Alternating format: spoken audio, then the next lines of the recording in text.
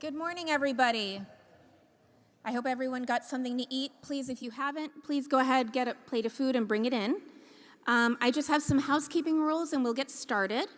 Number one, about the app.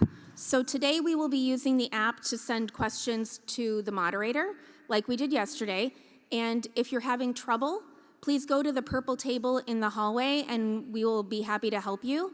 Or ask your neighbor and they can maybe send it for you.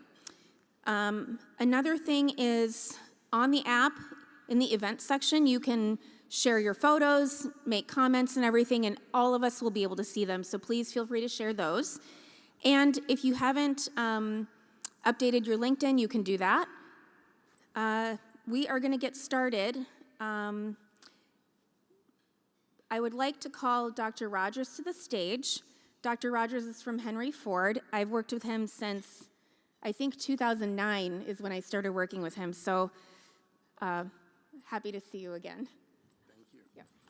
Thank you, Sarika. I want to thank Dr. Bhandari, the Vattikuti Foundation, for the privilege of being able to be a part of this program and moderate the session today. And truly an honor to be able to introduce our first speaker today. Dr. Menon is widely regarded, as we know, as the father of robotic surgery. Almost 25 years ago, leading the world's first robotic surgery program. It's even, enshrouded in the Smithsonian. He's influenced so many of our careers.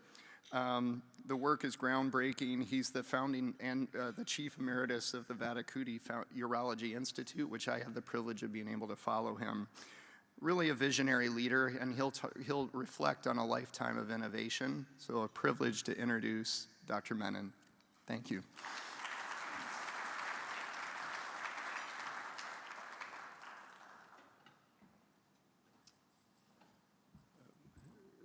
Dr. Rogers, Dr. Bhandari, Sarika, I'd like to spend 7 minutes giving the talk. At least when I rehearsed it, it was 7 minutes. I might slow down in front of you because I'm overawed.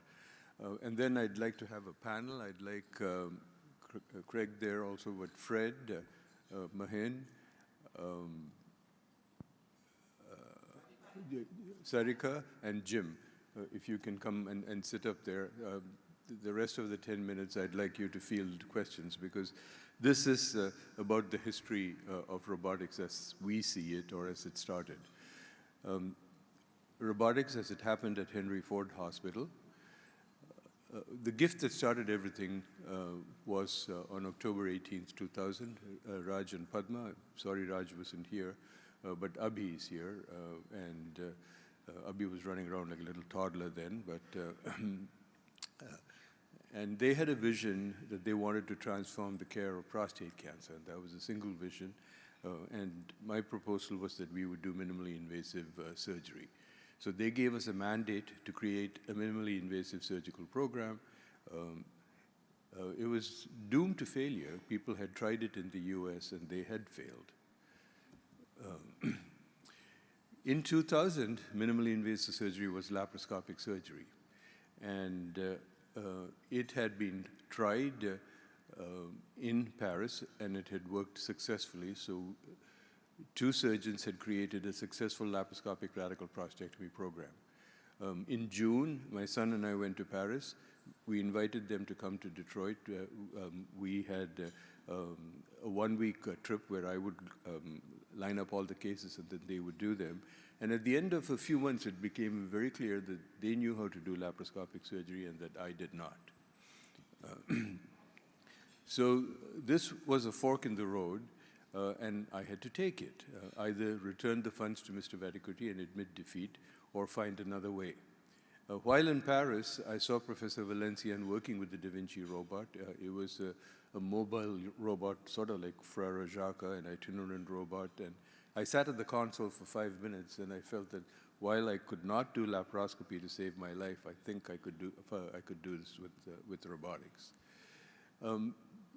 This was a foolish conclusion. Early adopters had failed, and these were some of the giants in the field of surgery. Alain Carpentier, Frederick Moore, Rani Chitwood. They had tried, and they had done one-off cases or maybe even done a few dozen cases but robotics never became a mainstay of cardiac surgery or minimally invasive cardiac surgery.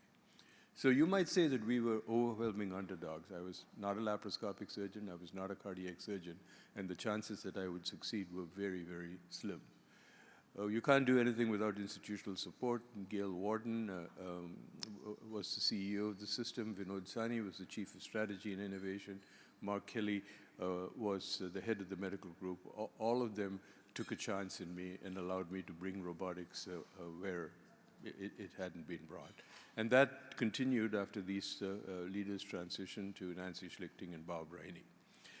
But the thing that really made it happen was the team that we put together.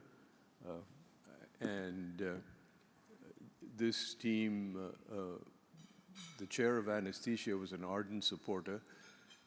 He rapidly said, you don't need an art line, 2 central lines, and an ICU bed to do robotic prostatectomy, which was a breakthrough. Bala, my friend, he was the designated anesthesiologist, and he traveled with us all over the world, helping us implement programs, many of the programs in India at Medanta, All India Institute of Medical Sciences. Jim Peabody was my vice chairman. Stacy was the first assist that we had. And this is the first case, and there's Jim Wright assisting and Ash Tiwari on the left side. And what we did is we batched it. In one room, the French surgeons were here. They were going to do laparoscopic surgery. I would start the robotic case in one room. The French would work with Jim Peabody doing a laparoscopic case next door. When I got stuck or tired, which is about 20 minutes, we would undock the robot and they would finish the case laparoscopically. We used data to guide every decision, collecting outcomes from patient number 1, because we really didn't know whether this was going to succeed or fail. The company was 2 weeks from bankruptcy when we started, and so the chances of failure were far higher than the chances of success. But we did succeed. Alok Srivastava did our learning curve, and in case number 1, it took us 600 minutes to do this. And this is the case that the anesthesia department remembers. 25 years later, Craig had me go back as a visiting professor, and the anesthetist said, remember that time when it took you 600 minutes to do the case? But by case number 4, I was down to 300 minutes, and in the parallel room, the laparoscopic surgeon had taken 340 or 360 minutes to do the prostatectomy. So I felt that I was on to something if at case 4, a failed laparoscopic surgeon could outtime the world's best laparoscopic surgeons, perhaps that there was something there. The goal, my goal for this was first do no harm, and the simplest thing that I wanted to do was to decrease the bloodbath that occurred with open radical prostatectomy. Fortunately, most of you have not been in the operating room when an open prostatectomy is done. 9 out of 10 cases would go well, and the 10th case would be a bloodbath. A third of your blood volume would be lost during the radical prostatectomy. And in our first 100 cases, our blood loss dropped from 1,200 to 100. And expert biostatisticians will say, you don't need a randomized control trial because the effect change was 90%, and these cannot be caused by confounding variables. So we never did a randomized control trial. We had the first robotics program in the USA in 2000, and by 2008, the robot had metastasized. The first 6 months, I had done 98 out of 110 cases done worldwide, but very rapidly the spectrum changed, and I believe 20 million robotic cases were done worldwide as of last year. Lonnie Smith, the CEO, was praised on his wisdom, and his one-liner was, we aimed at the heart and hit the prostate. This is what saved the company. The Da Vinci was designed for cardiac surgery. Urology gave it purpose and changed the trajectory of surgical robots forever. Currently, the biggest users are general surgeons and OBGYN people, but urology is a close third for a sport specialty. Why did we succeed? And Jim Peabody brought this article, Rich Saul brought this article to me. This was a Harvard Business Review that was done contemporaneously about the introduction of minimally invasive cardiac surgery in New England. And what caused these programs to succeed was motivation. We selected team members based on collaboration rather than technical virtuosity. We wanted people who would talk with each other. The team was consistent. We had the same nurses and the same anesthesiologist. We would batch cases. Members were safe to share ideas and admit mistakes. I was clearly vulnerable, and everyone saw that. But once the case started, the surgeon made the decisions, and we did not change tracks halfway through the operation. These principles were echoed in Harvard Business Review research on surgical team learning, where the foundation of things new were done. We also succeeded because we were in Detroit. Our patients were largely from the automotive industry, people who worked alongside industrial robots every day. Detroit then and now has the largest concentration of industrial robots in the world, mainly used in the automotive industry. These patients were familiar with robotics and receptive to the idea that a robot could help a surgeon.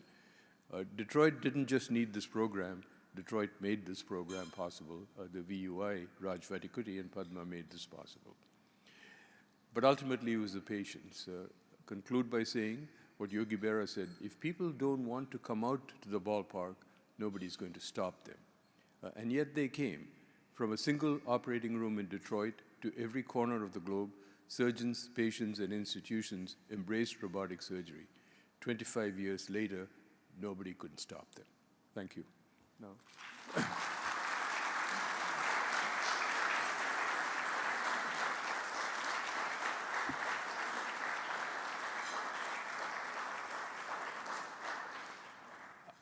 I'd like to bring Sarika, Jim, Fred, and Mahin on. I'll open this up for questions, or Craig, each one can give their perspective. So this was just my perspective. They haven't seen this, so this is kind of a fact-checking of my talk here. So, Jim, you want to go first? And, Sure. Can you guys hear me? I think I'm on, yeah. Yeah, it's great to see that story encapsulated in the short version of it, but it truly was a remarkable time, and I think of it as kind of a perfect storm sort of thing. We had an operation that wasn't as good as it could be, and the blood loss all that you mentioned, and that coupled with a disruptive technology that was on the verge of happening, really. And we started laparoscopically and then made the turn to robotics. The support of the Vattikutis was paramount in us being able to do this. Without that support and the drive behind that, and then having someone with the courage to stand up and start this program and suffer the slings and arrows that came at you for a number of years, as people thought that we couldn't possibly be doing what we said we were doing. That was so important. And the team that really, we had an exceptional group of people who were really dedicated, and they were dedicated, I think, to you because they saw the way that you organized this, and the patient safety was really so important in the beginning. That really drove everything that we did. We had to make sure we were doing this safely and doing it well for the patients. And I think everybody on the team saw that and were aligned with that vision, and that really helped us. And then we built Room 25, which was our robotics room we had two huge, this was 2004, I think it was built, but yeah, two huge screens, 80 inches across, rear projection, 3D. It was the best place in the world, still is the best place in the world to watch robotic surgery be done. It's an incredible place, and that was, you know, you and Alok Srivastava put that together. It's still just an amazing thing. So I'll pass the mic now. Well, I was wondering how to stuff 42 years information or encapsulate in few minutes. Don't take it that I'm trying to tell my role, but purpose is to give you 4 instances which should adequately personalize the information that what Dr. Menon is. It was the IRIS you guys did in 2004 or 5, and I traveled to Detroit. He invited me, and after dinner at the Ford company, he was driving me back to the hotel.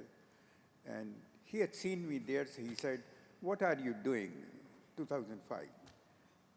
"I think we can still do some quality work." And I said, "What do you mean?" And that was offered to me that whether I would like to move here. And I said, so I made up my mind, and I said, I went and told the chancellor, because I was in a very high profile job, that I'm not going to continue here. It took 1 year and we came here. Before that, I want to tell you that I was doing a lab 1 year fellowship with Perinch Narayan in University of Gainesville, and there was an Orlando meeting, and I met him there, and we went for a dinner. So he said that he's planning to move to Henry Ford, and what's your age? And I said, I want to do 200 laparoscopic prostatectomies in the first year. I said, I've done 0 so far, so. And I said that all I hear, correct me, Indy Gill has done couple of dogs, Guy Valencian is doing some dog experiments, and you say you will do 200 with no laparoscopic background. So I said, I thought you used to talk sense, but okay, let me see. Thereafter, I get a call from him that he needs the best laparoscopy surgeon with him. And then Ashok Hemal comes in the picture. Anyway, that part is over. And when I join him to remind him, though he has honored it, first thing I told that I am 62, too old to work under anybody, but I'm willing to work with you. And since then, we have been working. When I came, I had a database which was mucked up by a company, and there where Fred comes into picture, that company IdeaCore had created with no output module, means all information goes in, but there is no output because he was not paid for that. And he was a company of 3 people. We decided to bring an Indian company, and RoboSearch took a birth. Fred is to be credited because he had a lot of Peruvians coming to him, students, and every bit of the data was refed into that manually. Thereafter, one day I walked and told him, how do we grow our procedures in terms of scope of robotic surgery? So he did 1 kidney, I remember, and we saw all blood in that. And that was first introduction that bleeding in laparoscopic surgery is a magnified thing. We opened up and we didn't find anything. Then I told Mani in the evening, Mani, we get 1 to 2 cases. That way it will take our lifetime to develop. Could we do a fast-track development? That's where Dr. Craig, who was there, and we did some camps in Intuitive, and he was already had made up his mind after hanging his shoes at NIC will join us. We did 2 successful workshops. Then we went as a team and developed with Shahabuddin in Kuala Lumpur. Same was the story for the robotic kidney transplants. One more personal incident I told. I realized that socially he wouldn't be able to sustain me for a long time because I was a non-revenue generating faculty member. And I knew earlier in the game, which I repeated to Chandru yesterday, within a year I know in US, either you are a center forward or you are a football. I decided to be a center forward and did an MBA. I got admission. He was very instrumental in forcing me to apply at University of Michigan. And they said, you need to deposit $1,000 today to keep your seat. I said, you give the seat right now. I don't have $125,000. He came from operating room excited. Did you hear anything? Yes, I heard, but it doesn't help me. So then he said that partly I can solve the problem because I plan to give you some raise, so $50,000 I'll give you. Still I was there, so I called Dean and I said, I have some funding, but I don't have. They promised me a non-profit $50,000. And finally they said, you got to pay something. So $15,000 I paid, and that's how I became an MBA. So we have a term which is, I'll open up, ABOYOB. And each one of us started with Ashok Himal, his son is in the audience, is all because of you. Thank you very much, and it was an incredible journey of 20 years, and which is continuing. It hasn't happened because Craig, right from inception, and it's pleasure to work in that department. And it was honor to witness the growth of this program right before I joined Henry Ford, because story which set the pace was dinner at Orlando with Joe Osterling, and you told me that you'll do 200 laparoscopy procedures, which I didn't believe. So that is the vision. And finally, he handed me over to Raj Vattikuti 15 years ago, and I'm everywhere, wherever it is. Thank you very much, and it was a real honor to watch.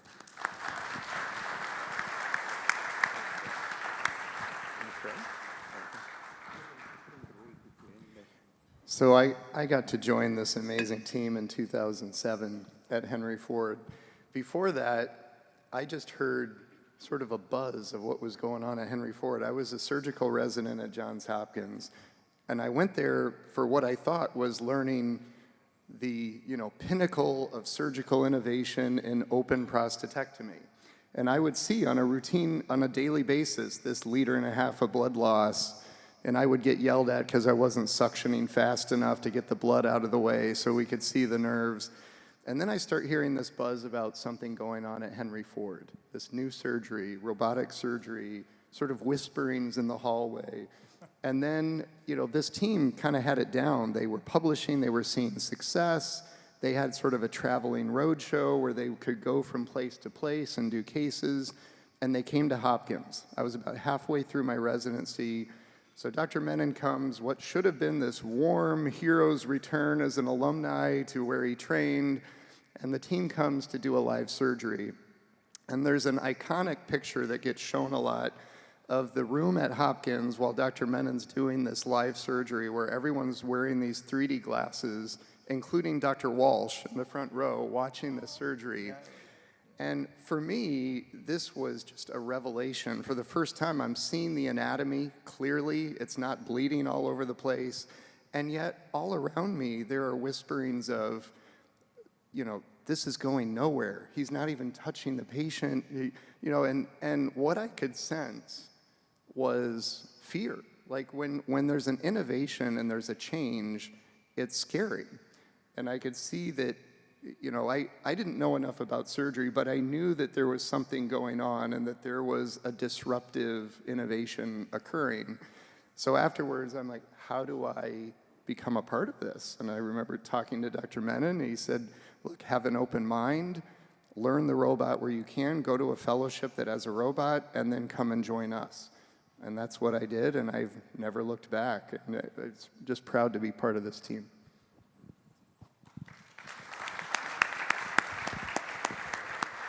So it really has been an incredible journey, like all the gentlemen that preceded me, that actually formed me, and and it was an amazing thing. A couple of things I want to say about this. Number one, tell them when you started and how come you're not wearing a tie. Well, it was a little young guy from Peru that came to Henry Ford back in 2001, January 2nd. And very early on the experience, I walked into OR4 back then, and there was this huge behemoth in the corner that was, that was in the corner. And I asked Dr. Peabody, I said, what is that? And he said, that's a robot. And I really thought that he was pulling my leg because I was coming from Peru, you know. And he said, no, that's a robot. As a matter of fact, the chairman, Dr. Menon, you will see him do a prostatectomy tomorrow using that. I said, that's incredible. And I saw that. Many people would say I was probably the first medical student to assist the radical prostatectomy on the left side with Dr. Menon, with Dr. Tawari. And it's been an incredible journey. I want to highlight three things. Number one, I really think the VUI and the leaders in the VUI sitting here changed the face of surgery. Not only of urology, but of surgery altogether. Number one. Number two, I think the VUI had a huge role in changing Detroit and the face of Detroit. And many leaders of the health system, Henry Ford I'm talking about, gave credit to this and narrate exactly how it happened.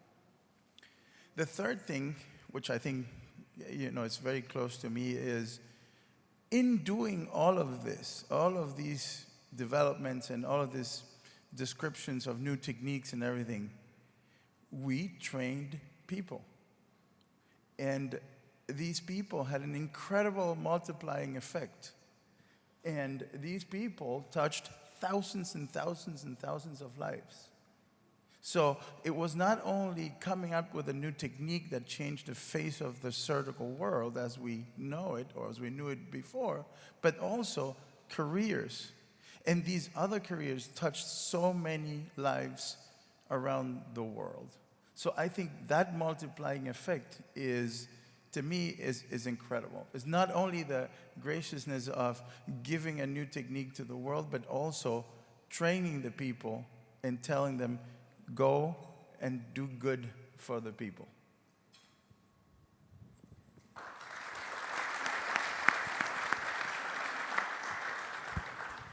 So we, philosophically, we could do things one of two ways.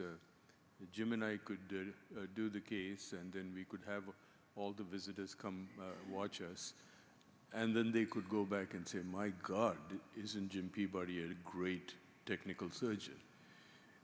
Or we could have them come make the operation so simple that they could go home, like Vipul Patel did, and say, boy, this is simple, I can do it. And the approach we consciously or unconsciously followed was to try to make it as simple as possible, show people the value of the economy of motion, and show them the critical value of thinking about the operation, planning things ahead, and not ad-libbing during the surgery. And 26 years later, I work at Mount Sinai in New York, and one of my partners is Ketan Badani, he's the vice chairman, and 2 weeks ago he did 7 complex partial nephrectomies in 2 rooms and was done at 3 o'clock. Now globally that might not be as impressive, but in the United States, with its bureaucracy, its room turnover, the documentation we have to do, this meant that he was taking 20 to 40 minutes per complex kidney. And when I see him, I feel, gee, I could do that, and I know I can't, but he makes it look so simple that, and you mentioned that, you moderated him doing a complex hilar case, and he just put his head down and did it. So I think, Sarika, you can talk about the education part of it, because when Raj gave us the funding, Abhi, he said, this is not for your own glory money. You will get some glory from it, but this is to democratize the process and make people all over the world better surgeons. Raj said, non-sibi, not for yourself. And from day one, it was not just about us. Abhay, you were there in the early days, and you can vouchsafe that, and Senthil and Sarika. Well, I have a different perspective because I'm not a doctor, but I think everyone in this room values education and training. And when I started working for Dr. Bhandari, I was actually doing my MBA, and I had been laid off from one of the automotive suppliers in Detroit. And we had met and networked a little bit, and then he called me one day and said, you know, did you find a job? And I said, no. And he said, well, I'm trying to plan this medical conference in Las Vegas. Could you help me part-time and do your schoolwork? So I said, great. And that changed the trajectory of my career because I was going to go in finance, actually. And I haven't really stopped doing training programs. I love it. I think it's fantastic.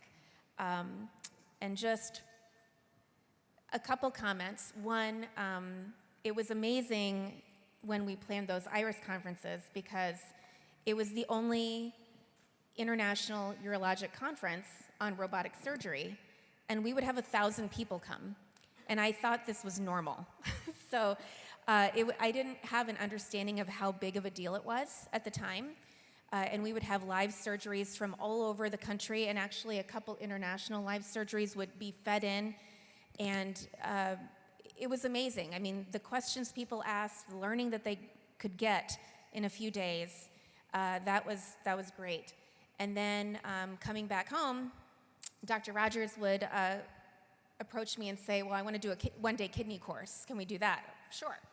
And so then that group would come, and I would always do an analysis of who came last year and who is coming this year, and it would only grow. So whoever came last year came, and then plus more, and then plus more, and then plus more. So it just showed the significance and the importance of it, and then also like the impact of it.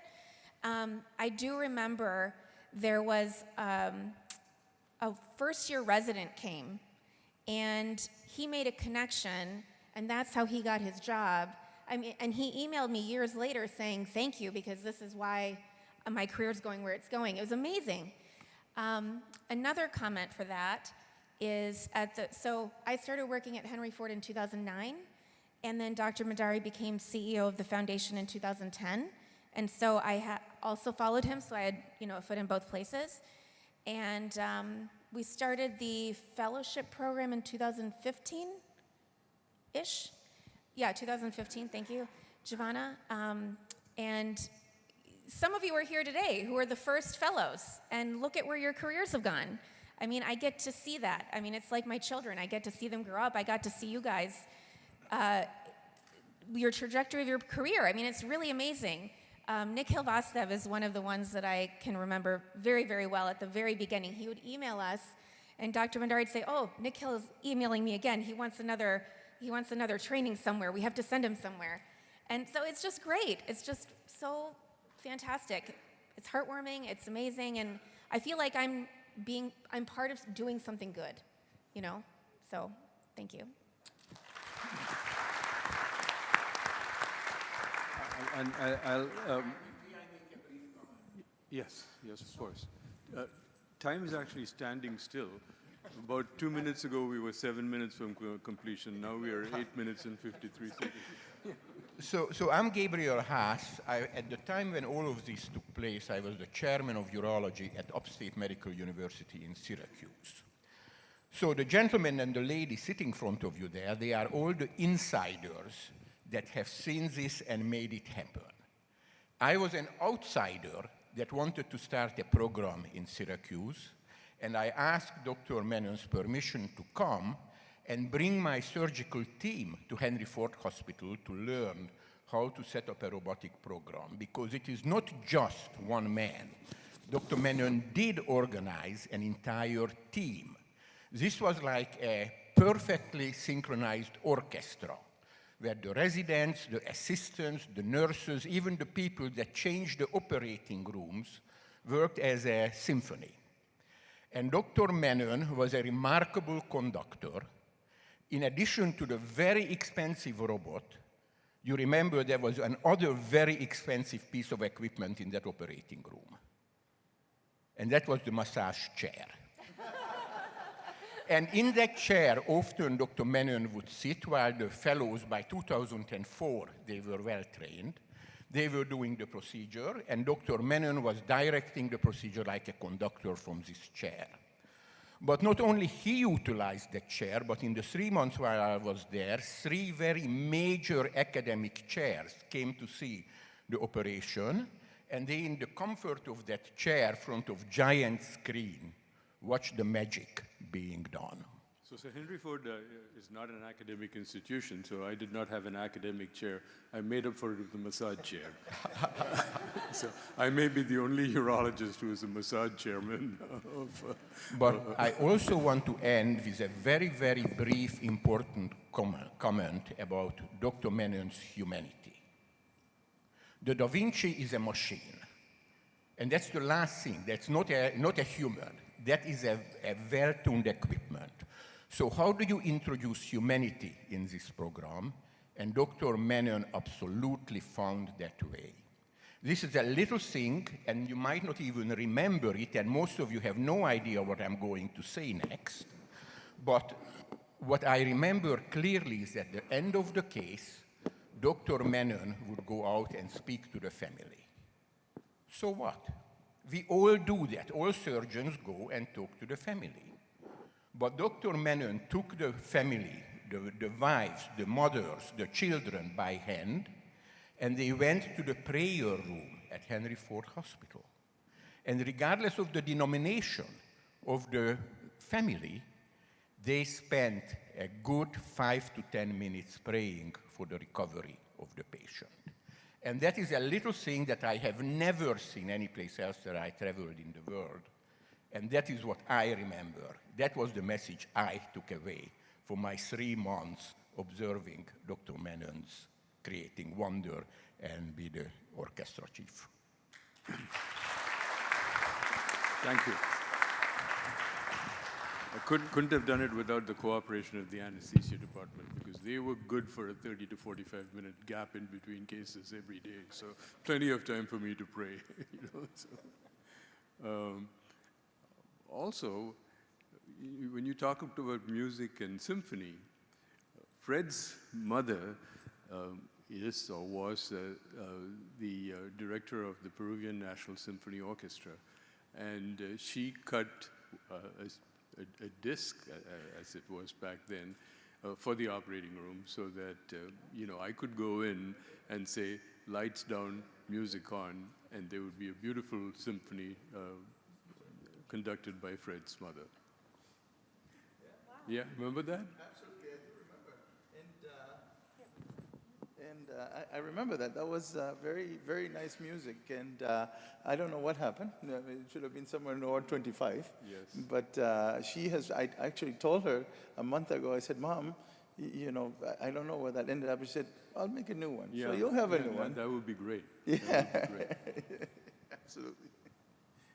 And, last thing, the tie thing. Yeah, why are you not wearing a tie? So that's the last little thing. We were, like I said, again, training people, getting programs started.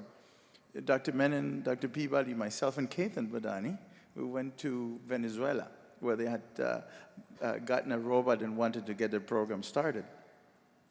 That morning, we get out of the hotel, go to the hospital, and I really like Dr. Menon's tie. I'm not kidding, it was a beautiful tie. And I said to him, Dr. Menon, that's such a beautiful tie. And he said, thank you. Okay.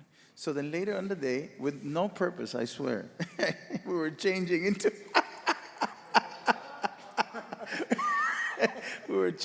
our scrubs, and I go, Dr. Menon, that's a beautiful tie. And he said, okay, took it off and gave it to me. He said, you can have it.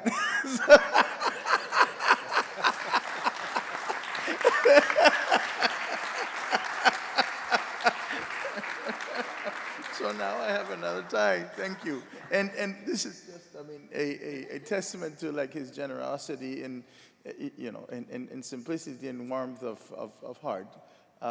We were taught in a very strict manner. We were, we were pushed to our limits a lot of times by him, by you, by him. More time you are in disaster. Yeah.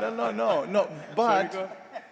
But I'm going to tell you an honest truth. Other part of it. No, an honest truth. When I left in 15 and I went into my own practice, And I had some difficulties, like anybody would have starting a program. And faced with the difficulties, I was able to solve them with not a lot of problems. So then I understood. It's like, okay, they pushed me this far because they want me to be able to solve these problems when, I'm by myself and I don't have them to help me. Another quote from, if I quoted Dr. Peabody, I would be here all day, but Craig Rogers said to me when I got to be chief resident, pulled me into his office and says, look, think about it this time, like this year. You're going to go out to shopping with my credit card. And I want you to make use of it as much and as well as you can, because here we will all protect you. So that was the heart with which we were all trained, with harshness and with pressure and all that thing, but I think with bottom line love and commitment. See, that was Peabody's wisdom. When Fred was graduating, he said, "What words of wisdom do you have for me?" And I'd known that he'd already got everything he needed from Peabody, and I said, "Fred, don't take out the wrong kidney."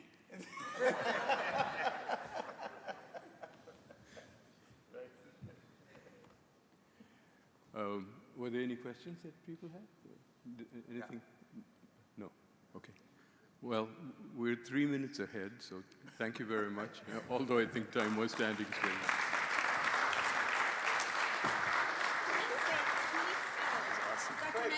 Dr. Menon, can we stay for a photo really quick?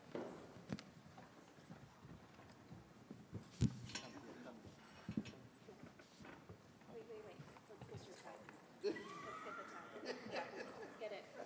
There we go. Yeah.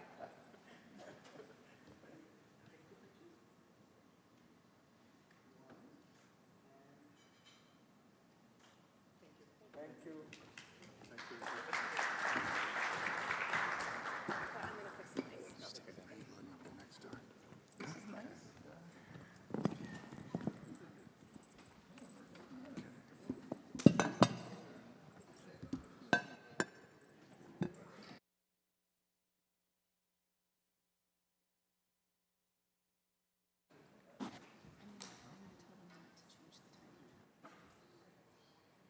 fix the face. All right. Wow. That was incredible. Honor to be a part of that. Great idea to do the group discussion, Dr. Menon. So I want to introduce another pioneer in surgical innovation. This is Dr. Sherry Wren, professor of surgery at Stanford, one of the leading voices in global and humanitarian surgery. She directs global surgery at Stanford Center for Innovation and Global Health and has built educational partnerships across sub-Saharan Africa, has helped lead work on a scalable, open access surgical education through the United Nations Global Surgery Learning Hub. Dr. Wren. First, I'd like to say what an inspirational talk that was, and it made me actually reflect on three things that you spoke about that really, why am I standing here talking about this? And it's because of these three things. So in 2005, I knew I was going to become a professor at Stanford and never have to put that paperwork in again. Hallelujah. And in 2004, Miriam Curette, who just retired as the senior vice president of Intuitive Surgical, was my partner at Stanford and started the Da Vinci program to pioneer the gastric bypass. Along with Catherine Moore, she was our medical student. So in 2005, my life took a schizophrenic break. I decided that I was going to become a robotic surgeon, so I am one of the first generation robotic surgeons, first group that brought it into the Veterans Affairs Hospital because of all the work we were doing at Stanford, which is 20 minutes away from Intuitive. And I also decided at that point in time that I was going to start doing humanitarian work. So I started working for Doctors Without Borders in conflict zones in sub-Saharan Africa because I speak enough French to get by. You can't take the academic, that was pure patient care. It was in literally conflict countries.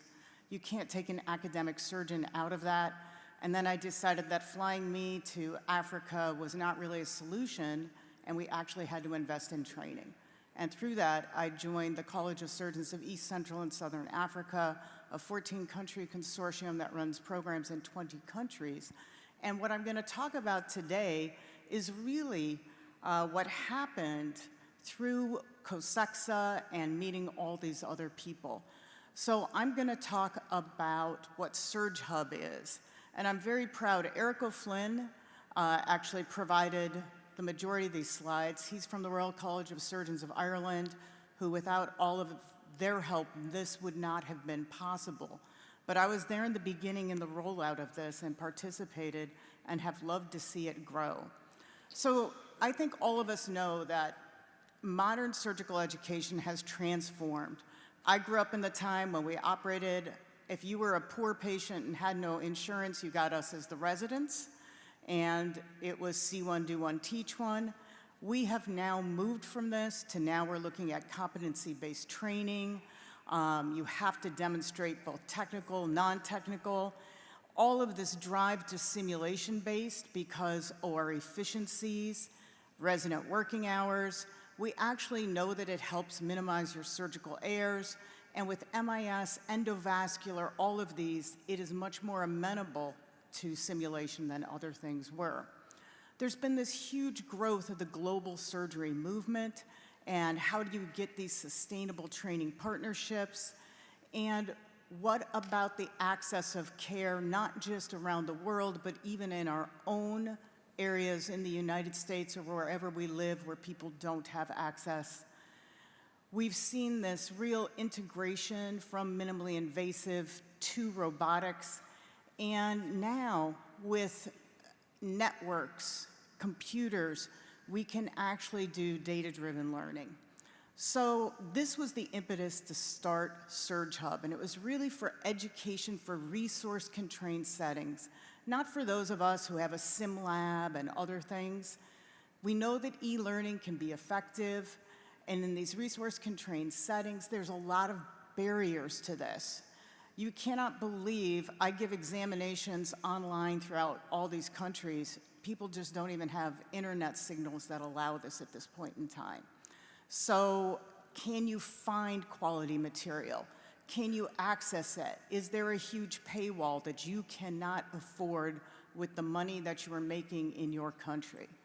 There's a lot of challenges to what we find online. Just Google, go to YouTube, and you will see examples of surgery that should never be done. And if that's all you're looking at, that's a problem. So can you validate this? Can you make it sustainable? Can you put it on a platform? Can you get rid of outdated content? So the UN Global Surgery Hub was really created to address this. And what it is a unified catalog of resources, and it's a huge range because it's not just for the surgeon, because as we heard about, it actually takes a team. So I'm standing here representing this group. It would not have been the Global Surgery Foundation with Jeff Ibbotson, Unitar, and the Royal College of Surgeons of Ireland really have been sustaining this.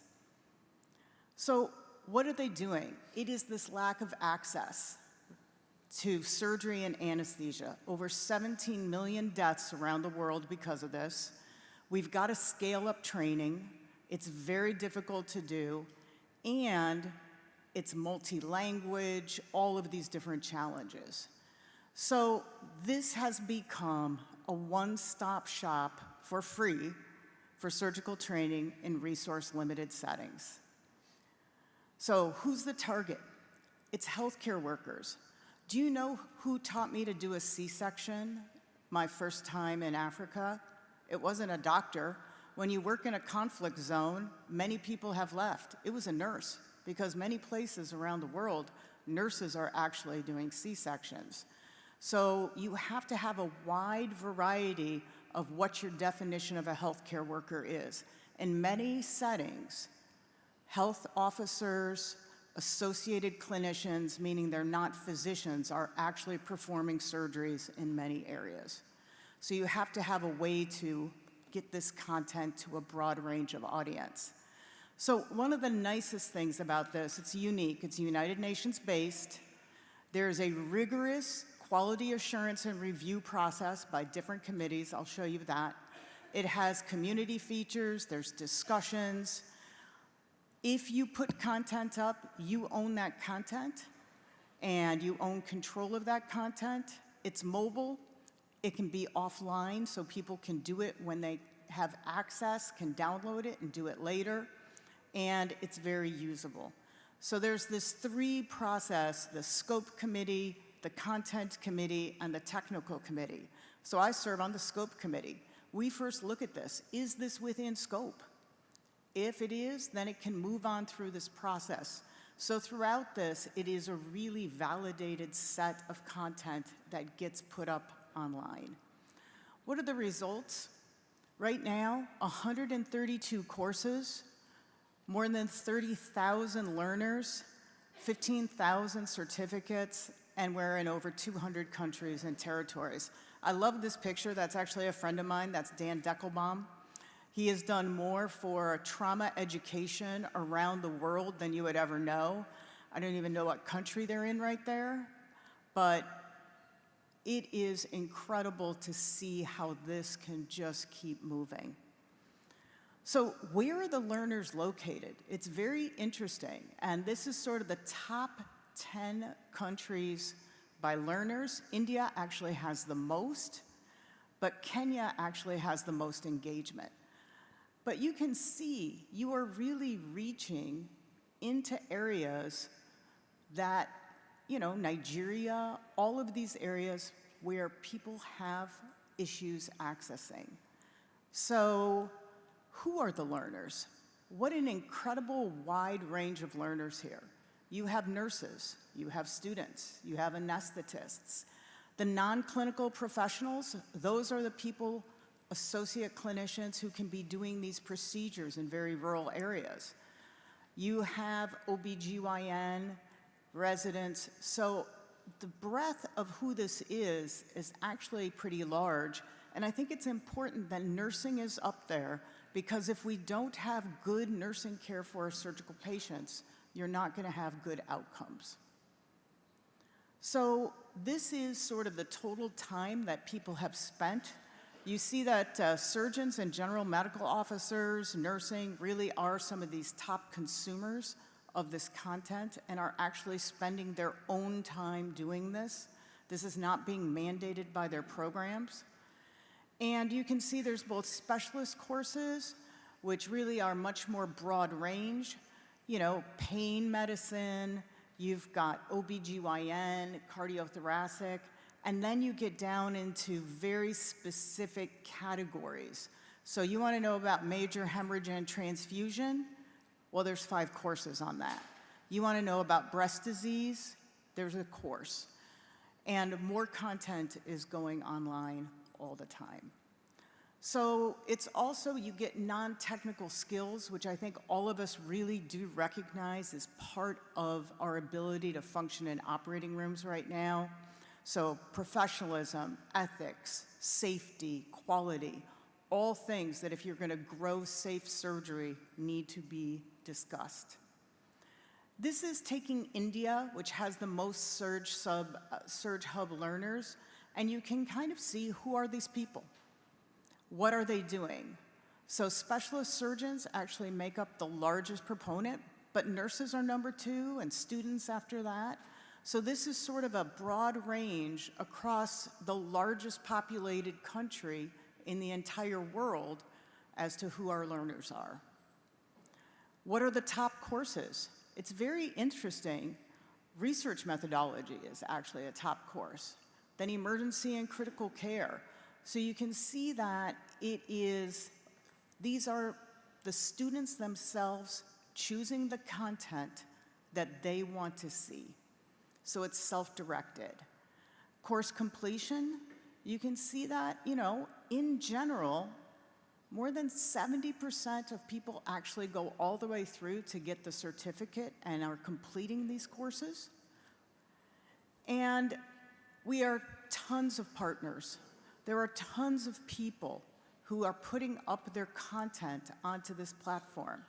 Yesterday, I mentioned a group called AllSafe. They're the ones that make the low-cost how to make your own laparoscopic trainer and low-cost materials that go with it. You upload your videos of you actually doing these procedures. They get scored by other people with a checklist. And there's actually now publications showing that AllSafe totally can change the course of the acquisition of laparoscopic skills by using it. So you'll see a plea at the end. If you have content, we are interested. You want to get your content? Fit into one of these areas. I think everybody in this room fulfills that. Have comprehensive learning objectives. You have to have a graded assessment, and you have to be able to be asynchronous, so you're not doing a live course.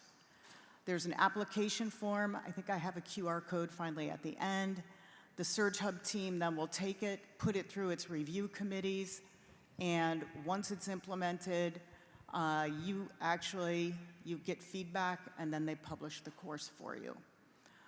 They're looking for people to help spread the word. If you want to be an ambassador for this, how do you actually grow this in your region? Put your content that you've developed locally out there.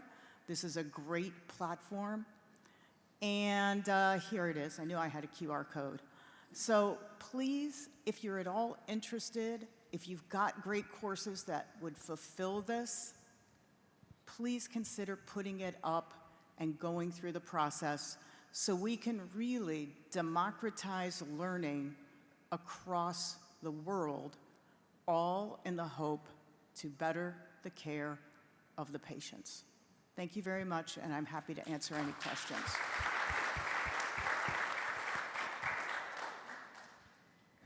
I'll go ahead and start it off. I mean, amazing talk. Thank you for sharing this. Can you go a little bit more in detail the process of uploading content, just to clear, like how this would be different from, for example, just uploading stuff to YouTube, like the whole process of curation and decisions, like how is that committee formed? How do you decide content? Is it elected? How many people are on it? Do you have disagreements? What, how do you scrub old content off? A little bit more of the curation process. So if you're going to put content up, it has to follow educational principles. You have to have learning objectives. You have to have your assessment.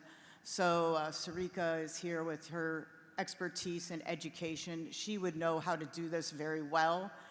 It's actually a lot of work. These courses that have been put together, it can't just be, here's a great video and this is how we do it. It's really what are those learning modules. Most of them will have, a learning module, then a combination of text. There's often video embedded in some of them, and then self-assessment questions, etc. The content committees, I have to be honest, at this point in time, I don't remember how many people are on each committee, but it's a very rigorous process. And the Royal College of Surgeons of Ireland, Institute for Global Surgery, really, I would say, are the educational experts that really are running this, setting up the committee structure, and setting up the evaluation structure.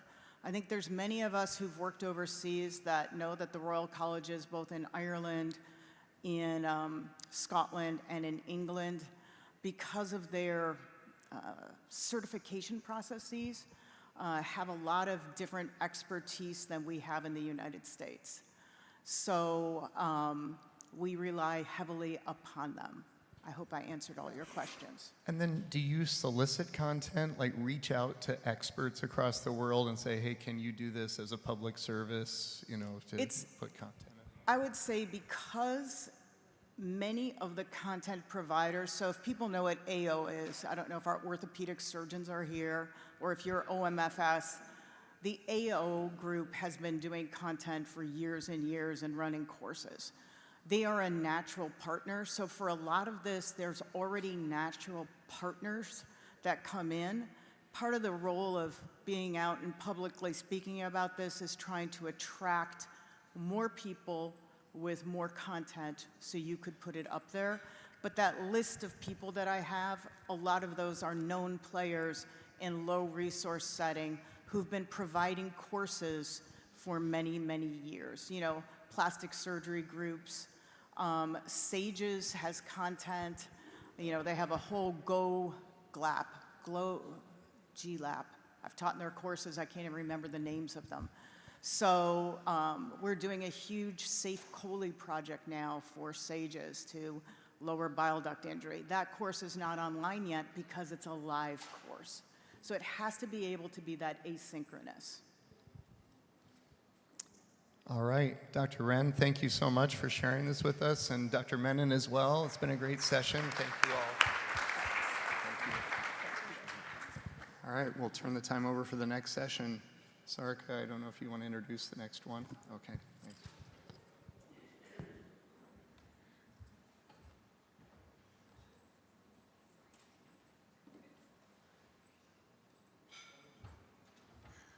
Thank you. I'd like to introduce to the stage the next session with Dr. Abirani and Jacques Hubert.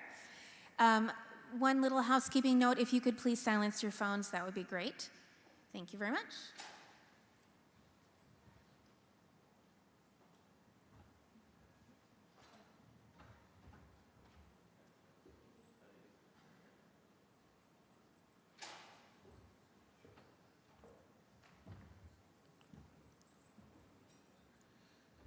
Good morning, everybody. I want to thank the Vattikuti Foundation for the invitation. It's the first time I am attending this meeting, which is very interesting. It remembers me the meetings we held 20 years ago, like the meeting from MIRA, Minimum Invasive Robotic Association, in which were multidisciplinary.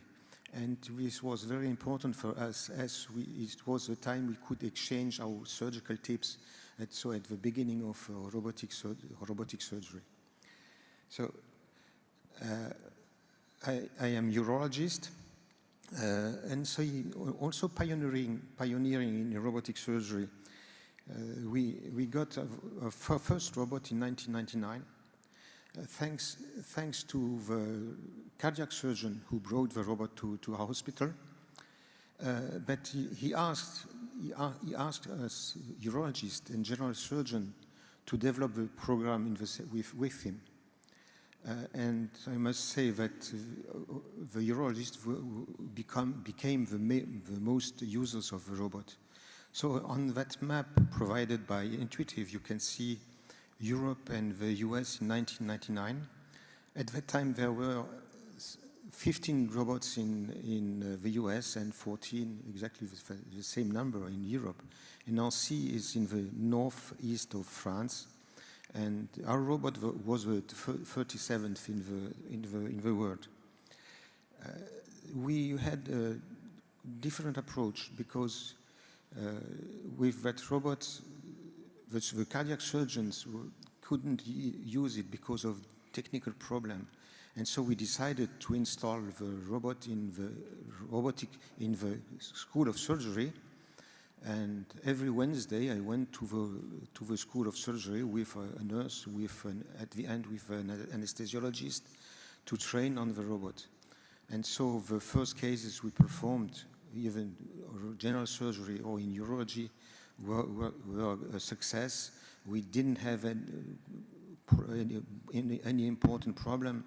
So that's why we believe that this training in a robotic school is something which is very important in developing the program.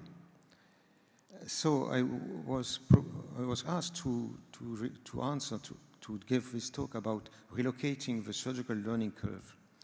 So the questions I asked to me are, why a training course? Is there really a learning curve with a robot? Who to train? How to train? And why outside the OR? And who has to train? And who certifies? And why this question matters now? Why does this matters now? It's because we have a new OR paradigm with the surgeon sitting at the console 3 to 4 meters away from the rest of the team. with only vision of the operative field, and so you have different skills to develop. The new training paradigm, we lived during decades with the Hallstatt model, see one, do one, teach one. Now we have to introduce the simulate many between the see one, do one.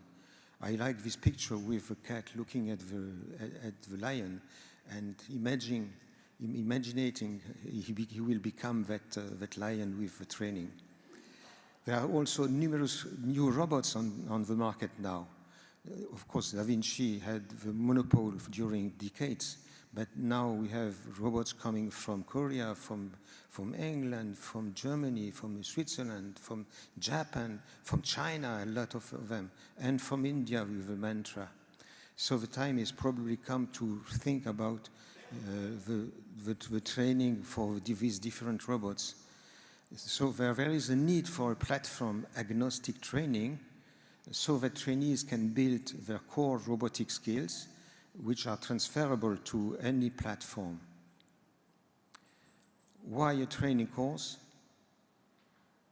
Another question is driving a robot intuitive?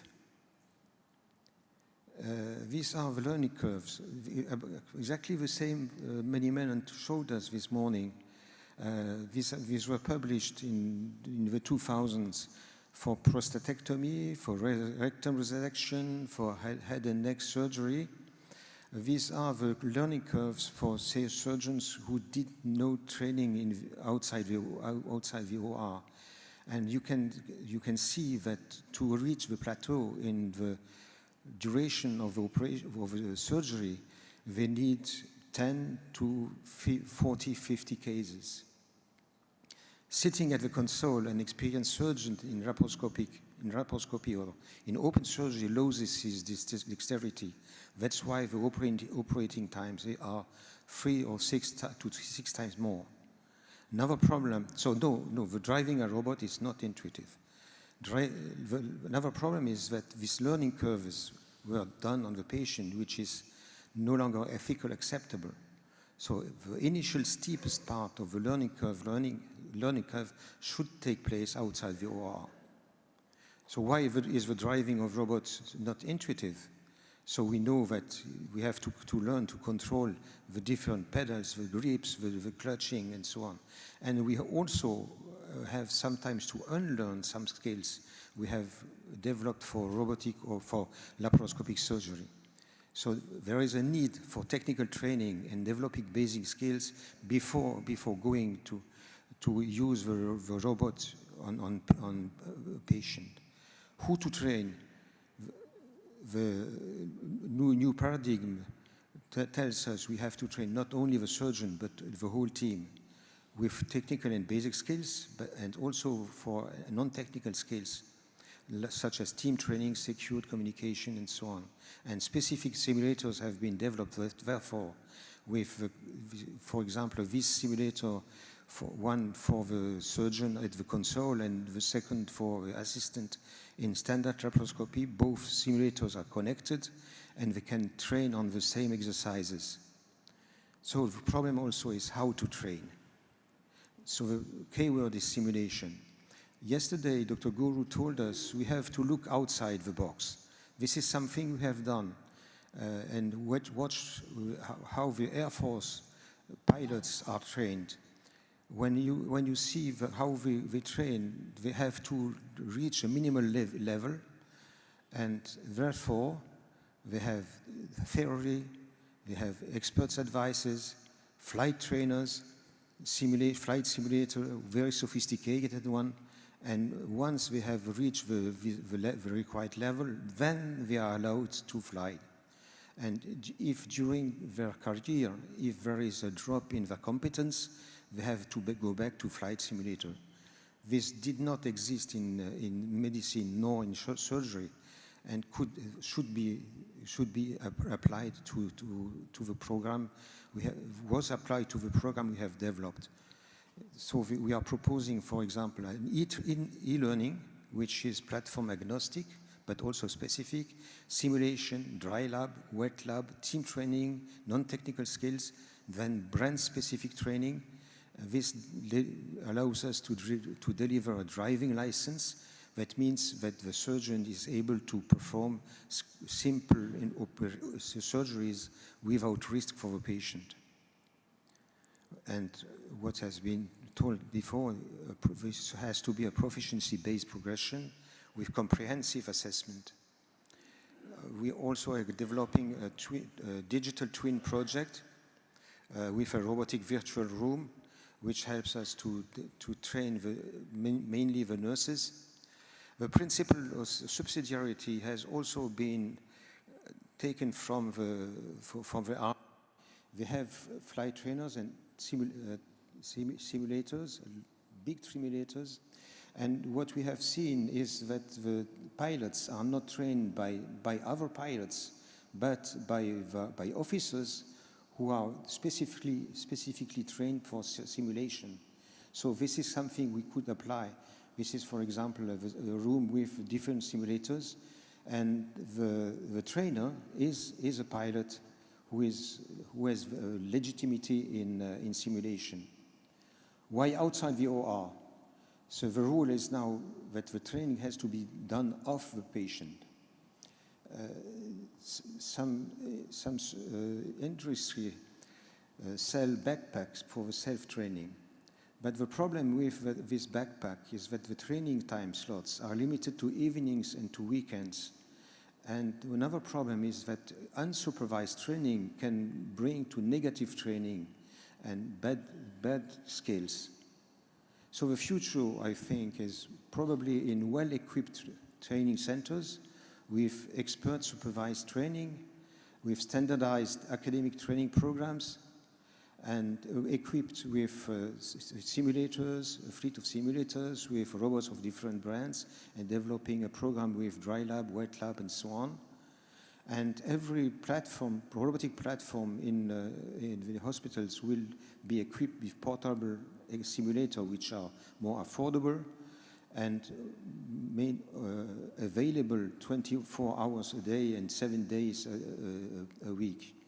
This will help the surgeons to reinforce their knowledge, and in the future, then they are suited to lifelong training, to specialty-specific training, to patient-specific training, and ongoing assessment, which does not exist yet.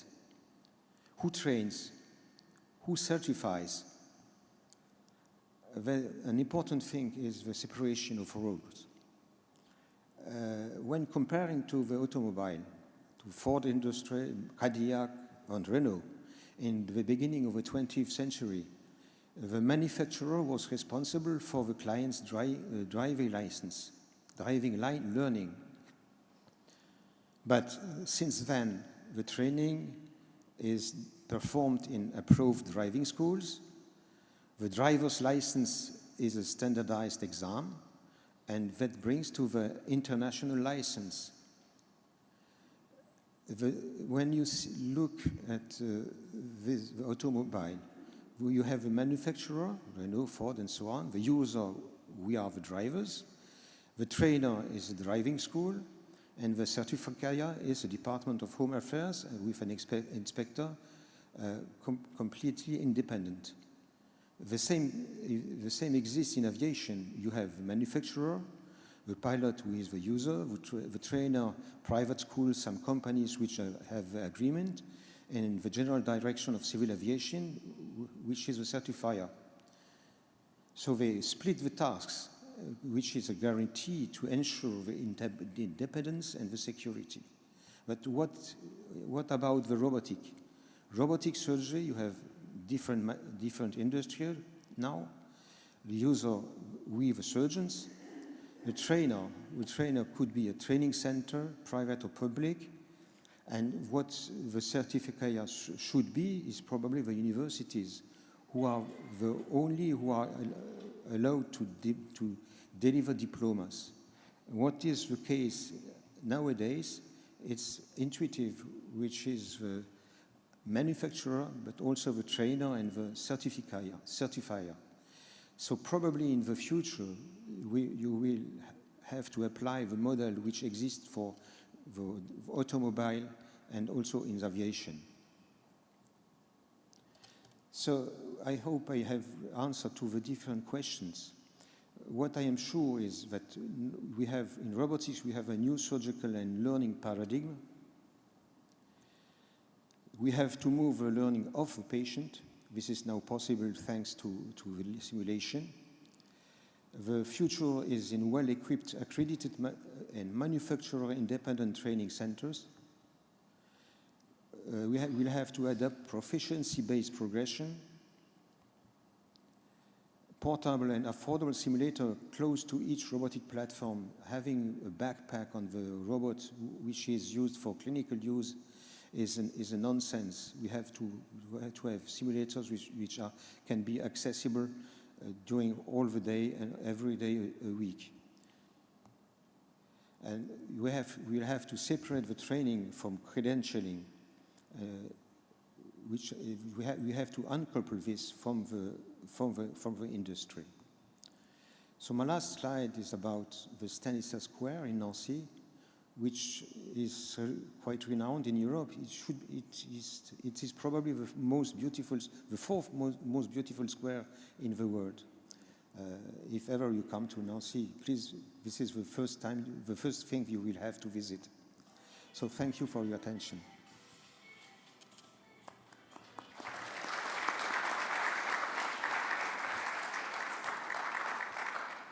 So thank you for a lovely talk. I really enjoyed it. We don't have any questions on the app, but if there is anybody in the audience who wants to ask a question or two, we have a few minutes. While they're thinking, I will ask a question if that's okay.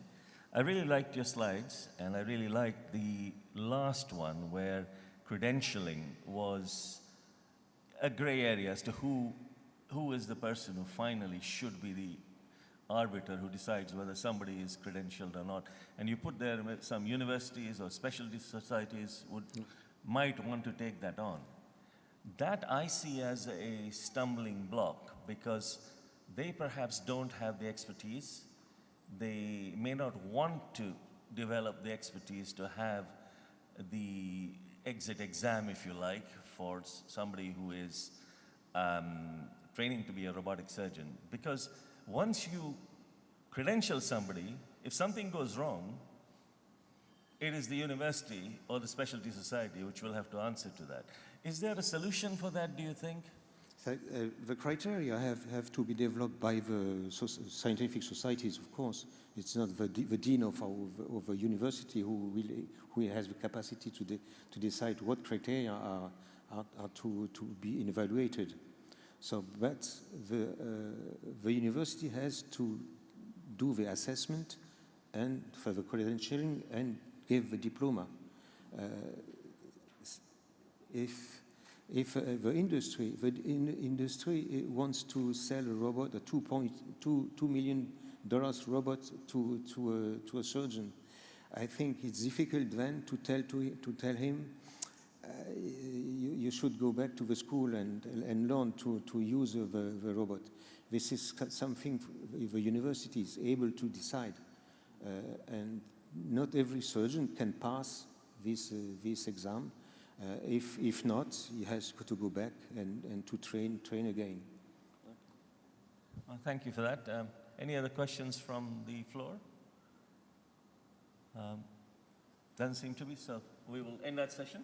Thank you. Okay.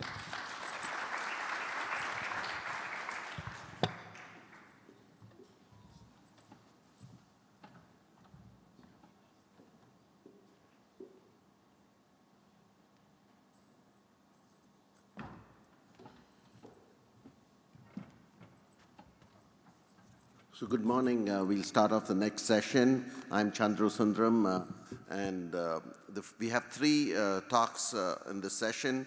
The first one is Roma Sinha, Impact of Immersive Experience of Training Surgeons with 3D Immersive Vision Using Virtual Reality. Roma. Good morning, everybody. Thank you, Vattikuti Foundation, for inviting me here to share this experience and also to be with me all through these 14 years that I have been doing robotic surgery. I wouldn't be standing in front of you if Vattikuti Foundation was not with us. Thank you so much. May I have the slides, please?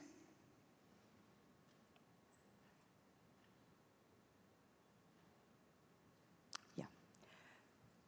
So we've been talking about training in the last few sessions, and I understood that training today is definitely off the operating room.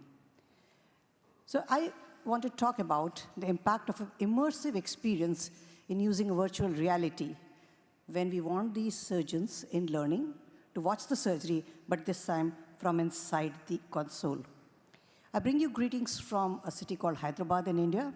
It's a fast-moving city with a lot of technological development, and that's what we're experiencing in our surgery as well. These are two pictures. The one on the right is from the banks of River Ganges in the 6th century BC. An Indian surgeon called Shushruth taught surgery, and others observed. And the other, we all know the picture very well, is from Massachusetts. But see one, do one, teach one worked well when we did open surgery. As we moved to laparoscopy, we needed different skill sets. We needed to view 3D in 2D flat screen. We operated on straight instruments, single pivotal point, and of course, we needed hand-eye coordination. But the game changer was when we introduced robotic surgery, because other than the domain knowledge of doing surgery, we also needed technical knowledge. We identified a gap, and this gap in the training, that first of all, most surgeons who were moving on to robotics did not have long periods of leave to be able to come for long fellowships. Second, the traditional 2D teaching on flat screens did not give them the exposure of a stereoscopic 3D vision. The console training became much difficult because watching on 2D, when you sit down on console with a 3D stereoscopic vision, is an entirely different ballgame. So to get accustomed to this vision, we thought we had needed to do something. Can I have the sound, please, here? Can we have the sound, please? Unmet need in training and learning, a barrier between observing and performing. So we devised a solution called Immersive Gynecological Console Series, where we recorded surgery and then had the surgeons coming in to re-experience in virtual reality. They looked at these videos by using the VR meta headsets and their ability to pause, rewind, re-enter critical steps, and experience the depth of the human body. How it works? It works in 3 steps. Number 1, we capture our video in 3D stereoscopic vision with a dual-channel video recorder from robotic console directly. Then these are then converted into VR-compatible immersive format and then aligned with meta headsets. And number 3 is then surgeons come in, wear the meta headsets and immersive playback to see how they can actually view these surgeries. And as a next step, we have converted that into a VR convertible form, and it is all presented in virtual reality. They can wear the VR headset and they can experience it. The recordings are all done in 3D, which is one of its kind. And we have converted that particular 3D recording into virtual reality supported format. An application is built, precisely a VR application. Trainee will sit in a simulated environment. So that's how they'll get an immersive experience of how the surgery looks like. This is a complete collaborative experience where multiple trainees wearing multiple VR headsets will join the same session. So we have gamified the version so that it is so engaging, and whatever the trainer is looking at, the same thing is being looked by the trainees. It will be very easy for the trainer to teach what she is trying to explain. This is all within the intranet, so that you do not need any internet or anything. Even in a remote place, you can just have an empty router, you can sit, and all the people can get connected to that particular network and they can get trained. We have built such a solution which is very flexible and scalable, and you can deploy it anywhere. So using this idea, we devised a 3-day master course for young gynecological surgeons who are wanting to learn robotics. And the course highlights and objectives were live surgeries, didactic surgical case discussions using the VR headset, learning how to manage complications, both surgical and technical, and of course handling the ureter, which is one of the most difficult parts, especially in stage 4 endometriosis, and hands-on experience on docking and VR simulation courses. So these didactic surgical discussions actually had 5 segments: hysterectomy, myomectomy, endometriosis excision, reconstructive surgeries, and some ancillary procedures. The key advantages of this console series was that the surgeons could understand the depth, it became teachable, They could participate in decision making, would stop at any time and discuss how did we make that decision, repetition without fatigue, and of course, bridging the console gap. Trainees observed live cases in operating room, had hands-on experience on draping and docking practice, and the most importantly, an 8 hours didactic session with simple and complex cases of hysterectomy, myomectomy, endometriosis excision surgery, and reconstructive surgeries, a total of 20 modules which they watched on a 3D virtual reality MetaQuest 3 head-mounted sets for immersive learning. The faculty interacted during this and could stop and discuss the surgical step at any time during the video on a virtual reality platform. The trainees watched the surgical steps with a 3D stereoscopic view, just like an operating on the console. After a month of the course, the trainees were asked to fill a feedback form anonymously on an email survey. The questions on this feedback form were designed to ask if the course fulfilled their learning objective and the component of the course that they benefited most from. We asked if the 3D virtual reality surgical experience improved their learning and if it helped them in a subsequent surgery, which could be open, laparoscopic, or robotic. If the answer was yes, then they were asked to type the procedure. If the answer was yes, they were then asked which type of procedure or which particular step that they became more confident after the course. The study questionnaire also asked if watching a live surgery in future with a 3D virtual reality meta headset be more useful than a recorded surgery, and would they recommend? The results were actually very, very eye-opening. The surgeons who participated in the study, most of them had more than 10 years of practice, and almost 100% were already doing minimal access surgery. Close to 50% actually said that their objectives were fulfilled, and there were no score less than 6 in this classification. Did the 3D VR experience improve their learning compared to 2D? Most of them, 50% said yes, and again, no score was less than 6.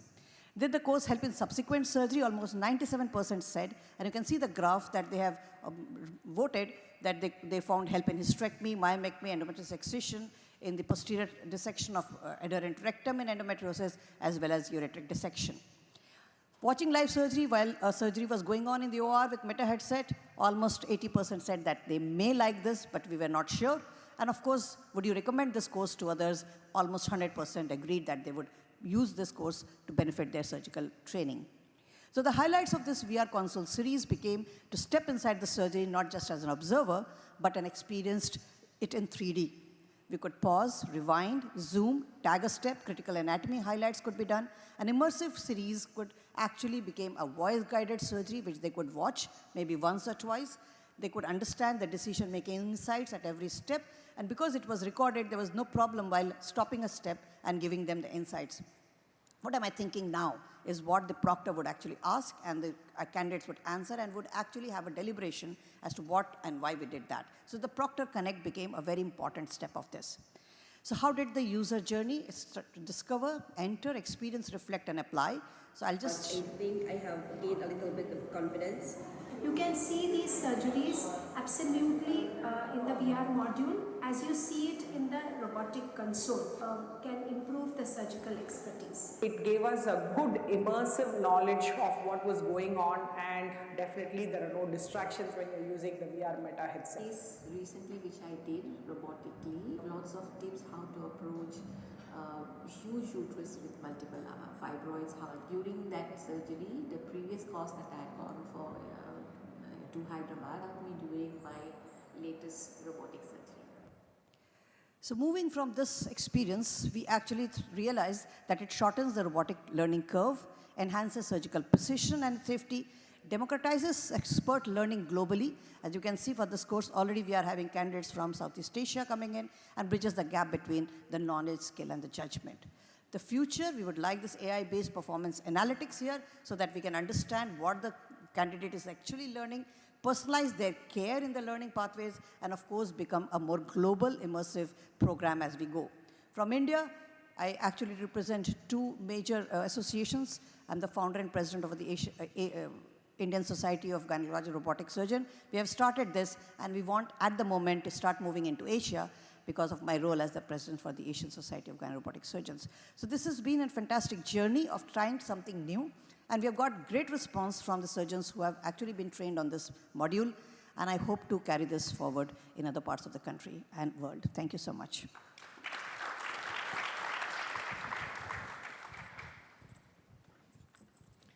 Great. I'm Thanos Vatsoris, full professor of urology from Athens. I would kindly ask the next speaker regarding the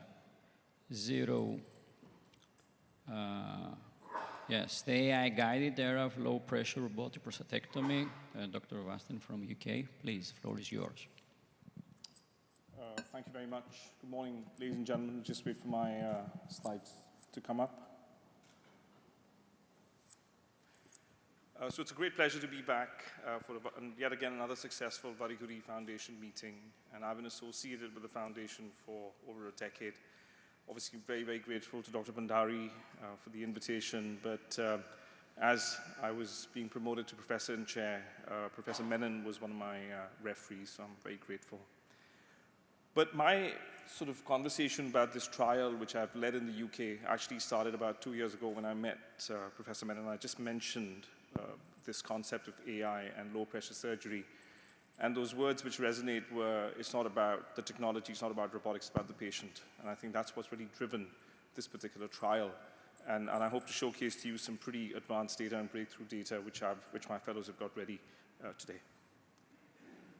As we move on into the era of AI, it's becoming more and more obvious that AI is going to really help us develop as robotic surgeons, as different specialists in medicine. And being the section editor for the upcoming Grey's Anatomy, we have really highlighted quite a lot of AI use to understand anatomy a bit better. But as time moves on, what we've seen is there's a lot of AI being used, especially in the context of preoperative planning. So your MRI, your CT scan, we saw some great demonstrations yesterday. But there's very little happening in the context of what's happening intraoperatively. Obviously, a lot of robotic manufacturers are pushing for automation with certain key steps to happen, such as suturing. But I think the elephant in the room, which is the pneumoperitoneum, is still to be addressed. So no matter what robotic system you use, no matter which cavity you're operating in, what you require is a pneumoperitoneum. So this is the space which you need to generate. And since 1924, where the world's first laparoscopic pneumoperitoneum surgery was performed, we still continue to use carbon dioxide as pretty much the standard gas, because it's cheap, it's inert, it's easily available. But I do a lot of research with low-pressure surgery, so we wanted to sort of explore this a little bit more. So what's been proven so far in urology with low-pressure surgery is that it benefits patients. It's thought to be associated potentially, especially with immediate pain scores being lower on different publications. But there's a lack of consistent data with what happens post-operatively and certainly intraoperatively with low pressure, especially when you look at pain. Because pain is quite a big problem. You know, you operate on patient A in the morning who has similar pathology. You do the same operation, they go home in 2 hours. You do the same operation in the afternoon on the next patient, and they go home in 2 days. So why is there so much variability despite of you doing the same operation with the same equipment, the same robot, same anesthetist, etc.? So we set to evaluate how we can throw into the mix with AI in the context of the pneumoperitoneum. So we managed to get Oxford B approval in the UK with the Health Research Authority, and this was hosted at my center. So this is pretty much a breakthrough trial, which is the world's first trial looking at insufflation with artificial intelligence in patients undergoing surgery.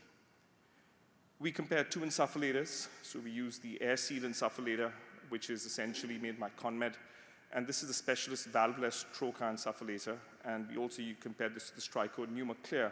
And this is the sort of insufflator which forms the basics of the DV5 system. And these are the 2 commonest insufflators used in the UK at the moment. Obviously, we have different insufflator systems from Karl Storz and Lexion, etc. But we compared what was going on. And the onus was that we wanted to compare a pressure of 8, which is thought to be physiologically low pressure, because intra-abdominal hypertension, as described by the Society of Intensive Care, is when the pneumoperitoneum pressure is more than 12. So we dropped it down to 8. So this is a prospective, randomized, open-label human clinical trial. It was me as a surgeon. I'd done 1,800 prostates before I got onto this trial. And the anesthetists were blinded from the AI data being collected. It was a 1-to-1 randomization, and all the patients who came for the trial came across to have neurosafe robotic prostatectomy. So my center in the UK, we do a lot of neurosafe surgery, so we have young patients where the prostate is removed intraoperatively and sent across for frozen section analysis. We collected a lot of data points to power up our trial, but we wanted to look at 40 patients initially, basically with a pain claim. So we looked at preoperative data, and patients who were on painkillers were excluded. Patients who had a different few criteria with chronic pain were excluded, and nobody should have had any opioid or morphine within 6 months of the trial being started off. We looked at a lot of intraoperative data, of course, as you do with any data study, and postoperatively, we focused really on quality of life and pains in patients postoperatively. The reason why we got AI into the mix was using this particular device. This is a MediSense device, which is quite advanced. It's similar to an oximeter. You plug it onto the patient's finger, and it records live data as the patient's being operated using a very complex algorithm involving skin temperature, galvanic skin flow, sweat pore activation, and it gives you a number when you're operating. So with the FDA, if a number of more than 25 is sustained for a minute, it's considered to be significant nociception. And on the left is the difference between pain and nociception. So pain is what a patient perceives, but nociception, by definition, is the physiological response to insult to the patient's body. So it's more objective to capture. What we found in our patients was, obviously, the preoperative data was quite nicely matched, including age, the preoperative hemoglobin, creatinine. 7 patients in the air seal arm had had previous hernia surgeries, and 6 had had hernia surgery in the Stryker arm. And there was quite statistical comparison between the pathology, the prostate size, and the percentage of cause being positive. Our data so far has showed a bit of a difference between the two insufflators. So the first thing, which was very obvious when you're operating at a low pressure, is that there's a bit more blood loss with one insufflator compared to the other. We don't know why, whether this is down to a bit more venous oozing at low pressure, which is fairly interesting to see. So there was a statistical significant difference between blood loss in these patients undergoing surgery, because blood loss is a big thing with robotic surgery. We also found that it was slightly quicker to operate with the air-sealed insufflator compared to Stryker, both on the console time and also on the total time. But you can see at the bottom, with the fentanyl, morphine dose, etc., because the anesthetists were blinded to the pain scores of the AI being generated, there was no real difference that they also felt and saw intraoperatively. In 1 in 20 patients with AirSeal, we had to up the pressure, really down to hemostasis and visualization. And 5 in 20 with Stryker, we had to up the pressure again because of visualization and hemostasis. Now, the nociceptive AI data is very complex to evaluate, so this has taken a couple of meetings to get it right. But again, patients felt a bit more nociception when they were undergoing surgery at low pressure with Stryker compared to AirSeal. So this is very interesting to see how patients behave differently when different insufflators are being used. We also have looked at pain scores postoperatively, so this is still being collected. We're looking at visual analog scores. It's a little bit noisy right now, but we hope to sort of get more delineation on some themes coming up. But what we found was, especially in those 6 patients out of 40 in whom we had to increase the pressure, the amount of opioid use was higher postoperatively. So this is really resonating with the low pressure and high pressure, increasing the pneumoperitoneum pressure with higher pain use. We also looked at adverse events, so again, slightly higher, not statistically significant with Stryker compared to AirSeal, with ileus and UTI rates, and some patients did come back with Stryker to the emergency department for a review. So what we're picking up in this unique trial, which is the world's first looking at pneumoperitoneum and AI, is it's feasible to do. So we are going to power up our study a little bit more, and we've just started recruiting another 60 after getting ethics approval. There are differences in the two insufflators, certainly with blood loss, with procedure times, and nociception. But when we go multi-center in due course, we'll be able to validate this a bit more. And this is something which we're working on in my lab, is a feedback AI system to see if a patient has more nociception being felt intraoperatively, can the pressure automatically drop down during key steps of the procedure. So this is pretty exciting data in the future. And I just want to acknowledge my research fellows who are both associate PIs on the trial. And this doesn't happen overnight. This is a big team effort with a lot of people involved, and also Professor Prokar Dasgupta and Carol Takastika, who are key collaborators of mine in robotic research from Belgium and the UK. So I'll stop with that. Thank you. Thank you. Next, we have Dr. Rayson from King's College London on mind over scalpel, embedding mental and non-technical competencies in surgical education. Thank you very much. Sorry, thank you very much, and it's a great honor to give this presentation and to be invited here. And just from a personal level, from the Vattikuti Foundation, who actually supported me during my PhD as a Vattikuti Fellow, when a lot of the concepts and the work I'm going to be talking about really started my journey along this started. So I'm incredibly grateful for that. And then also for what I think is actually a fantastic title that they've given me. So what I'm going to be talking about is two concepts which I think are incredibly important in ensuring that we maintain and optimize our performance in the operating room, that of non-technical skills, and then secondly, the concept of motor or mental imagery training.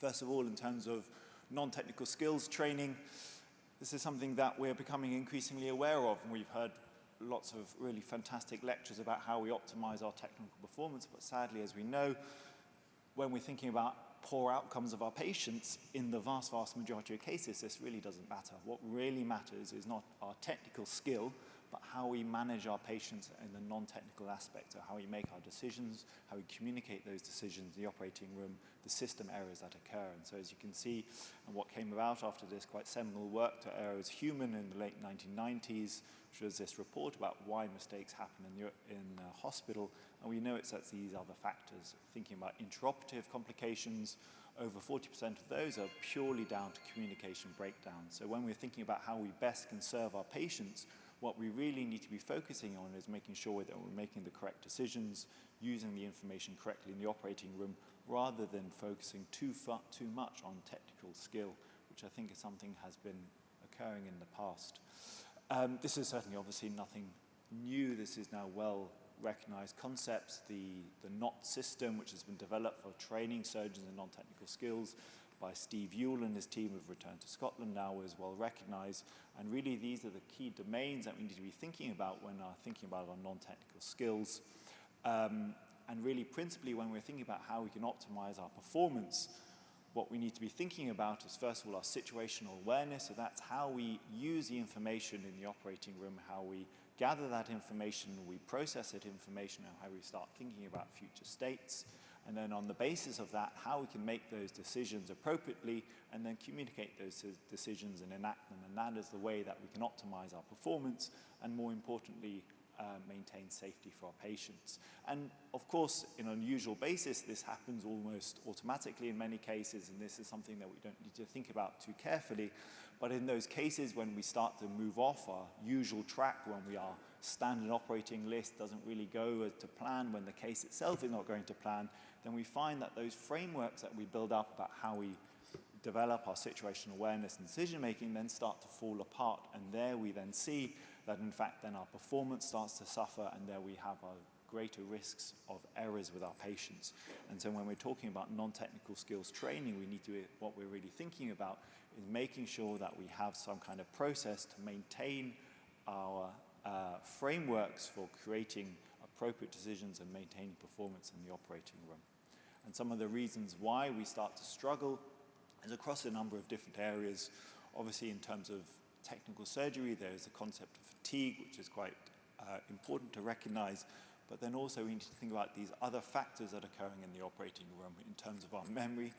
Excuse me, a critical part of that is thinking about our short-term memory capacity. We know that normally we can hold approximately 7 pieces of information in our mind at any one time. However, when we have some stress, that drops quite drastically to over half to 3 to 4 pieces of information. And so when we have a stressful situation, we suddenly starting to struggle to actually be able to accommodate all of that information in our mind and use that effectively. We then have the further impact of stress, of fatigue, and then as a result, as you can see, then we start to notice that the decision-making, which normally happens, as I say, autonomously and quite effectively, really starts to struggle. And that is the point at then when we start to see that errors and mistakes start to creep in, and we start building that risk of having poor and adverse outcomes to our patients. In terms of robotic surgery specifically, as we've heard already this morning from Professor Hubert's fantastic talk, there's some concepts within robotic surgery itself which make this even more difficult. Obviously, we have the console in the corner of the room, or now even in a completely different room or a completely different country.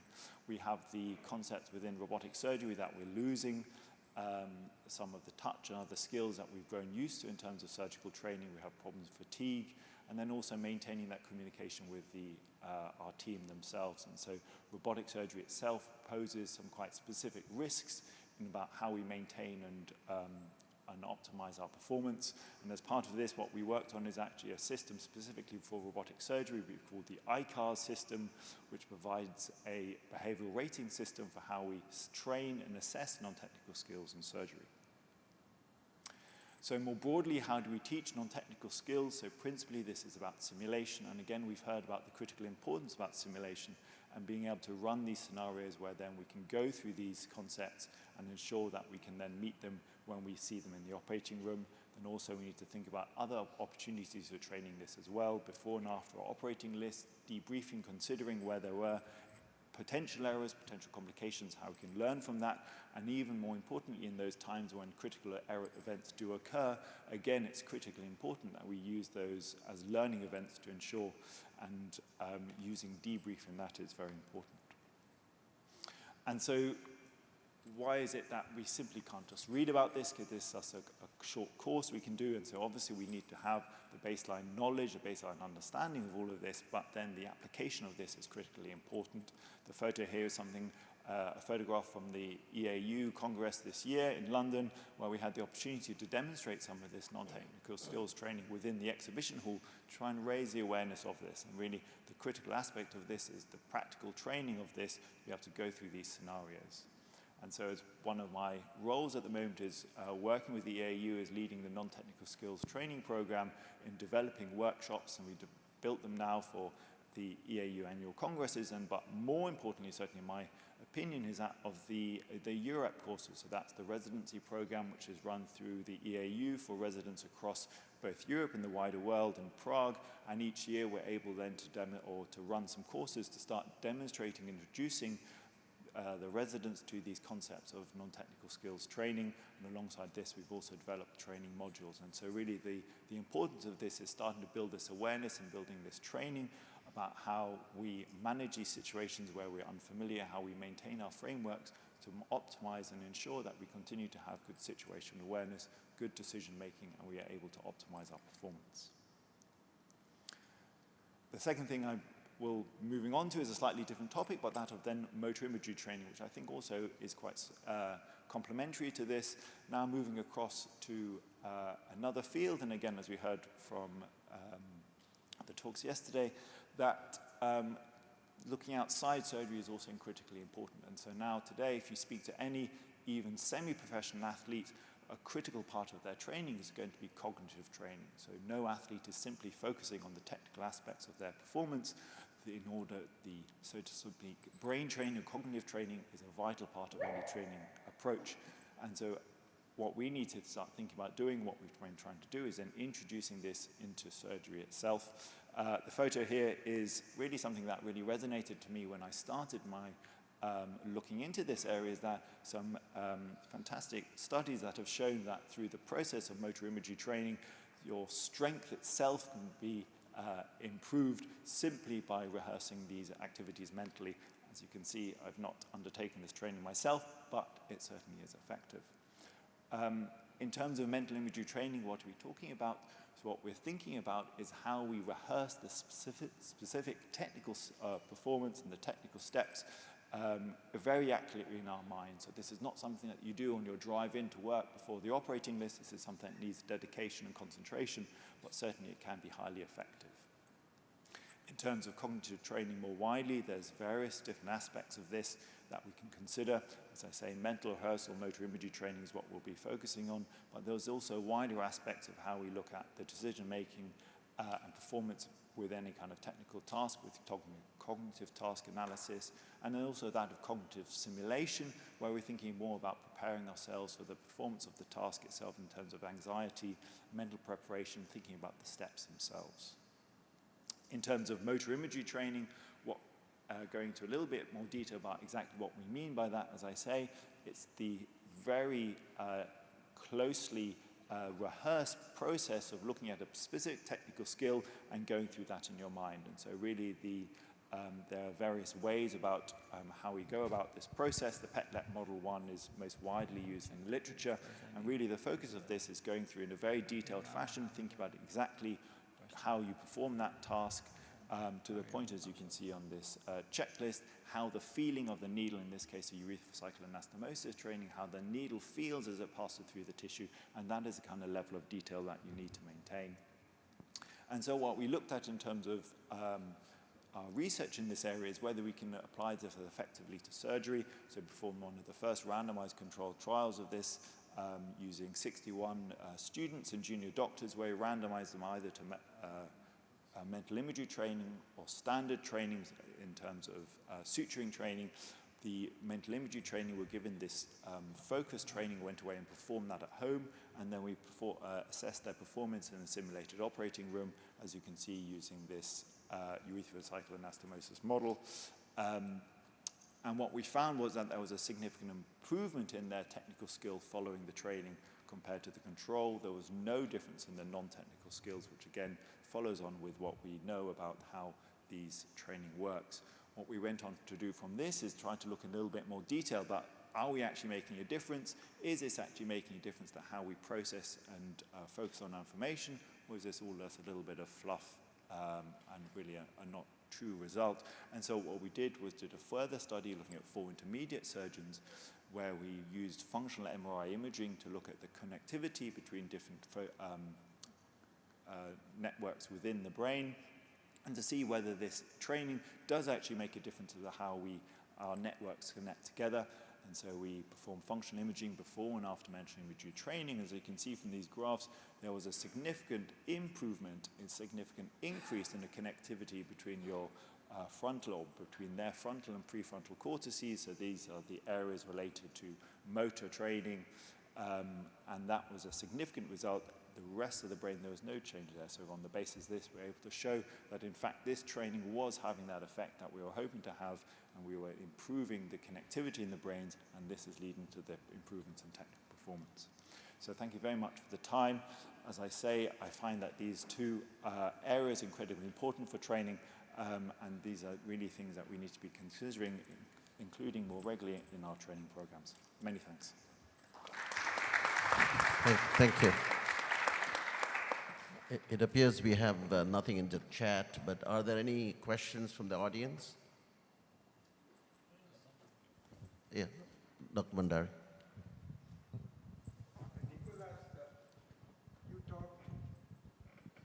This is, according to me, the most significant part of the surgical training. This is how I feel it and the outcomes.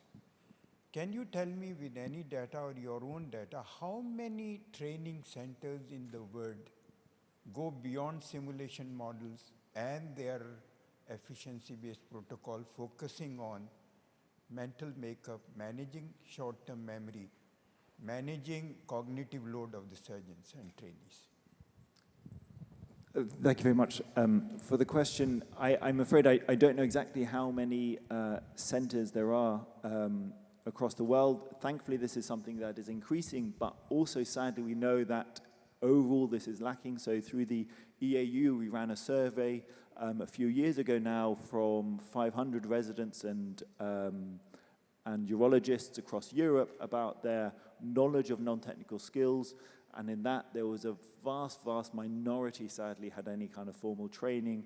15% of those had any training, and of that, it was still extremely limited. And so we know that still this is a minority. There are some countries that are doing well. In the UK, we have relatively widespread training. In the Netherlands, they also have excellent training, but then in other areas, this is really lacking. And so the program that we've set up in the AU, really what we're trying to do at a very basic level is just improve the awareness of this. And it is now at the point where a large proportion of surgeons sadly don't even have an awareness that this is a thing that they're thinking about. And so one of our aims, and it sounds almost laughable, is that we're simply trying to introduce the concept of non-technical skills to surgeons at an early stage so they can start to incorporate this in their training. To your knowledge, has there been any measurement of the load, the stressors on the surgeon that is measured intraoperatively, like eye tracking or EEG or skin conductivity or heart rate, anything of that nature on a wide basis that can impact outcomes on patients?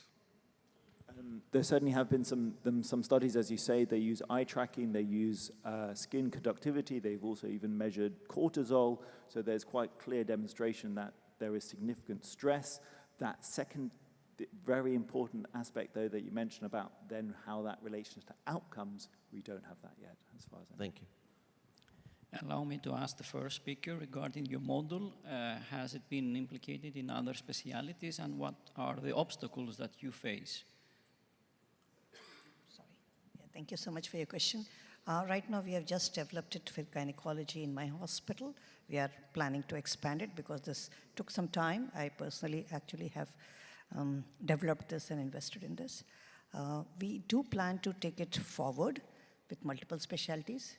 One challenge is that if we make it available across countries, the receiving surgeon should have a 3D meta headquarters, which is an expensive piece of equipment. So I'm still working on how we could, circumvent that and make it kind of democratize it and make it available. But yes, the idea is to have multi-specialty. Thank you. So clearly those headsets are expensive. Yes. So would it not be economical to have an audience like this with glasses and 3D doing exactly the same thing and have a much wider impact? Okay, that is one thing that has been tried and happens very often in live surgeries as well, but the impact is not the same, sir. You have to wear that headset and see that it feels as if you're sitting on the console and operating, which is an immersive console. So that experience is entirely different experience than you would actually sit in a hall like this and watch on a 3D No, that's an interesting concept because, some of the robotic systems, as you know, are not immersive. Right? I understand, yes. So the Hugo, for instance, yes, it's just as good as sitting in a hall with the glasses. True. But then even if you look at the robotic systems, and that's my personal experience and view as well, the view is very different between an immersive and a non-immersive robotic platform. So I think that difference will remain. Thank you. Any questions from the audience?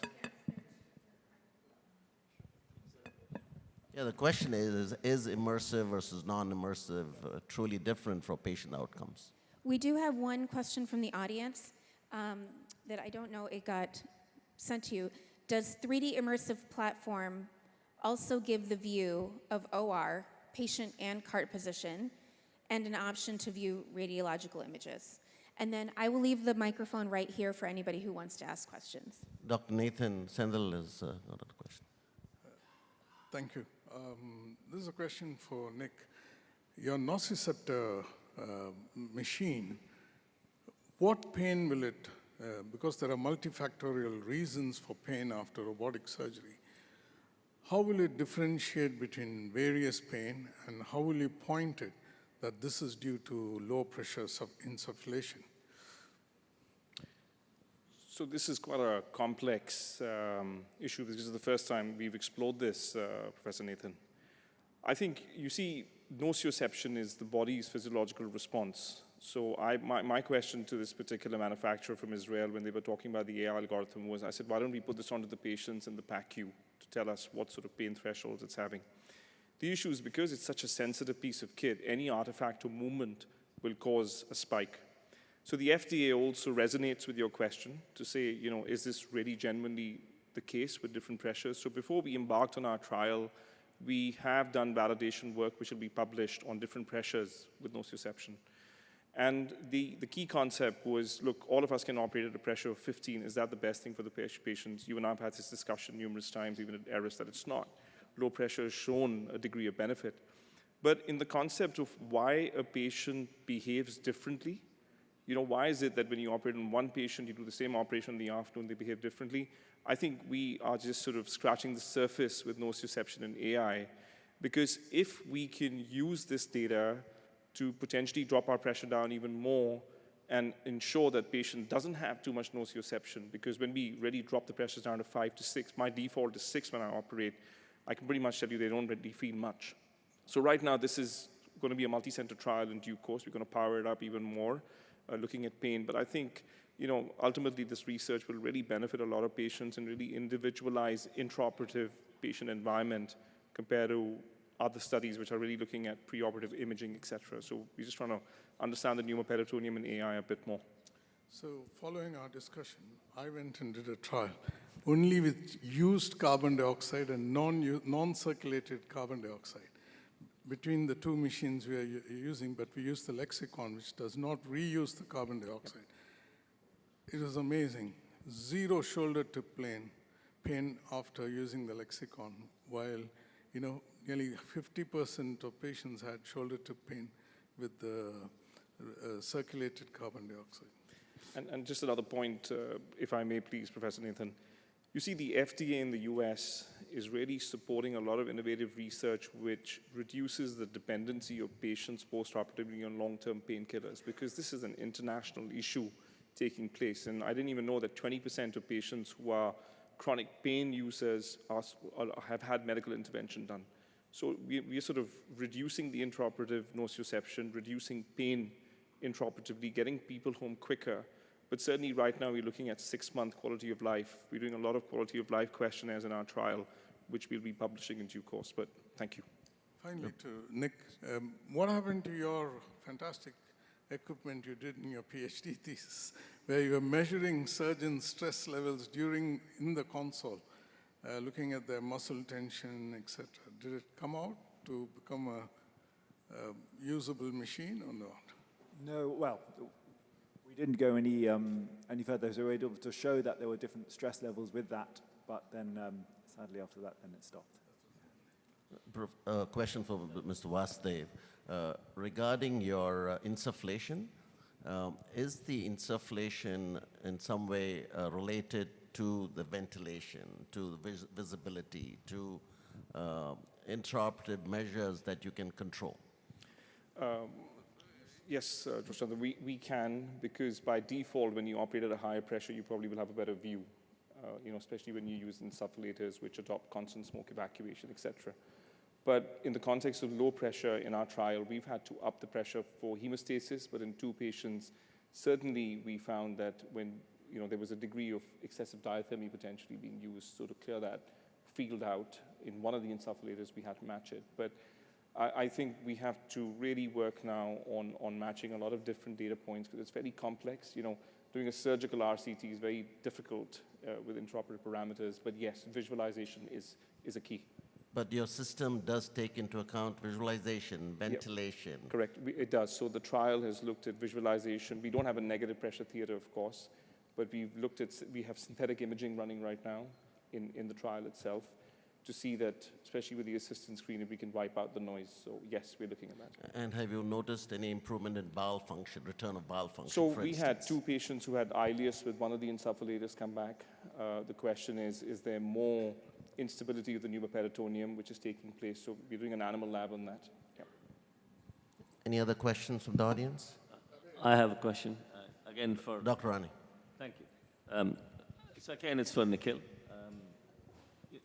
You're obviously concentrating on the prostate, and the data you've shown is for prostates. But isn't there a bigger picture here?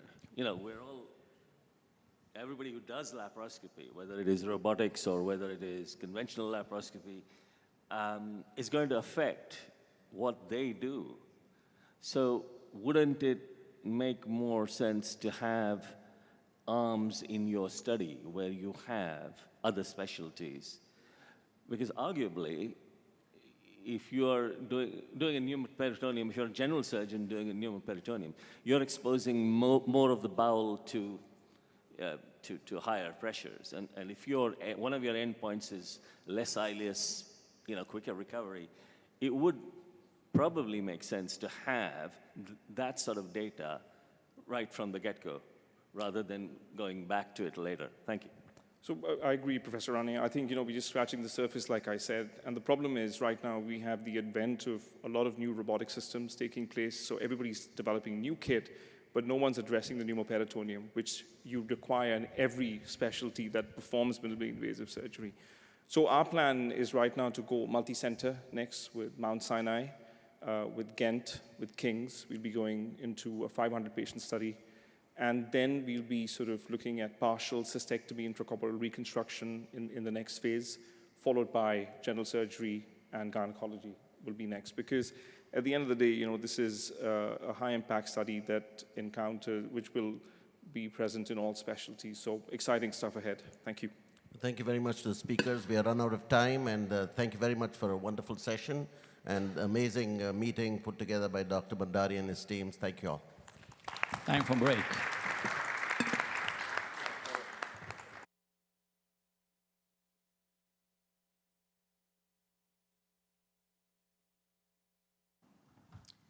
All right, thank you, everyone. We are going to take a 5-minute break. There's some little snacks outside. Get your coffee. And our next speaker is going to be on Zoom, and he's ready to go. So we will really start in 5 minutes. Thank you.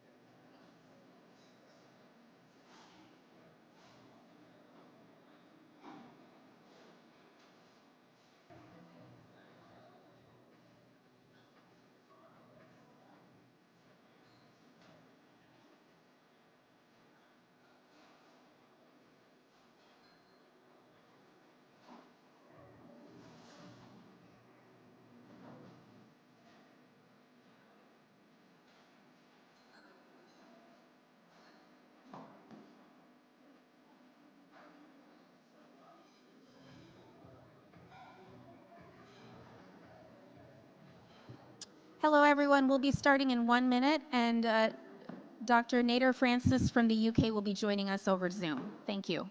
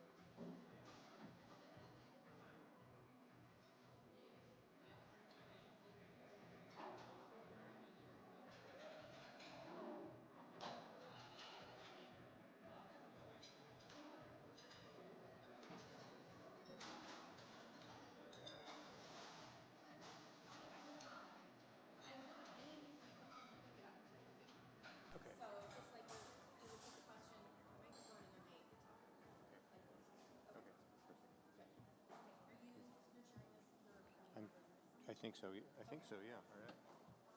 Let me double check that. Yeah. Yep. So, shall we get?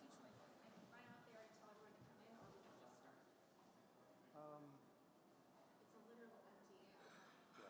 Why don't we do a 5-minute break? May have underestimated the break need for people. Yeah. I just want to, we're getting back on track on time, so it's just that. I'll leave this to you. It feels like. I think we should give them a couple, like, let me just make a round and tell them. I'll wait for your signal. And is he going to show up here? Yes. He'll be here. Okay.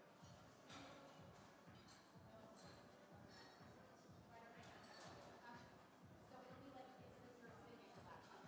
His presentation will be big. Yeah. And he already tested it. That camera in the corner, it pans to where the sound is. So you guys or the audience, so he sees it. Oh yeah, of course. Yeah, if you can get on the mic, he'll hear you. Oh yeah, it's just like that. Okay. Professor Francis, can you hear me? Very well, thank you.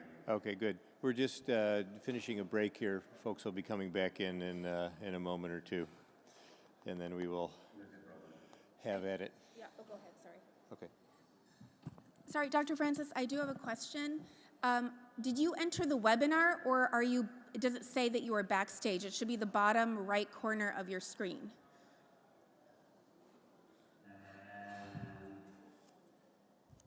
I don't know. I pressed on the link you sent me in the last email. Good, okay. That is good. And then if you share your screen, Let me share my screen.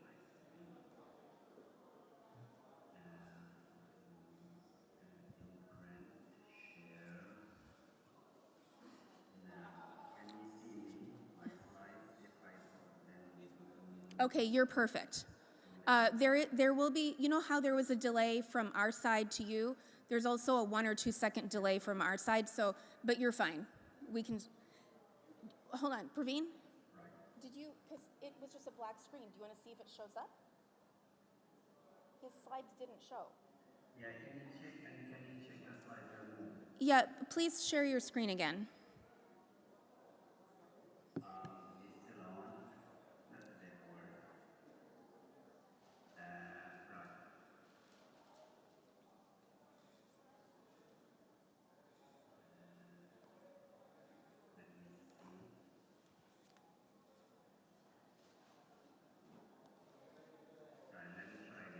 Okay, thank you.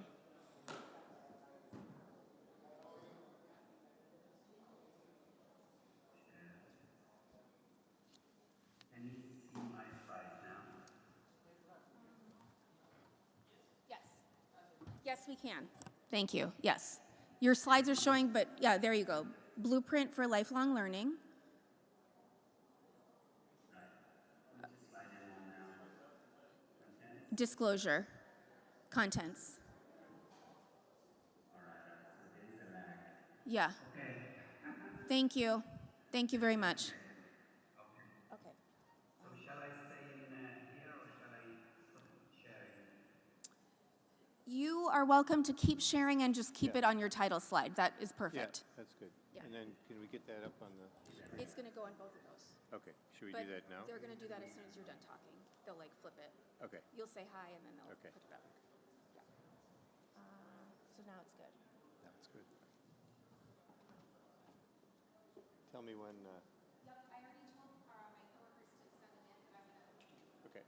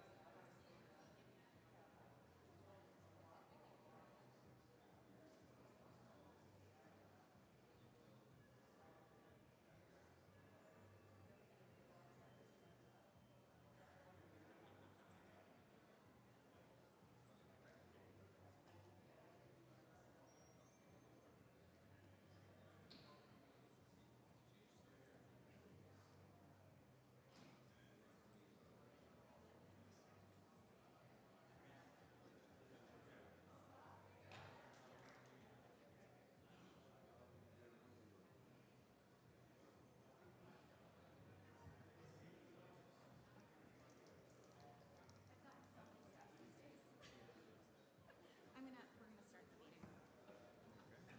Huh? Yeah, I just. Okay. You want to do it? Okay. Yeah, I'll just say. Okay.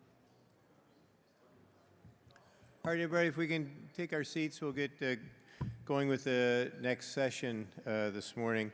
I'm Jim Peabody.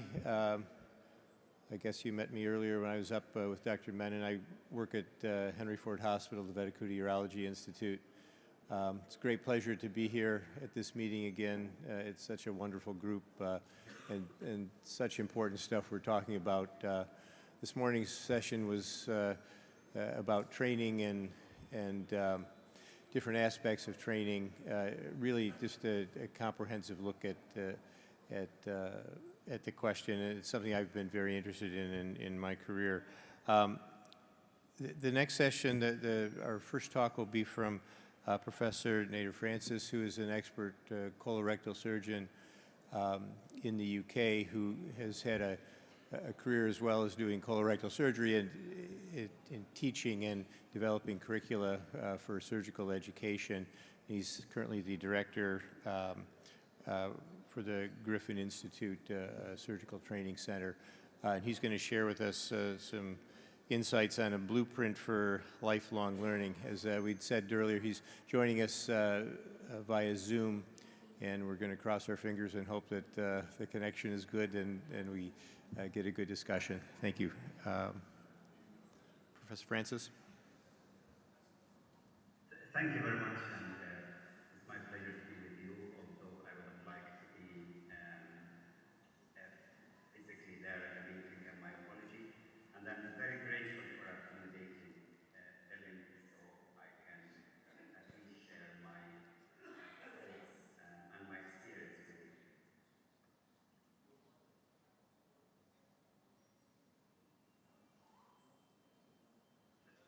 bear with me, trying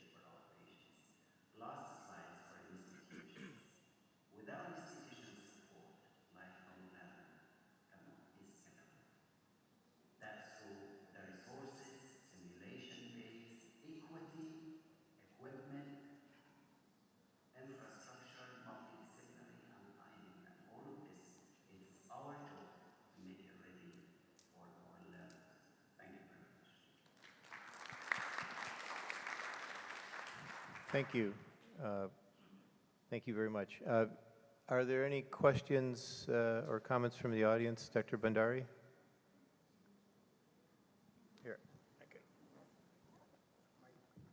Thank you. Thank you, Nader. We are missing you. Happy Easter. And I hope your function went off well. Thank you very much for accepting to be here. And here is, I give to Mr. Vattikuti. He has a question. And if he's make you uncomfortable, you talk to me.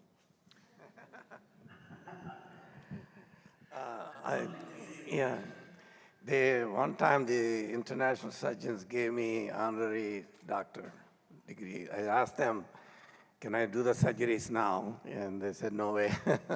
So because I don't understand anatomy very well, I think the key is, because now I'm heavily into data AI side in many industries. One of the things, as you said, the mindset, okay? So what is that mindset data? That's the only way you can benchmark. That's the only way AI can make the difference with that. So it's very important, especially having that kind of what we call single source of truth. Of that is need to, it doesn't matter whether it is in the healthcare or in the manufacturing, robotics, it's all the same to the point where they need that kind of mindset, single source of truth. How do you create that?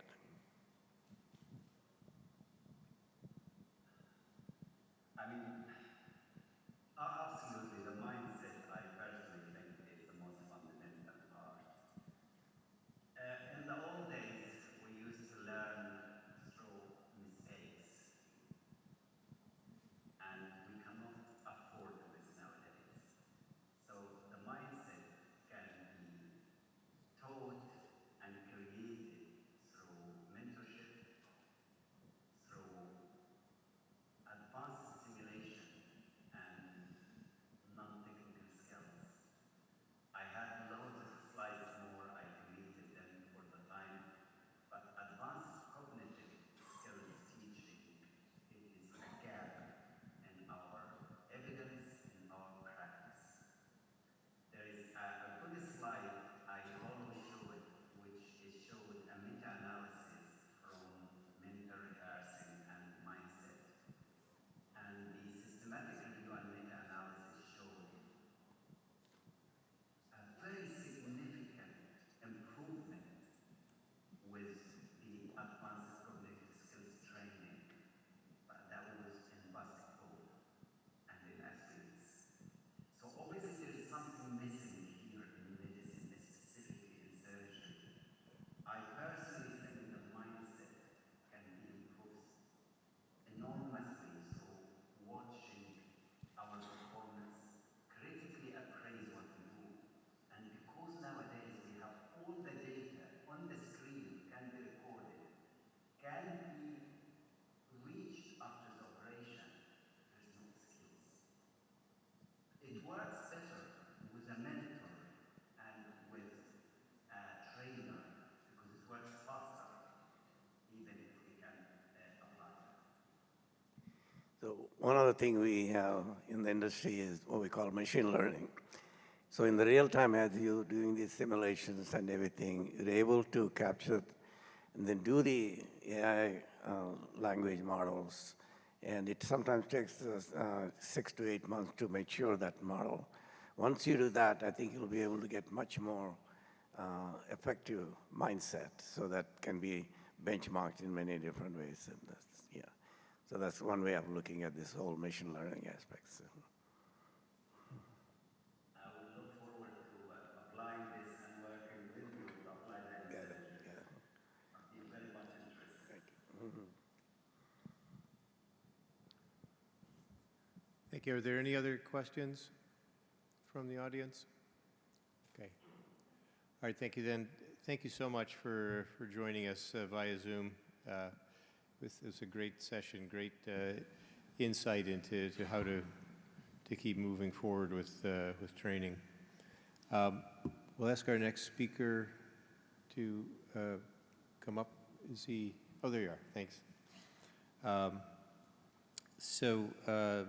Dr. Kumar, who is at Ames, will be talking to us about a related topic, which is bridging generations, institutional and resident perspectives, and adopting new surgical technology. So how do trainees, how do institutions look at this, and how can we leverage that to get better training going forward? Thank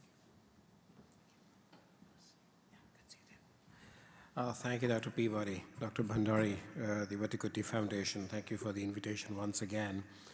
I haven't missed any one of these since the day they started, and actually even before they started back in India. My claim to fame on robotic surgery probably stems from the fact that I was the first patient site surgeon to a robotic surgery that was performed in India in 2005, and before that I spent a month, including some time in the famed chair in OR 2425 with Dr. Peabody and Dr. Menon in 2004. And at the end of that month that I spent at Henry Ford, Dr. Menon, as he typically invites folks over for dinner, and if they visit them long enough, asked me, so what do you think you're going to do of the month that you spent here? We had no idea we were going to get a robot at that point of time. There were no robots in India. There was one, but wasn't being used. And I said, I really don't know how this would get applied to what I do, but I'm sure there's no harm in learning anything that potentially has the use in future. And I think that's what's important for all of us to remember when we look at training residents or when we run institutions or govern institutions, that you can never stop thinking that you've done enough, and there will always be something new that comes along, and you can either choose to embrace it early enough or just be left behind. I have no disclosures whatsoever. So we are indeed in a transformational era for surgery. I believe this is something everybody believes, whichever era they are in. I'm sure there were slides or something similar being said 50 years ago and maybe 100 years ago as well. There's always something new that's happening. But what's transformational that's happening in our era right now is, of course, robotic surgery. The reason I pick up robotic surgery as being transformational is it's because it has a pan-surgery impact. It's not something that impacts one particular discipline at one point of time. If I was looking at urology alone, maybe miniaturization of scopes, shockwave lithotripsy would have been things which have been picked up. When you look at robotic surgery itself, it's a pan-surgery phenomena. The next thing which would happen to my mind on pan-surgery phenomena, of course, is artificial intelligence, and that's not just pan-surgery, that's pan-life. In terms of surgery, where it will matter most is digital surgery platforms, and that's what we've been talking about for the last day and a half. The advantage it gives us in terms of the information that's available to us, things that we're able to see that we weren't able to see in the past. Each one of us who's now put in more than 20 years in surgery believes we do our job well. But it's when you put your job done well in front of a machine that doesn't recognize you from the guy who's still in training that you realize your job done well could actually be done better. That's something that the new AI platforms now teach us, and that's something which institutions, mentors, and trainees need to remember. So most of our performance metrics henceforth would end up being judged more objectively than just by the number of years that you've put in doing those things. So what drives adoption of new technologies? Why do we accept new technology? This typically has to be one of three things. The first one is the standard, most quoted, most widely accepted thing. It obviously has to be better for the patient.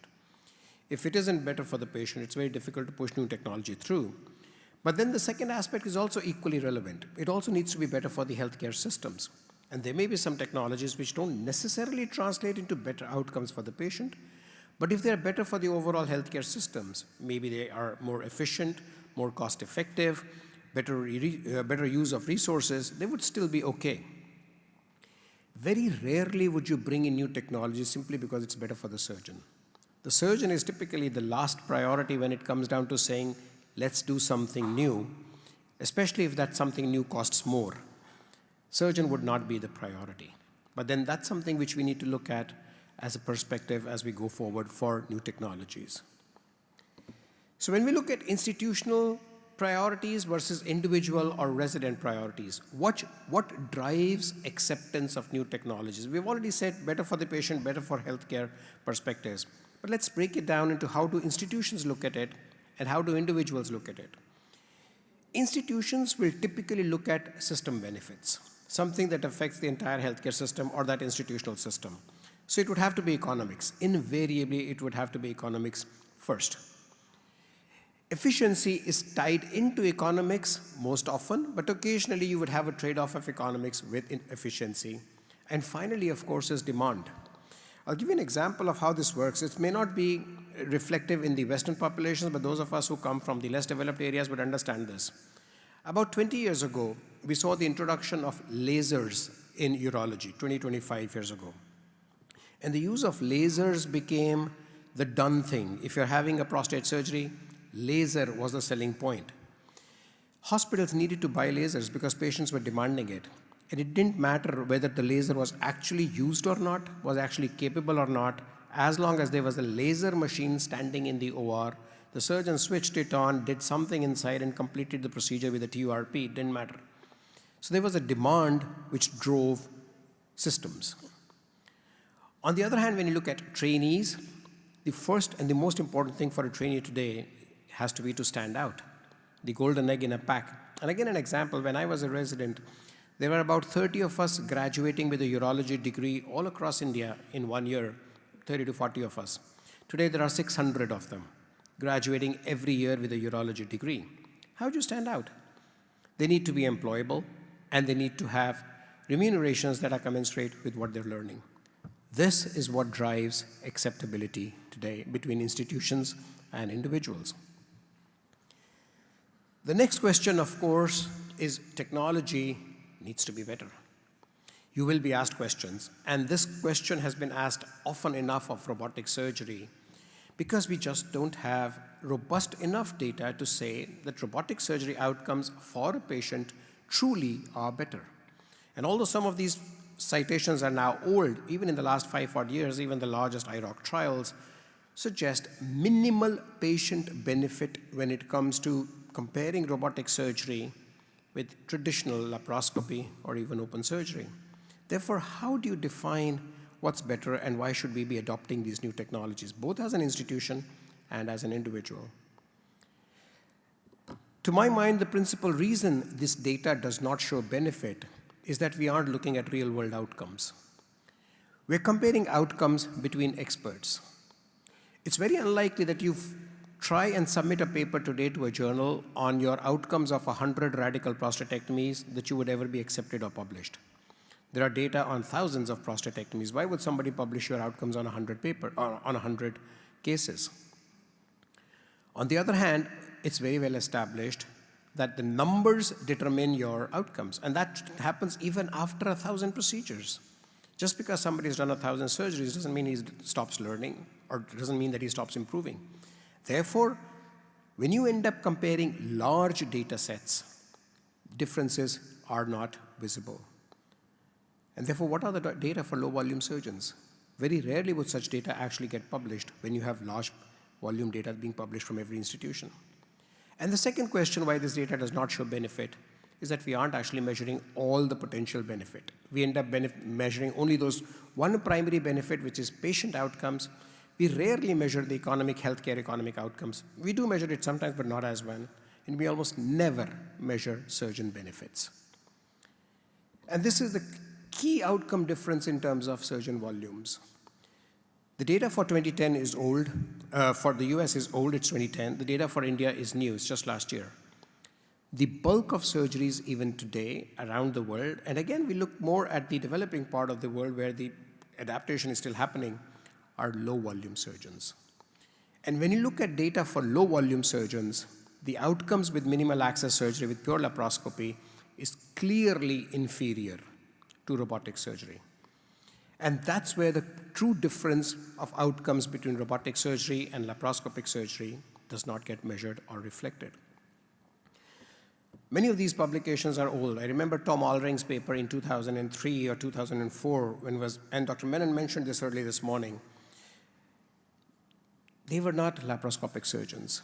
And if they were required to provide the benefits of minimally invasive surgery to their patients, they probably couldn't. They would have to become expert open surgeons, which they were. But when MIS needed to be done, pure laparoscopy was difficult. That's where robotic surgery filled the gap. And that's true for many of us. I used to do open surgery before I started doing laparoscopic surgery. I did a few laparoscopic surgery, fortunately got access to a robot in 2006, moved on to the robot for prostatectomies and never looked back. I haven't done a single open radical prostatectomy in the last 15 odd years. If I were to do one today, or even if I look back at what I did then, I wouldn't want one done by me on me. The robotic surgery outcomes are so much better, and that's clearly where the low-volume surgeons come in. And that's what the bulk of the surgeons around the world are. Coming back to how this translates into institutional and student perspectives. For the institution, patient safety matters. Of course, it matters for individuals as well. For an institution, it's a more broader perspective. They also look at whether they need to invest for technology, and do they have the time to train their residents and their consultants on this technology. From a resident's perspective, it is no longer optional. It is now an essential skill that they must have because it is clearly the future standard of care. Career opportunities are based on what they learn, and of course they have an innovative mindset. Everybody has said that before me today and yesterday. And therefore their opportunities are dependent on how much we can train them. This is a brief survey I did among residents and fellows. The survey outcomes are biased. The majority of the people responding to this survey are from my institution, and we have an excellent skills lab. But if I look at their general outcomes that they had, they said everyone agrees that they need to have new technology and new skills for their careers. They cannot live without it. Most of them were quite happy with the opportunities they were getting today. But what I need you to focus on is the bottom right slide, the red color. What do residents or fellows believe they need from us as teachers or from us as mentors? What they need is a structured program. What they lack most is a structured curriculum or a structured program, even more than their requirement of a surgical skills lab. So the 1 quarter was surgical skills lab, the other 3 quarters say, even if you have a lab, what we require is a structured training program. That's the take home from a student's perspective on what needs to be done. A lot's been said about the modern training ecosystem. The talk before mine was exactly on this, and there's no second saying the same thing. You need digital platforms, both for training and for assessing the outcomes of that training and for credentialing. This could be both standalone or AI-driven. It's, of course, extremely resource-intensive. We are fortunate we have 3 robotic systems available to us for training of our residents, but we are rather unique in a setup, which isn't common, certainly not in the developing part of the world. So, but even without having such a system, you can impart training, at least have it in a structured manner. And that's the course, that's the message that I get back from what our residents want. The advantage is, of course, this is a repetition of what's been said often enough. You need to train your trainees outside the OR. Not only is it safer for your patients, it's better for your healthcare systems. You don't use up resources within the OR while you're having a patient inside it. So this is the final slide, and what it basically tells us, what I basically learned as a part of researching for what I'm saying, I mentor our surgical training program. The lab that we have is something that I curate over the last few years. We've run a number of courses for many of our residents, and the best thing that they have is the ability to come in anytime they wish, run the simulation programs, and go back. But unfortunately, that's not enough, and that's the message I take back from what I've learned from them. Just allowing them the opportunity is not enough. It needs to be structured. It needs to be done. You can't just say, I have a lab, go train. There is an online platform, there are videos there, go see. That's not enough. It needs to be a little more structured with a little more assessments and a little more hands-on training, where we as mentors need to invest a little more time. Technology clearly enables better outcomes, and I particularly believe it's really true for low-volume surgeons, which is, again, extremely common outside of maybe the US and to some extent Europe, that a large volume of the surgery that gets done is being done by low-volume surgeons, most of who perform probably less than 50 radical prostatectomies a year. 50 is a large number, less than 20 a year would be my guess. You need better feedback, better metrics. Fortunately, AI and simulation now allows us to do it. And the unmeasured benefit, which I didn't put on these slides anywhere, but I did mention it briefly, is something about ergonomics, and that's where the surgeon benefit comes in. Imagine yourself doing 3 laparoscopic radical prostatectomies in a day, or 3 laparoscopic pyeloplasties in a day. Once you cross 55 or once you cross 60, it's not easy. That's where the robotic thing comes in, where it's better for the surgeon as well. Thank you very much once again for the opportunity. It's been a pleasure to be here.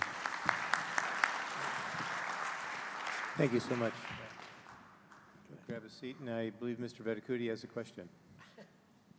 Why don't you start, Raj? Okay, you've been at the robotic surgery for a long time, right? 20 years now. And so we have India now grown substantially, continue to grow substantially. What's your perspective, why patients are embracing robotic surgery? Of course, it's very convenient for the surgeon and it's recommended, but the outcome for the patient perspective, whether it's prostate, it doesn't matter, anything. On that basis, now almost 60% of the procedures robotic in India is done in oncology. So what are they seeing, the differentiation? I just don't have a data point, that's why I wanted to ask you why patients are embracing this more and more. So thank you for the question. There are 2 reasons why they are embracing. One is the marketing. There is no doubt the marketing is brilliant. The second thing is not just marketing, it's facts and outcomes. Surgeons who are seeing these patients know that their outcomes are better with robotic surgery. If I look at the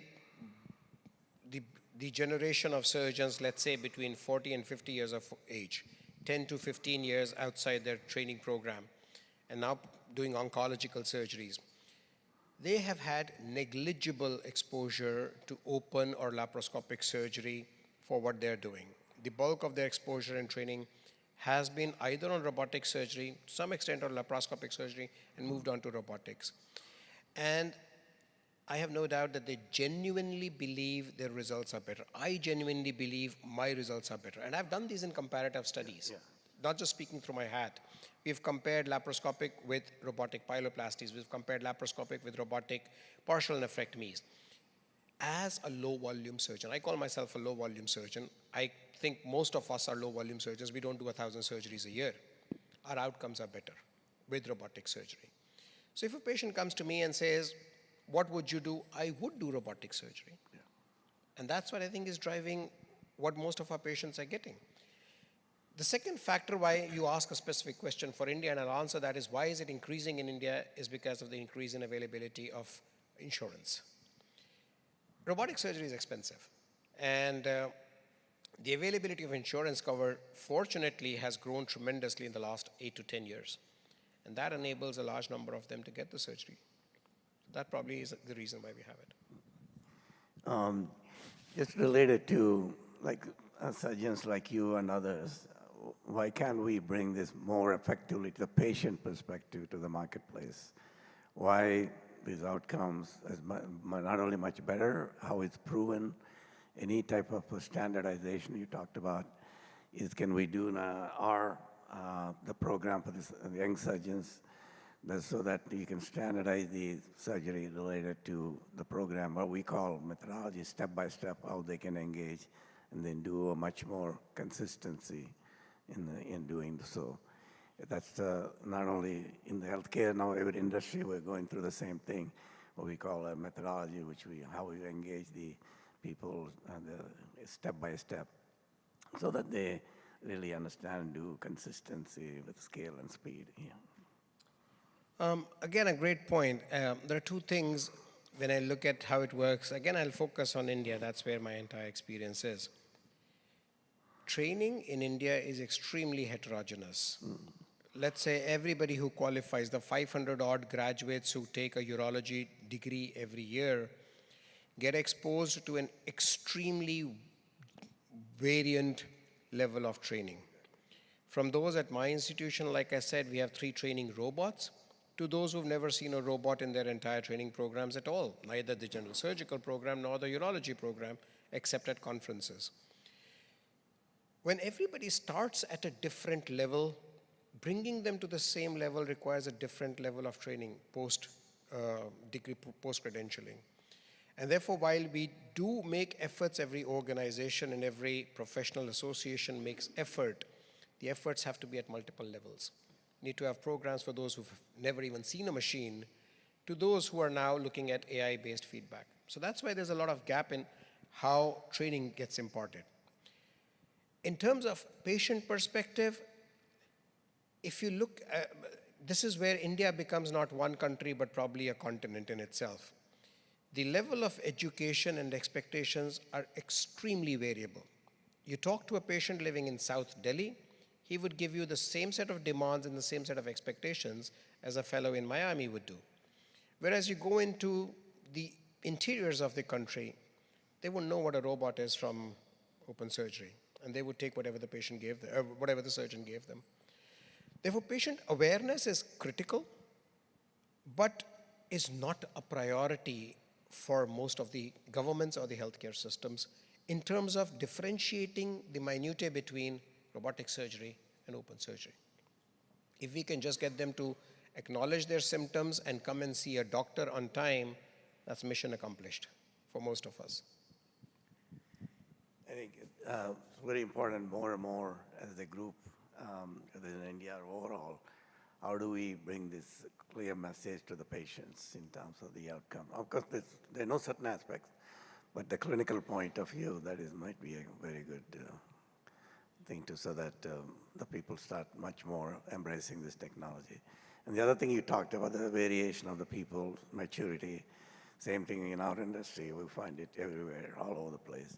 But now there's young people who are coming, they're smart, and they want to learn very consistent way, quickly, and then they're able to do this without any baggage aspect of it. That's another thing you can think about it. Well, yes, it's going to change. Yeah. Smartphone penetration in India is greater than 80% today. Mobile phone penetration is greater than 100%, which means there are more mobile phones than humans. And therefore, the leveling of expectation and awareness, as you say, will happen much faster in the next few years than it happened in the last few years. So it's an exponential curve. And maybe 5 years down the line, you have far greater demand and understanding of the benefits than there are today. So we certainly have hope for that. And that's what every young trainee today understands, that even if the demand doesn't exist today, 5 years down the line, it will certainly be there. Dr. Haas, you have a question? Excellent presentation, Dr. Kumar, but I think there is a potential problem that we are facing. And you mentioned that in India there are still residents training who never see a robot. That does not exist in the United States. In fact, we have a lot of residents that never see open surgery. So what is your feeling? How should we teach our residents open operations? Is there still a role for that? And do you see a danger in India that as robotics becoming more and more endemic, there is going to be less and less opportunity to train the surgeons for open procedures? All right, so that's a very interesting question, and that's a question I think that haunts every one of us who's trained in open surgery and moved on. I think the answer has to be contextual. If I work in let's say Miami again, in a Miami neighborhood where I don't need to do open surgery ever. None of the procedures that I do require open surgery. Do I still need to train my residents in open surgery? All of us who were trained in the old ages believe that if you hadn't seen and felt a kidney, you weren't a safe surgeon doing it laparoscopically. Is it really true anymore? Is it really critical to have them do an open pyelolithotomy or an open nephrectomy before they do laparoscopic surgery? I can't answer that because I still train them in open surgery. In terms of the developing world, no matter how much robotic surgery improves penetrates over the next at least a decade, there will always be a role of open surgery. Again, India, which is the only place where I can speak for, we are 1.4 billion people. We are 5,000 only urologists. We sit in these meetings and present our data. We represent a fraction of the urology work that's actually being done in the country. And possibly the majority of urology work in the country is still being done by people who are not qualified, certified urologists who still deliver quality care to their patients. And therefore, to my mind, India still has a role for open surgery. They still get trained, use that surgery, and go and do at least some good to their patients. And just because I can't do a radical prostatectomy robotically doesn't mean I'm not a good surgeon. So that's how we train them. Well, in the US, there are still cases where you need to open up a patient even if your intent is robotic surgery. And I know a residency program where there is an 85-year-old surgeon that still operates because he is the only one in that program that is comfortable doing an open case, because all the younger residents and the younger teachers in this institution, they only do robotic cases. It's become a lost art for prostate surgery. For partial nephrectomies, almost always are done. And many of our trainees would be unable to do an open procedure. And the thing you worry about is the catastrophic situation where you can't proceed robotically. Fortunately, usually you can control problems and you can stay out of problems robotically so you don't see them, but that's the thing that keeps people up at night, I think. That we used to say that the VA is a great place to operate because they did not have robots, but as we learned this morning, even the VA hospitals now almost uniformly have access to Da Vinci's. Right. Another question? Just a comment on what Dr. Rajiv said about India. I'm very fond of saying that in India, even well-educated people and those who belong to high socioeconomic status, they are medically illiterate because they know very little about health and disease. The institutions, the government institutions, are busy offering patient care and training to the young doctors, so they have probably very little time to educate the people about health and disease. Corporate sector, unfortunately, is more interested in getting patients and referrals. So there is a need, a strong need for not-for-profit organizations like Vattikuti to take up this also. Going directly to the public to educate them about health and disease so that they become more aware, which will result in even early diagnosis. They can be demanding so that they get the correct treatment, and that is what probably needs to be done. So that means Dr. Bhandari is going to lose all his funding for the surgeons, and they will go to the patients now. We have 3 more questions from the audience. Why don't we take them? Did you have another comment? So I accept your comment completely. And the only other thing I would add to that is not just India. It's everywhere. Patients are poorly educated about their disease. It's not India specific, it's the world over. They're poorly educated, and their education is being made worse by the availability of artificial intelligence. And it's something all of us will have to address. It's not just India, but everybody will need to address it. Yeah. Thank you. Thanks. Dr. DeBaggio? Really great discussion. And one of the things that we have to keep in mind, also training in the United States is very heterogeneous. And each department's training is dependent on who you have on your faculty. And so the equalizer typically is the case minimums, what we required for graduation. So that's why there's a move toward competency. And the question to follow that would be, how can you use AI to help with developing these competencies and measure the competency of residents before they graduate? Thoughts on that? And Dr. Nader Francis, if you want to chime in, you're welcome to add your expertise. But I think we have trained in numbers because that was the easy thing to do, and demonstrating competency is a much more challenging thing. AI will undoubtedly help us with this. And I was just thinking, Dr. Kumar, when you were at the start of your talk, you mentioned how good surgeons can find out that they could still be better by really analyzing their data. And I wonder, should we be at a point, or will we be at a point where you'll get an instant feedback on the case you've done in terms of the ergonomics and the rapidity with which you went through the procedure, and then follow that in months down the road, adding in the outcomes. Is the margin positive? Is the PSA recurring? Is the renal function still good? That's really I think where AI can help, because it's very difficult to put that data together, and for an individual surgeon to do it without having a team behind him or her, it's hard to get that kind of data. So do you think we need to head in that direction? Is that? I completely believe we need to head in that direction. We are heading in that direction. You just need to have seen enough movies to say that that's going to happen. You're going to operate and you're going to get feedback and you say, you did a bad job, Rajiv. This was not the surgery to be done. Yeah. You did something similar 20 years ago in another patient and he died. Okay. So you're going to get that. Okay. Yeah. For the interested...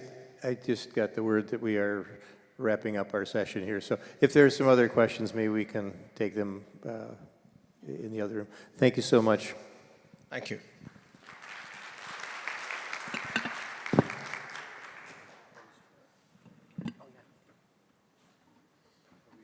Do we need a stand for a picture right now? Yep. Don't want to get called back.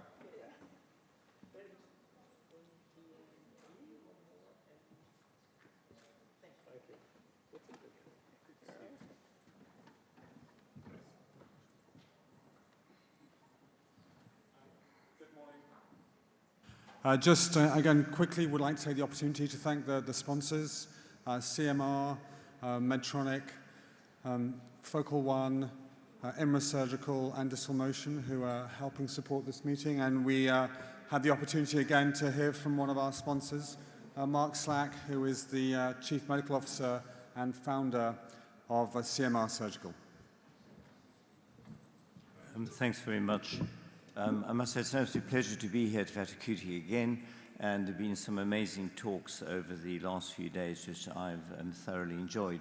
We live at a funny time in medicine, and a lot of what we believe is actually not necessarily true. The Lancet Commission on Global Surgery in 2030 threw out some rather alarming statistics. 234 million major surgical procedures annually, 7 million injuries, and 1 million deaths. We really aren't doing our patients a lot of favors with figures like that. The airline industry has 0.4 deaths per billion hours of operation. The motor industry has 50 deaths per billion hours of operation. And surgery has 50 to 100,000 deaths per billion hours of operation, something that certainly needs dealing with. This is a figure from International Health. The figure on the left is expenditure on health in the United States, which is sitting somewhere around about 19%. Against a declining life expectancy at birth and a very high infant mortality. So just throwing money at health is not the only thing to do and won't necessarily always give you better outcomes. It's also about quality of what you're doing. Despite the many advantages of minimally invasive or minimal access surgery, the majority of people in the world still get open surgery, which is rather a shame, because we certainly know the statistics show a marked improvement in outcomes when you compare minimal access with open surgery. And I taught minimal access surgery for about 25 years at Cambridge University, and actually realized that I couldn't teach everybody to get to the level they needed to be a good minimal access surgeon, which is when I started to think about would there be other ways of potentially doing it. And so the question was, would robotic surgery overcome the difficulties? I personally didn't like what was offered to me because I had to change my port sizes, I had to change my port positions, and I had to change my procedural steps. So set out to build our own robot. And I must say, if I knew then what I know now, I would never have started. It was a ridiculously ambitious thing to think you could build your own robot as all the programs that go with it. But in some ways also it has been quite a lot of fun. So robotic surgery has been around since July 2000, but only 1.2 to 2.5% of all minimal access surgery in the world is done robotically. And the majority of those in urology and gynae, although colorectal is catching up. And we did a Delphi poll of minimal access surgeons and asked them why they hadn't converted. And the answer was that they didn't want to change their procedural steps, the way they did it, the port sizes, expense was obviously an issue, storage of it, etc., etc. And that's why they had stayed doing minimal access surgery. But that doesn't help the many people who are doing open surgery and have struggled to do minimum access and actually failed. This is the diffusion of innovations curve that you've seen once or twice in this meeting. And in truth, robotic surgery is only sitting round about just into the early adopter region in most parts of the world, although granted in somewhere like the US, it's higher up the scale. And actually should be somewhere there if it had really followed a true diffusion. So there clearly are things which are inhibiting people going across to robotic surgery, which does need discussion at some point. Our robot is modeled on a human arm. It has a very specific wrist called a V-wrist, which allows it to rotate, to flex, and to yaw all in one. So we can hold the instrument end on like a human does. That gives a better reach, and it also means you can build a robot which is considerably smaller than the other ones, which need their height and size to overcome the remote center of motion design of those robots. It's an open console, and that was an interesting one. We surveyed the doctors, the nurses, and the anesthetists about what they wanted. The doctors were 50-50. 100% of the nurses said we should have an open console, and 100% of the anesthetists did so too because of communication. And you can sit or stand at the console. The instruments go through 5mm trocars. They are articulated with all the degrees of freedom you need and resemble normal handheld laparoscopic instruments in terms of size. And that's what the robot looks like around the table. Tony in that picture is 5'7", so you can see it's a very small robot. You can easily get between it. You also are able to push the arms out the way, and the surgeon won't even know that you've moved the arm because of the way the mechanism works. We've then gone from, we started in 2014, and we went live in 2019 with possibly a slightly naive robot, but that's what all companies who are building robots will find. And we then actually transferred. We actually have worked with our doctors and we worked with our teams for the last 5 years to actually get a very mature robot, which we now call Versius Plus. And I won't go through them now, but there are multiple changes on the console. We also do new hand controls, and everything is analyzed off the machine, off the AI, and off the telemetry, so that we are actually responding, one, to the human feedback, and two, to the physical feedback we get from the machine learning and so on. Likewise, on the arms, we've changed them completely. We've done multiple changes to it over the last 5 years, getting to the point where we now have a very mature, very effective, and very good robot to use. So these are 4 robot arms. The one on the very left is from 2014, and the one on the very right is from 2026. So you can see they are completely identical looking. However, that's where it ends. Every 6 months, we do a minor software update, and every 12 months, we do a major software update. So that robot doesn't resemble the original one in any way because it gets upgraded all the time. And if surgeons come and complain to us about things or ask us for features, we respond immediately and put them onto the robot so that we are constantly improving. But you don't have to get a hardware upgrade at that stage because it is done automatically. And we've also improved the vision, better screens, better illumination, and so on. We've now added ICG, which is really exceptionally good. And I think now, when we started with ICG, it wasn't consensus that it was needed for all surgery. I think that debate is over and everybody realizes the value. And we've now recently added an ultrasonic dissector to the system, and it's partly reusable. We feel very strongly as a company about sustainability, and all our instruments we are maxing out, so we have some instruments up to 30 lives, and our aim is to get all our instruments to the maximum lives possible in order to enhance value-based medical practice. But just a robot is not enough. That's just where you start. So we've had a very successful, and I heard one or two talks this morning, especially Jacques talking about training. We've really spent a lot of time and money on training. So we start off with e-learning, so you can sit at home, you get e-learning modules. You then have a simulator. The simulator is on the robot, so you can only use it theoretically in the evenings and weekends, but we've now put the simulator on a VR headset, so you can sit at home and do your practicing on it. And then you get full practical training in the hospital. That's for the surgeon, surgeon's assistant, the scrub nurse, and the circulator all get it. And then we take it into the hospital where we do a dry run, help you set it up, and then you get preceptoring for the first few cases. We've had the whole program accredited by the Royal College of Surgeons. We've just had our first re-accreditation cycle, so we are not the ones doing the certification of it. It is done by the RCS, and we're also having conversation with SAGES to do a similar thing with them. It's, as was mentioned earlier today, the whole program is proficiency-based training. It's not time-based. We have formative and summative assessments throughout. We set benchmarks, and people have to pass the level in order to progress to the next stages.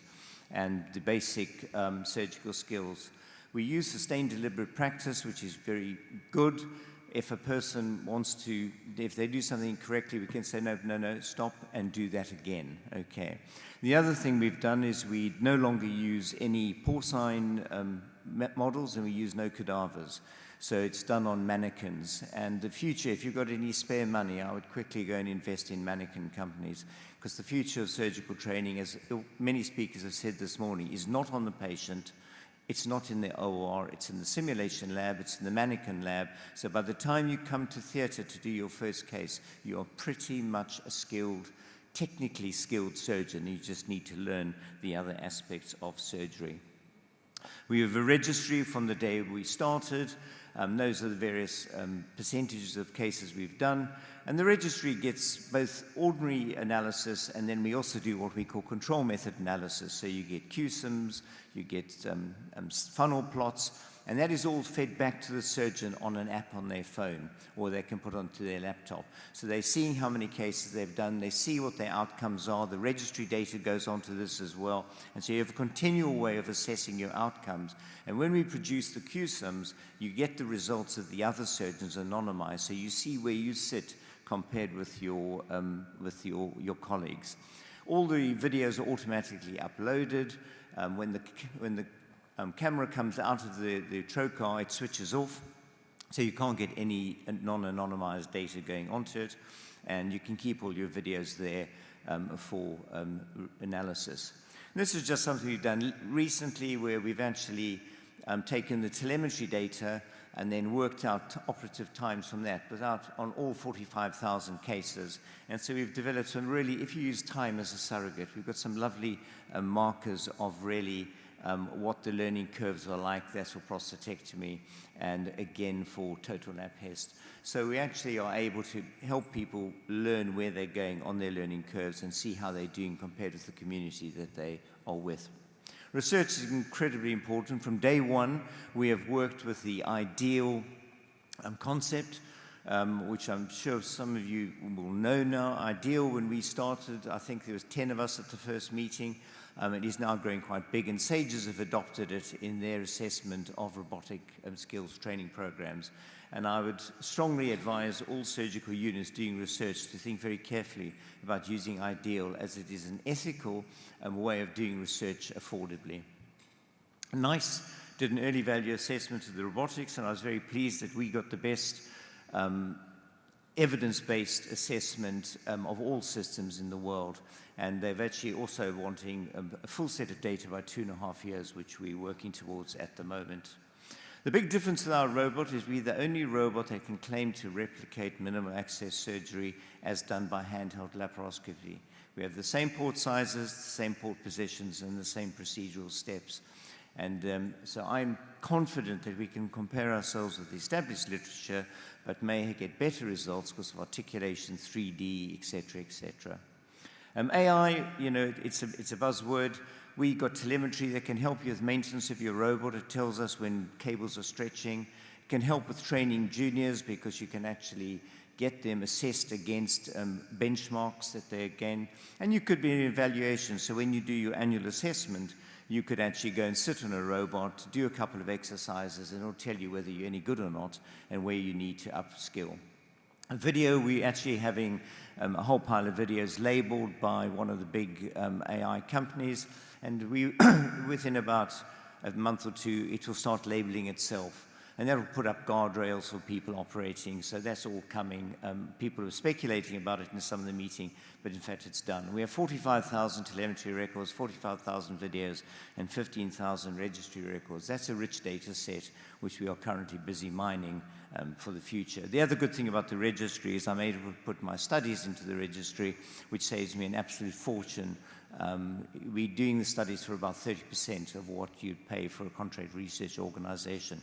So we've actually now grown to be the most utilized, second most utilized soft tissue robot in the world, and we just recently received FDA approval, and we start our first American cases on the 23rd of April in San Diego, and then Cedars-Sinai soon after that, and then Houston.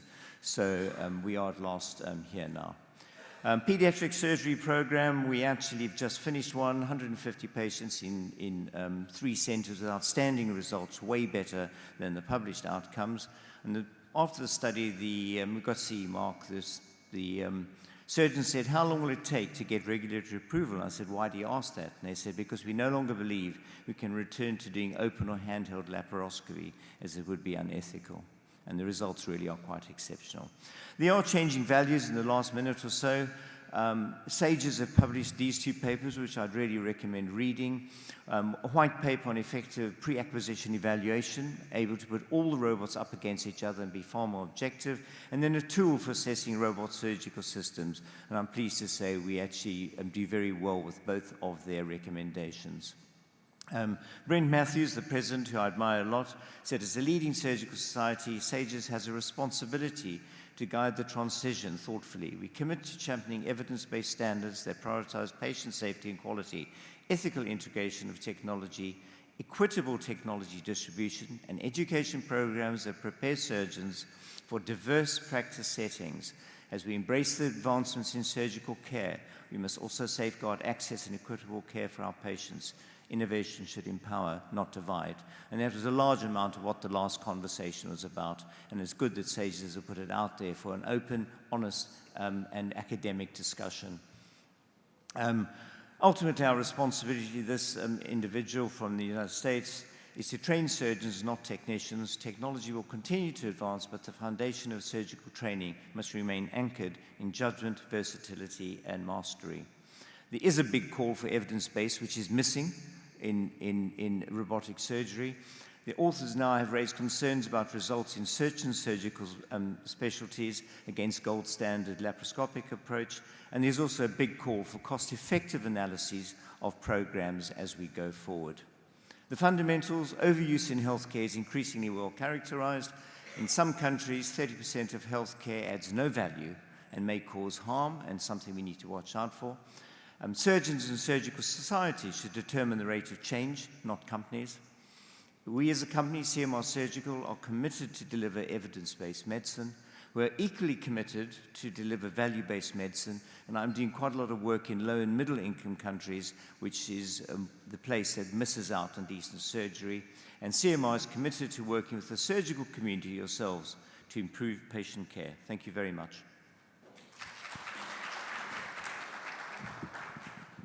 Thank you very much, Mark.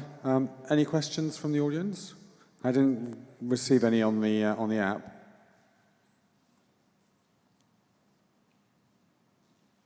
Okay, thank you very much. Can we have the next speaker?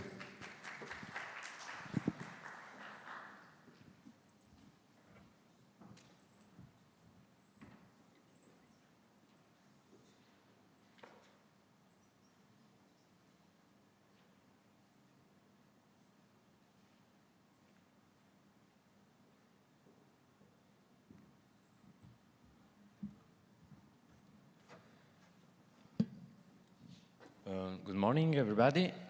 I'm Federico Piramide. I'm a urologist at San Luigi Hospital in Turin, Italy.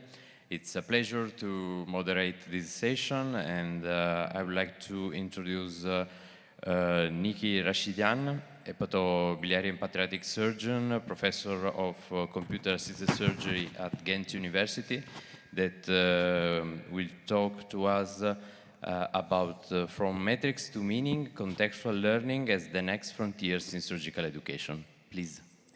Thank you so much for the kind introduction, and thanks to the Vattikuti Foundation for the kind invitation. It's a great honor to be here today among all these pioneers in robotic surgery, as well as master educators, all beautiful talks that we have been hearing today. These are my disclosure. I'm a director of research and skill development at Orsi Academy, and I'm also consultant and an advisory board for several medtech companies, but I do not have any financial conflict of interest in this presentation. And maybe one personal disclosure, I will be today talking about the contextual learning and what is missing in our metrics, and specifically on AI assessment for surgical education. One important point to mention before I start my talk, I have been doing research on using AI and surgical education for almost more than 10 years. And if the context of this presentation sounds a bit negative toward AI, it doesn't mean that I don't believe it, but I just want to, all of us, be mindful and be actually knowing the fact that exists nowadays and where we have to go towards. So just like all of you, I also believe that AI is here to stay, and AI is here to be our actually best help for surgical education. But we have to be just careful that what do we have at hand. So I think we all would agree that surgical education is a complex skill, and for learning the complex skill, we need a set of skills which is cognitive, psychomotor, and non-technical skills. As much as all these skills are important, specifically non-technical skills, we heard a beautiful talk from Nicholas this morning about this. It's not that we should put that aside, that's absolutely important, but the focus of this talk specifically is on psychomotor training, not the other ones. So we heard about the challenge of surgical training, about the robotic surgery training. We know that robotic surgery training is intimidating, and that's for a good reason. We do have this complex technology in hand, and the dynamic is different from open surgery, from laparoscopy. And we also all agree that human body is no longer a training model that we can use, and we have to be looking for other ways of training, and a lot of research has been gone to this area from the very beginning of robotic surgery. In the beginning, when, well, at least I think still in a lot of context, it's the reality that most of the time we ask our residents, have you done this procedure before? But actually the question should change. We are not looking, have you done this before? We are looking to ask the question, can you do this safely, consistently, and also toward the defined standard that we do have. And that's where the proficiency-based training comes into place, that there is a huge body of evidence showing that proficiency-based training is actually effective. We can reduce the errors by training people to proficiency. But when we want to do the proficiency-based training, we need to do the assessment, and metrics comes in place for it. As much as the assessment may sound simple, but it's actually for the trainer a complex cognitive task. We need to observe, record, interpret, evaluate, and effectively give a feedback to the trainee. And a good assessment, it's not only about the trainer, but it's also about the assessment process that we do have, the assessment tools that we use, and it's also about the trainee to be informed, to be engaged. So if we want to do a good assessment, we need to put all of this together. We do have different ways of doing assessments, so looking into the assessment tools. We have that conventional assessment tools like goals, gears, OSATs, we know all of them. It's of course resource intensive. You need an expert to look into the training and perform that.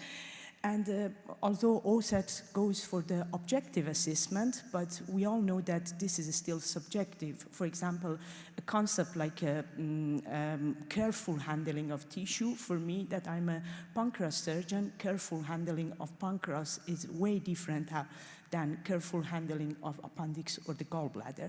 So it still stays, the subjectivity stays, even though we are putting it in a numeric scale.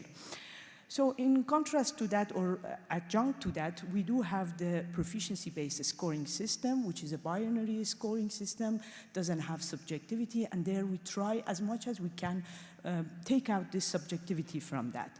And of course, we are hoping to have automated and AI-based metrics, which if we develop it in a good way, there should be a less resource intensive. You don't need a human expert to look at the performance, and it can be, of course, very helpful if we do have a good one.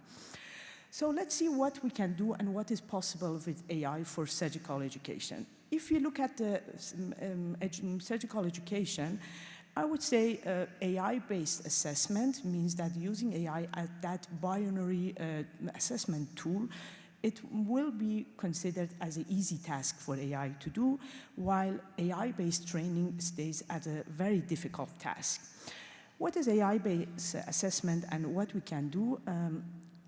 This is actually the basic skill anastomosis task, the very first task that we train the novice robotic surgeon on it. And you may probably know this scoring system. This is a proficiency-based system developed by Orsi Academy. We have divided this to 5 steps. There is a granular definition of the suturing operative error, knot tying errors, as well as critical errors. And this is actually how we assess those performance. And you maybe the font is very small to understand what is written, but as you can see, there is a very binary yes and no granular way of assessment of that skill. But of course, if we want to do this assessment, which nowadays is still at Orsi Academy, we do it this way, it means that every trainee that is doing this procedure, a trained trainer watching continuously and has to evaluate in that way. Otherwise, it will not work. Of course, at Orsi Academy, we want to make this work more affordable from the human resource, and we are spending a lot of time to research to see how we can automate that. This is actually an algorithm that we have developed that can perfectly segment all the elements in the picture, as well as instrument that we have, and we can accurately calculate the total distance travel and average instrument velocity. This is, of course, something that also a lot of robotic companies provide us this information, but we cannot get that for research purposes. But we have developed our own algorithm, which works perfectly, and we want to see if we can use that for surgical training or not. We also have developed algorithms that can detect those binary yes and no with the AI, and you can see, for example, needle out of view is one of those errors that should not happen, and here AI system can see that and recognize that.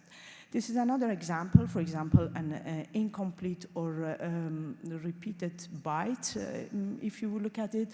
And these are also the tasks that AI can help us to recognize. So the computer can look at the performance and we can see that there is an incomplete or repeated task. But let's see what that means in terms of proficiency. This is a study, actually it's under revision, has not been published yet, but we call it the motion illusion. Why is that? And because we looked into the simulated anastomosis task of more than 100 videos of the novice trainees in a real world life data, people who are coming to Orsi to be trained, from being a novice, totally novice to the robotic platform, to becoming proficient in this specific task that I just showed you. And using our self-made algorithm, we have calculated the velocity and the total distance travels. This is the data that we have looked into. So we basically divided the performance, regardless of the surgeon who has performed, to the binary way of proficient versus non-proficient. And guess what? Comparing the proficients versus non-proficients, we don't see any difference, any significant difference between the total travel distance and the velocity of the performance of the proficiency versus non-proficiency. Of course, it's disappointing, but we looked into the subgroup analysis of this as what we call it within subject comparison. We compared the specific surgeon from being novice to becoming proficient. And there, actually, we see an improvement in velocity. And why is that? Because we tend to put those benchmark numbers, and we always talk about it, to benchmark against the expert performance. But actually, if we only look into the economy of the motion, that's not an accurate way of doing it. And why is that? Because my proficiency, my speed and velocity is different from your proficiency, speed and velocity. And the parameter that we should look into is not that if I can operate at your speed or not, but it's I can operate at your quality or not. And that's the question that we need to answer. And that's where AI-based training comes in place. And for doing that, we need to not only be calculating all those numbers that we name as a parameter for surgical training, but we also need to be able to interpret those, and we have to be able to give that back as a feedback. And I won't go to a lot of details on how we are going to do it, because there is a lot, technology development has to be done in that system. But probably one important point would be the vision language models that we do have. And I think if you have followed the presentation and the discussion of my colleague Walter Buchhardt yesterday about Montix, which was the clinical presentation of what we can do with the vision language models in the operating room, probably this will be the solution also to improve the surgical training in future. And how we do, hope to do that is that to be able to feed the system not only with the endoscopy view of the surgical performance, but also with the data of how we give feedback, what are existing in the profile of the patient, or at this moment the simulation task we are doing, and with all of that basically make a holistic view of the training ecosystem that is happening. So just to conclude about the talk about surgical AI, where are we and where we should go, I would say that surgical expertise cannot be reduced to motion metrics. We should forget that with calculating the time, with calculating the velocity and the travel distance, we can differentiate. I saw already this morning studies showing that we can differentiate expert versus non-expert in that. We can follow our training paths by looking at the speed that we operate, by looking at the velocity that we operate on it. But again, this is not alone as a standalone a good metrics for surgical skill assessment. I think still at the time, the validated PBP training methodology remains as a gold standard of calculation of the surgical training proficiency. And I think if we want to use AI as an adjunct to our surgical training, we need to move from measurement to interpretation and to understanding of what is happening. And the contextual learning, I think, would be the missing point there. And I hope in future we integrate AI with the validated PBP methodology, so we make computer systems that are able of recognizing that proficiency that we hope in the surgical skill. We need to shift from tracking motion to contextual understanding, and we need to probably leverage the vision language models for procedural understanding, real-time feedback, and for cognitive skill assessment. And in a simple language, we need to develop AI system that can tell what the surgeon is doing, why are they doing it, and is it appropriate to do it that way? And that's how we look at the AI development. Are we going to do that? It's a very difficult thing to do, but as of today, we are still working on this to make this a reality. Thank you so much for your attention, and I think we will do the questions in the end. Thank you, Nikki. Very, very interesting presentation. I have some questions, but I think we can do a discussion at the end together with Daniele Amparore, that I kindly invite to reach us here on the stage for his presentation on potential role of the human digital twin in precision surgical planning. Thank you, Federico. Thank you to the Vattikuti Foundation for this kind invitation. It's a pleasure to be here to discuss a little bit about the role of human digital twins in the precision surgical planning. I will talk about this topic, but I want to start saying that preoperative planning today is considered a sort of mantra of the precision surgery path. But the problem is that standard imaging tools nowadays could be not sufficient to enable an adequate planning to allow a precision surgery plan. So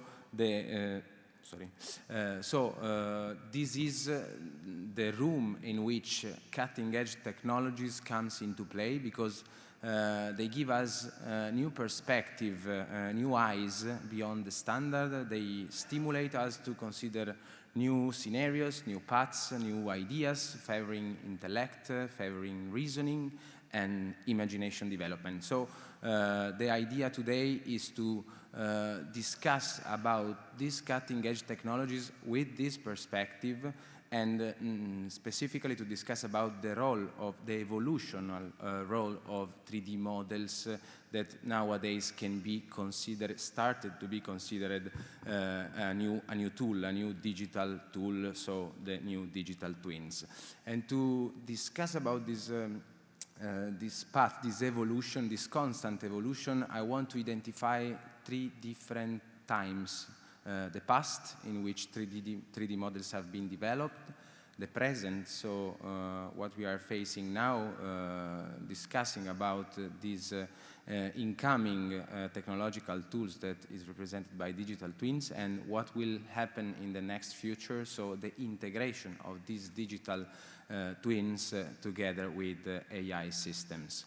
Starting from the past, around 15 years ago, we started to see the representation of the anatomical representation of the organs different from a simple rendering coming from CT scans. They were built by bioengineers step by step, considering each structure composing an organ of interest or a target organ. The process was quite complex, because we started with the acquisition of DICOM images that were then segmented and post-processed by the bioengineers manually, and then in order to obtain an interactive 3D virtual model that gave us an amount of information, a not negligible amount of information, because we can have perception of the morphology of the organ, but also of the boundaries of each structure composing the organ.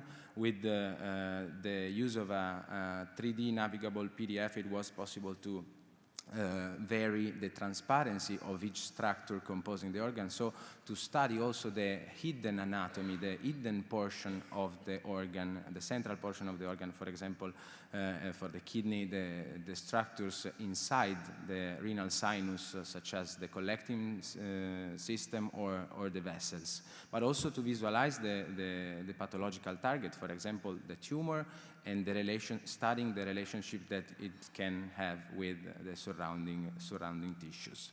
The first step towards the concept, probably towards the concept of a digital twin, it was made by the implementation of an algorithm able to represent the perfusion volumes within the organ. not only for the kidney, but also, for example, for the liver. We had some studies demonstrating the possibility to represent each vascular area depending on the distribution of the vascular tree, information that were functional, so added something new to the standard morphological evaluation of the organ. But moving from the past to the present we have to try to face with the concept of digital twin first. What digital twins means and what is today in our field of work and our field of research. A digital twin is considered a virtual model that represents a real-world entity, and it can predict also its behavior over time. The concept was originated by NASA for aerospace simulation in 2010 and integrates different technologies together, Internet of Things, but also AI, machine learning, data analytics, and is applied in many fields of application, including also healthcare, every day more also in healthcare. In the setting of surgery, digital twin means a dynamic virtual replica of the patient anatomy. So, first of all, a tailored representation of the patient anatomy, integrating different multimodal data coming from different data sets, so data set coming from imaging, but also clinical parameters, but also perioperative informations that are put all together in order to recreate a replica of the real organ. The aim to develop such kind of technology is to improve the planning, but also to allow the simulation and also the intraoperative guidance, the intraoperative assistance during our surgical procedures. And can be integrated with AI, but all the examples already published in which AI integrates together with the concept of digital twin in the field of surgery are still limited up to now. If we consider urology, that is my field of research, the main field of research, the digital twin is considered an evolution of a 3D virtual model in which we consider not only the anatomy, but we try to integrate information coming from other than morphological data, so coming from different data sets, as I said, also for surgery. That means imaging, but also clinical information. So the first attempt to evolve a 3D virtual model towards the concept of a digital twin was to integrate other features, other characteristics, such as, for example, the texture of the organ or the elasticity of the organ. We are working with soft tissues, so we have to try to find a way to simulate also the deformation of the organs. The idea was the rationale was to maximize the grade of concordance between what we see virtually and what we have in the operative field at the time of the surgery, so a concordance of the virtual organ with the real one.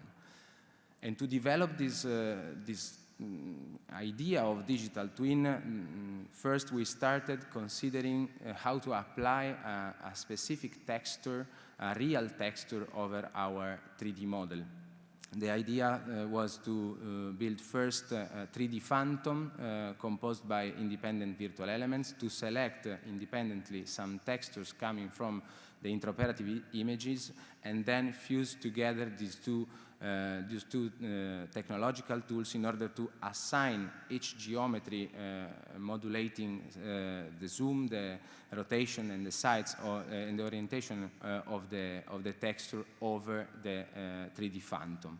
The final result was an evolution of 3D virtual models in which it's possible to appreciate also the texture, the real texture, or similar to the real one, of the organ, but with some anatomical details, some additional details given by the 3D virtual model. For example, the representation of the vascular areas, the vascular regions, and the perfusion volumes of the kidney. which were the fields of application of this first attempt of evolution of 3D models towards digital twin, both planning but also intraoperative guidance, because the surgical planning can be assisted by such kind of digital twins, maybe in an immersive environment such as the one of the metaverse, in which people can interact together in form of avatars and discuss about the clinical case and the planning strategy, having the virtual tool just in front of their virtual eyes, but also the assistance during the surgery, performing a cognitive guidance during the robotic procedure, because these virtual tools can be put within a digital device, such as the screen of the Tile Pro, for example, but also a tablet or a personal computer, in order to assist the surgeon at every step of the surgery. And the clinical study we did, trying to understand the usefulness of such technological tool, demonstrated advantages, especially for novice surgeons, in identifying some anatomical structures that were not clearly visible by the naked eye. For example, the identification of the pedicle of the kidney, but also the tumor, but also structures that have to be spared, such as the ureter at the time of the dissection.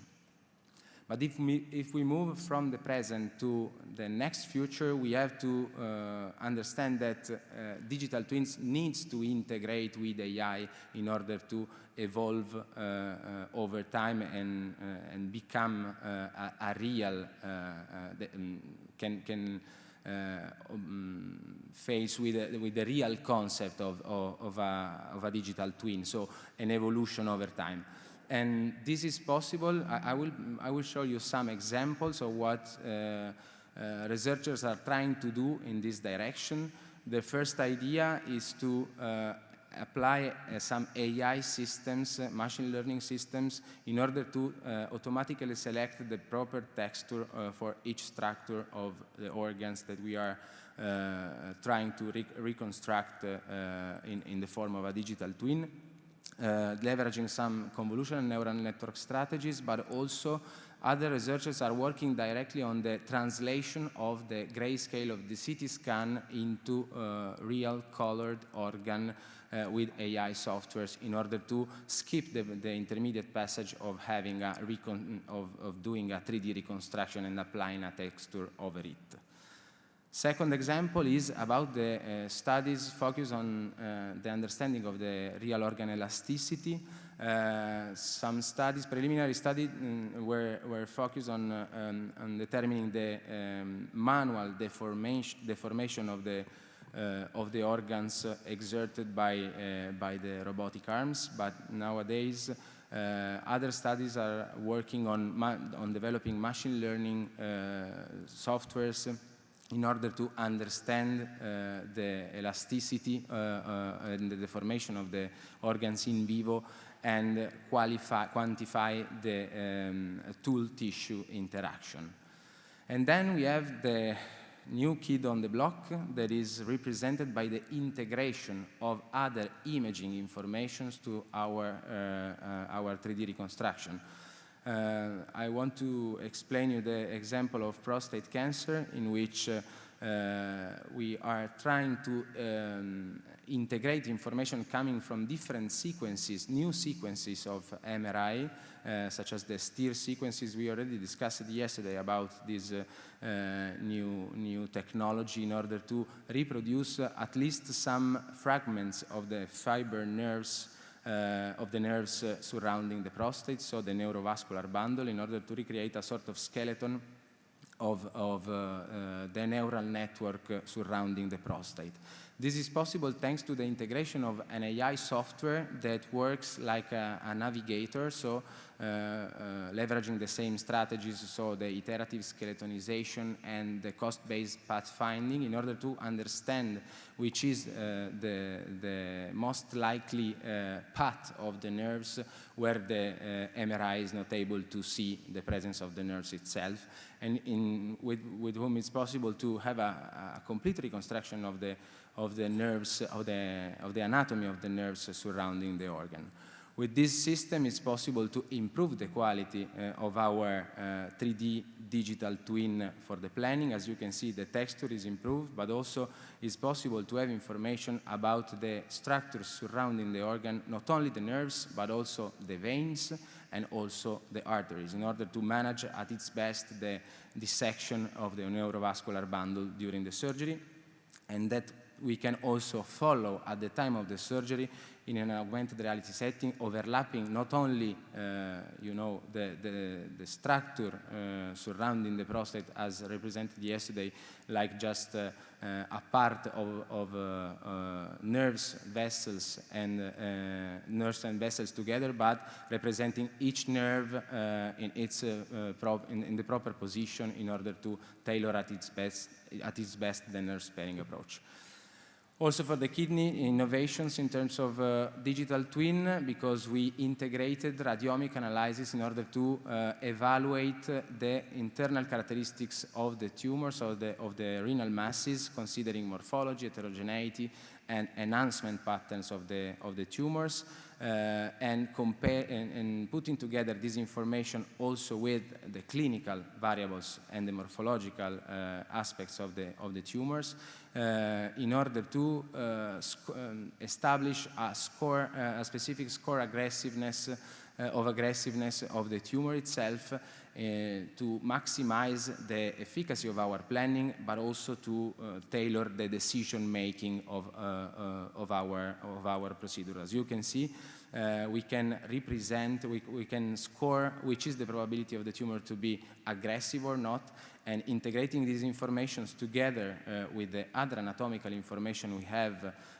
coming directly from the calculation of, for example, nephrometric scores, but also the pedicle management strategy or the resection strategy or the suture technique strategy, we can maximize at its best our planning also in the setting of partial nephrectomy.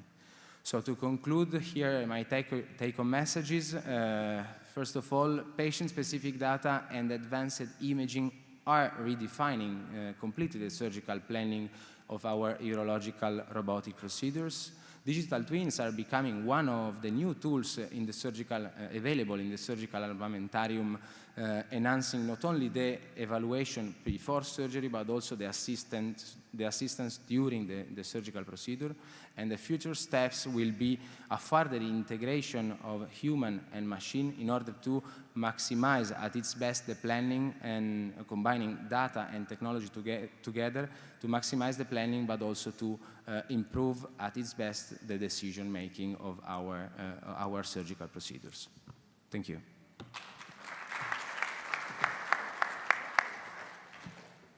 Thank you, Daniele, for your presentation. I will start the discussion with a question for Nikki. How long is the typical training on site through the program at Orsi, and do you think AI will shorten this?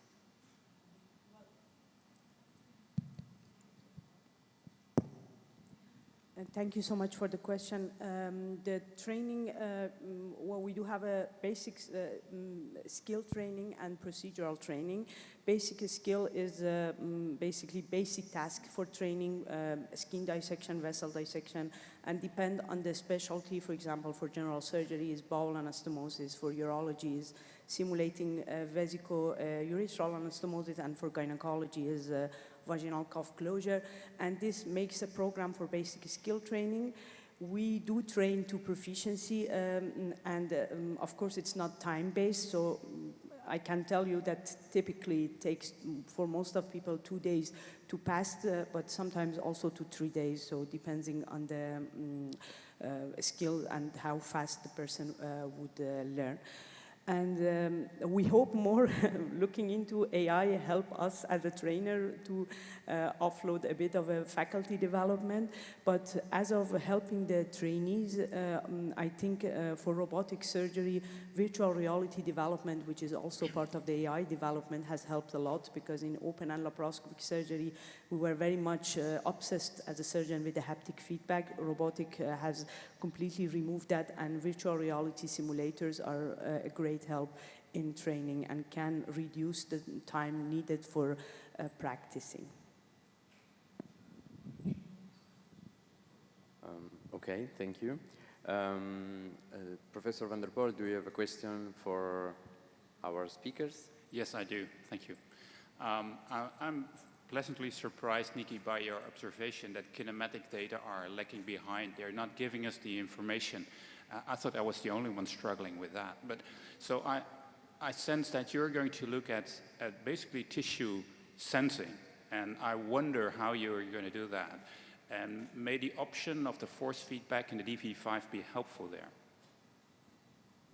Absolutely. That's actually a great point that when we are looking to the computer vision, there is also data out there, not a lot, but there are some studies showing that the performance, how you handle the tissue in the computer vision point of view can predict the outcome. And that can be something that we can use as a surrogate for the surgical performance.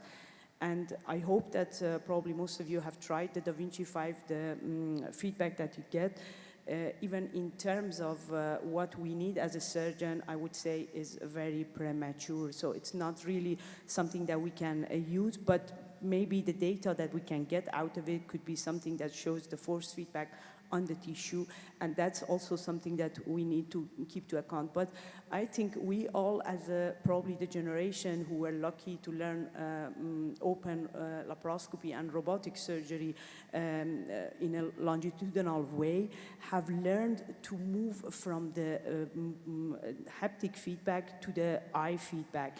And we get more of that information from watching at it. And we hope that with computer vision also we can reach that. So whatever the human does, we hope that the computer can replicate it. So to answer your question, I think we more have to focus on what we are seeing other than what we are feeling, because robot has changed that concept. Fully agree. Thank you. So first of all, congratulations, fantastic presentation, both Nikki and Daniele. So yesterday and today I heard several times vision language model, which are basically generative AI. In 2026, many people are talking a lot about agentic AI, but I haven't heard the expression physical AI in this meeting. So basically, physical AI means that you can reconstruct a virtual scene from videos rather than images. And after seeing your presentation, Nikki, about training robotic surgery, and of course, as you know, you can use even virtual reality simulation for training surgery, and the presentation of Daniele on 3D reconstructions, do you see a role of physical AI in both surgical planning and virtual reality training? Good question, difficult question. I think that probably there is a major role in training that in the planning phase, because in the planning phase we have just to we can have just informations coming from imaging or from the patient, so clinical data or lab analysis. And we have to figure how to face with the surgery, which is the best surgical strategy, for example, which is the best for the patient, also in terms of indication, not necessarily from a surgical perspective, but maybe from in terms of indication, the patient has to be operated or not, for example.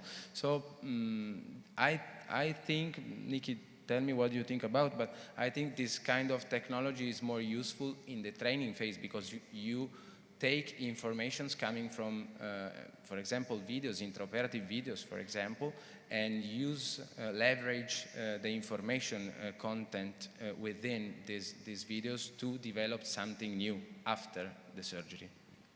I think I agree with you that in general, I think whatever we can use from AI, it doesn't, I don't mean to simplify training, but I want to magnify the impact of what we are doing on the patient. When we are doing a real surgery, what we are doing is way more complex and actually more important than what we are doing in the skill lab for training. And also, when you are thinking about giving guidance to somebody who is already an expert surgeon, the quality of guidance should be way higher than giving a guidance to somebody who is a novice and wants to become just learning a specific skill. So keeping this concept in mind is intuitive to think whatever AI can do, probably the first step would be in training, then going to the intraoperative guidance for the surgeons. And we have to first validate it in the training setting before we want to use it in the human setting. So an answer to your question, definitely, I think there is a possibility for using this in surgical education. And I think in surgery, the first thing that AI can change, I hope, is education. So thank you so much. Thank you. Yeah, wonderful talks, both of you, and I think it is a corollary to the previous question that if we talk about a procedure planning, and for a person who has been doing that procedure, and you showed all the ways we can integrate the CT scan and other images. So have you been able to develop a model which is integrated into a robotic platform and a person can do a surgery before the actual surgery, looking at the vascular anatomy and, even, so that helps even a kind of expert or a surgeon early in the learning curve in procedural planning? Sure. Every different information can be obeyed in preparing the surgery, in setting the best planning. So I think that in the next future, we will try to add more information coming from different fields. So, for example, molecular imaging can be a field of application, a field of interest for the integration of the information content within the images we can obtain from molecular imaging in order to improve the amount of information we have within our digital twin model in order to maximize at its best the planning. The problem is that when you try to put together all this information, you have to find the best way, maybe AI-driven, to make the integration itself. The problem is that, for example, we are trying to develop a software able to represent the elasticity of the soft tissues, but this software maybe is not able to dialogue with the other AI software that integrate information about, for example, the aggressiveness of the tumor or about the vasculature of the kidney. So find a way to integrate all these algorithms, all these AI systems together will be the next, probably the next challenge we have to face with. Great, thank you so much. Okay, so we are running out a little bit of time, so I think we can close this session. Once again, I would like to thank Nikki and Daniele for their nice presentation and the audience for the discussion. Thank you. Thank you.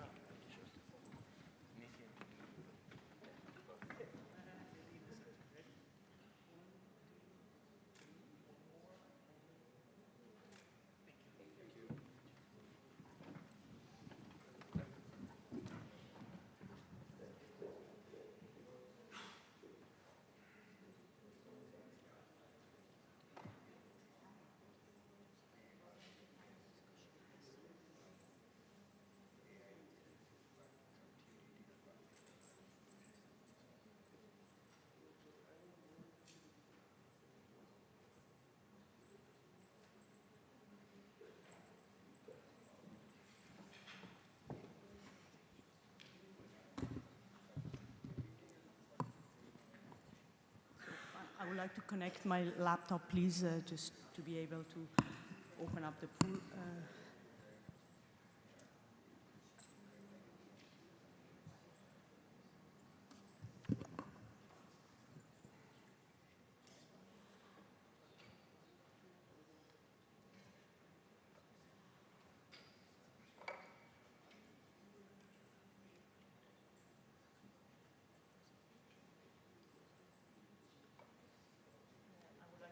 Like the panelists, please come on the stage and have a seat.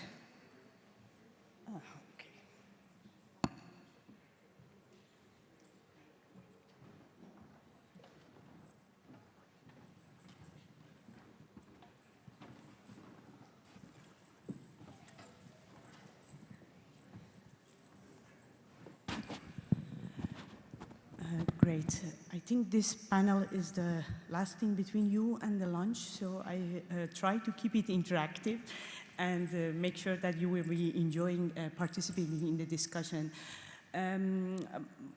Of course, you know the panelists who are sitting here. They have been all doing great presentations yesterday and today. And for the sake of the time, I will pass the introduction and we just go to the discussion. The subject of the panel is about democratizing surgery and remote surgical assistant. And we want to all together think and discuss what are the problems there and how we can move forward going to the future. For this purpose, I have prepared just 5 simple questions. I will present them. You will have to scan the QR code on the screen and vote on what you are thinking is the reason or is the correct answer. And then the panelists would help us for the discussion. It's a bit uncomfortable working with the...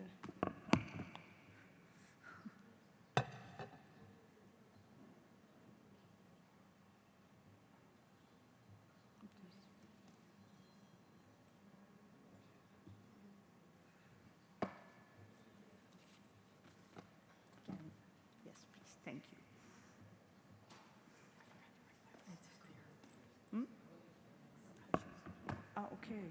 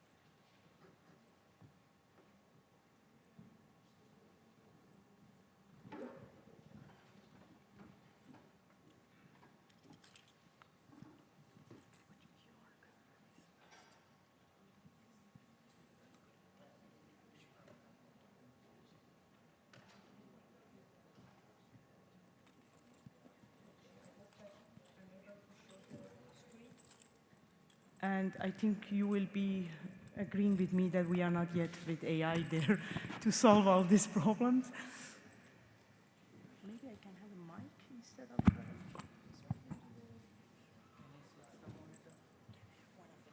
Yeah, sure.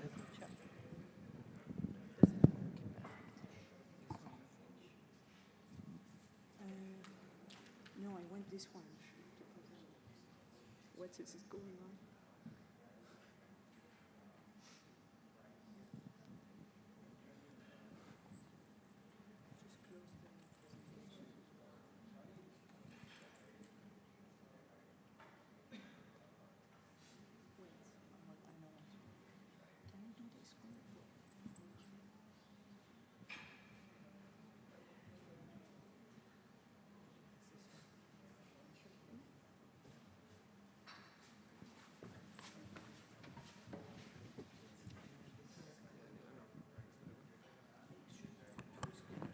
I know.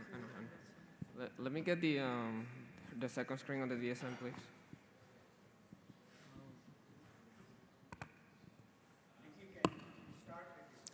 Well, we can start the discussion. That's actually a good thing because, sure, that's just for not losing the time because I have the questions written there, but I also have it printed like all the schools, so no worries. Actually, the first question is we want to talk about the patient safety versus the learning curve in the time. And the question is that it will come up, and when it comes up, please go ahead and vote. But the question is that why does so much learning in complex robotic surgery still happen on patients? And the possible answer for this is, I don't want this slide, I just want that Vivox, the voting things. You can just close the slide. No. Please just close these slides and just screen show my desktop for this. You want this? Yes, just this one. This slide. Forget about this slide. Okay, so the question is about the learning in the operating room. And the answer is that the simulation cannot fully replicate the real surgical difficulty. Okay, perfect. Not really, okay, I can work there. Yes, we are almost there. Could you please just scan the QR code and submit your vote? And I would like to ask Nicholas to actually open the discussion about how we can accept the avoidable patient risk, because we think that surgical training is still remain traditional comparing to what technology is going through, or what we have to do to make sure that with all the advancement that we have in surgical technology, we keep up also with the advancement in our surgical training. Thank you. Are we going to wait for the results, do you think? So I think it's an excellent question, and one that we're still grappling with, particularly as you say. So in terms of complex procedures, why are we still doing these in the operating room? And I think, certainly for myself, this comes across a number of features, one of them being that we still don't have the necessary simulation tools for that. We had a great presentation yesterday from the team at Imbra, who've done great work in producing synthetic tools, but these are still not at that level to be able to properly simulate complex procedures in the robotic operating room. The other aspect of this is still a lack of institutional drive for providing enough time for training. And so again, we've heard how important simulation training is and how important it is that we move training out of the operating room, but really providing surgeons that necessary time to undergo that training is something that we're still lacking. And it still remains a conflict between providing service delivery and adequate training. Great. Does anyone of the audience have any specific, may I ask you please, again, scan the QR code and vote, because we were having a unsynchronous question to the discussion, but hopefully it goes a bit smoother from now on. So I think I also agree with you that the simulation, as somebody who is working in a simulation center and trying every day her best to make the simulation realistic as much as possible, we are absolutely in many, specifically those complex procedures are not yet in the simulation. But what is also about the, basically there is always a question about the cost of training, who has to pay that cost. Does anyone from the panelists has an idea on who has to pay the cost for surgical training? Well, I have a comment coming from the US. So for more than a decade, I ran a course that there would be nobody that could attend it if I didn't have it where it could go over a weekend and people could come. I'm always amazed when I go other places that you can take off a week to do a course or something like that. There's so much drive for productivity and other metrics that I think it's hard to separate some of this from the thought about training. So it would be great to do it, but how do you actually get the time away from your practice to do it is something that we don't talk about. And I don't know if drivers are just different in different countries. I'm sure they are. But in the States, that's a huge driver. That's absolutely true. Roma, do you have any also idea about the actually, I know that you are having a lot of experience in organizing the training in a whole country. How do you think that we have to approach that? What should be the actually the sensitive for the faculty to be spending time on education? Both for the faculty as well as the training, there are various things we need to look at. In India, a lot of these trainings actually happen over the weekends because most surgeons don't want to leave their practice on the weekdays. So it's hard work. You actually end up continuously working for 2 weeks. But it does happen and people do attend. Then there comes about who pays. Most of the time, the candidates pay themselves. Yeah. The institute, or I don't know, if the robot company or somebody should subsidize it. But in the end, the candidates pay themselves. And having said that, then there is hardly any compensation for the trainer to be able to do. Most trainers just do it out of their interest and drive. That's so true. So, Nicholas, that's the pool that we are seeing. Do you have any comment on that? Or is there something from the audience that you think they are thinking differently than what you are thinking, or it all makes sense? Well, I think, yeah, as you can see, it does reflect those same comments about training, and I think I fully agree with my colleagues' comments here about trying to provide time for training is critically important. The further point I make, first of all, I realize it gets very tedious hearing about airline industries and Formula One companies and things like that, but going back to that in terms of the airline industry, I think there are some factors. If you look at that at the moment, any pilot has to do 1 to 2 sessions of training every year. And so that's where he stops flying planes and earning the company money and does dedicated training over a number of days. If they don't pass that training, they can't continue to fly.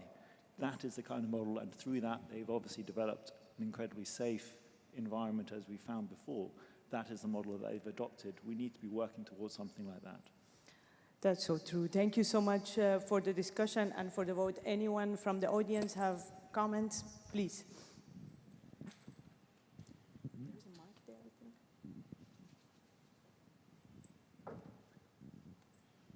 I think we are all agree what should be done. They may not be in high level of evidence, but we know what is the way to be done.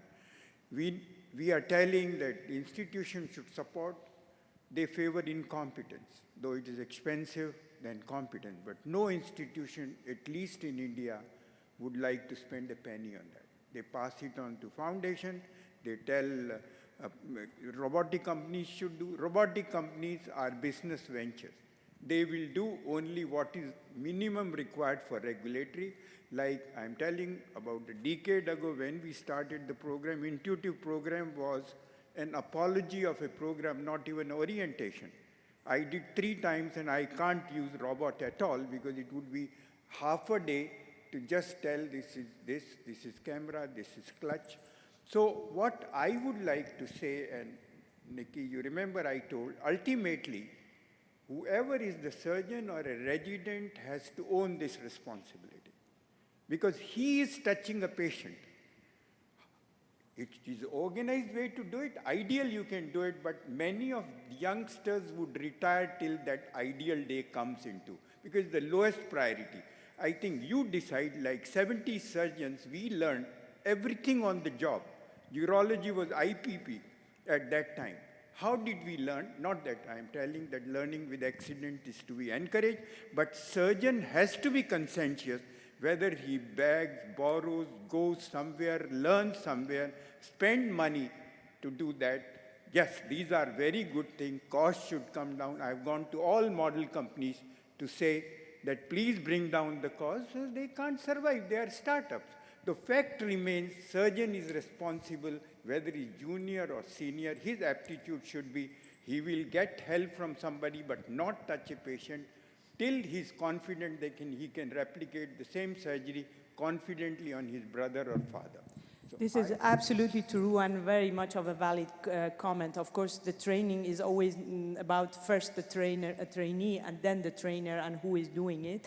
But I would also like to mention that of course, they have to follow, but we as a trainer, as a faculty, as somebody who also has the responsibility of training the next generation, we should be able to find ways for delivering it. We all are giving this very nice speech that the company should not be the one who is doing the training and delivering, and guess what? The company actually is the only one who is doing it for free and giving them the certificate. As long as we don't have the plan for how to do it, it stays the same whether the trainee wants to follow or not. So of course you will follow the company training because it's for free, because it's convenient, and in the end you get the certificate you need. So I think it's on us also as a faculty to look into it. Please. Basically, the postgraduate medical education, there are two conflicting interests. One is that the hospital wants the residents to run the patient hospital. And second, they have come to be trained. And there's a continuous conflict, and they don't get enough time to train, to be trained. Suppose if someone comes to train, they are busy managing the patients. So there has to be something radically changing, that the hospital setup, patient care, is not dependent on the residents who have come to learn. This is also actually a valid point, that the resident's job is not to fill in the gaps, but also to be trained. Yes. Thank you, Nikki. I do second Dr. Bhandari's point that the surgeon is, should take the responsibility. One point I wanted to mention, which applied to me and our group, is that one-time training, sometimes intuitive will give or the hospital will support. I always found that you probably need to go another time, or third time, to have some sort of training or refresh. And any views on that from you guys? Thank you so much. My take on training is a little different. You don't train in isolation. So you cannot have just simulation, just OR. It has to be a combination of two. That's how we train for everything: open surgery, laparoscopy, endourology, and everything. And if you are in a setup which has a device, that's the first prerequisite. You have a resident training. When you do have a device, adding a simulator to it is a minor added cost. Every institution cannot have a laboratory. You will not have sim labs across the world. Won't happen. Therefore, it's going to be a mix of what you see in the OR, what you assist in the OR, what you do online, what you do on the sim off time. As a contributory participant, it can't be the 48-hour work week, which will get you to have time on the sim as well. So it's a participatory thing. You wish to learn, you need to put in a little extra, maybe beyond the 48 hours of clinical care. Do it in the evening, but then you learn on the patient as an assistant to begin with before you move on. I think that's the only way forward. You cannot have sim labs in every training institution. That's actually the clear reality. We cannot have it everywhere, but we also don't use it everywhere that we have. That's actually the pain. True.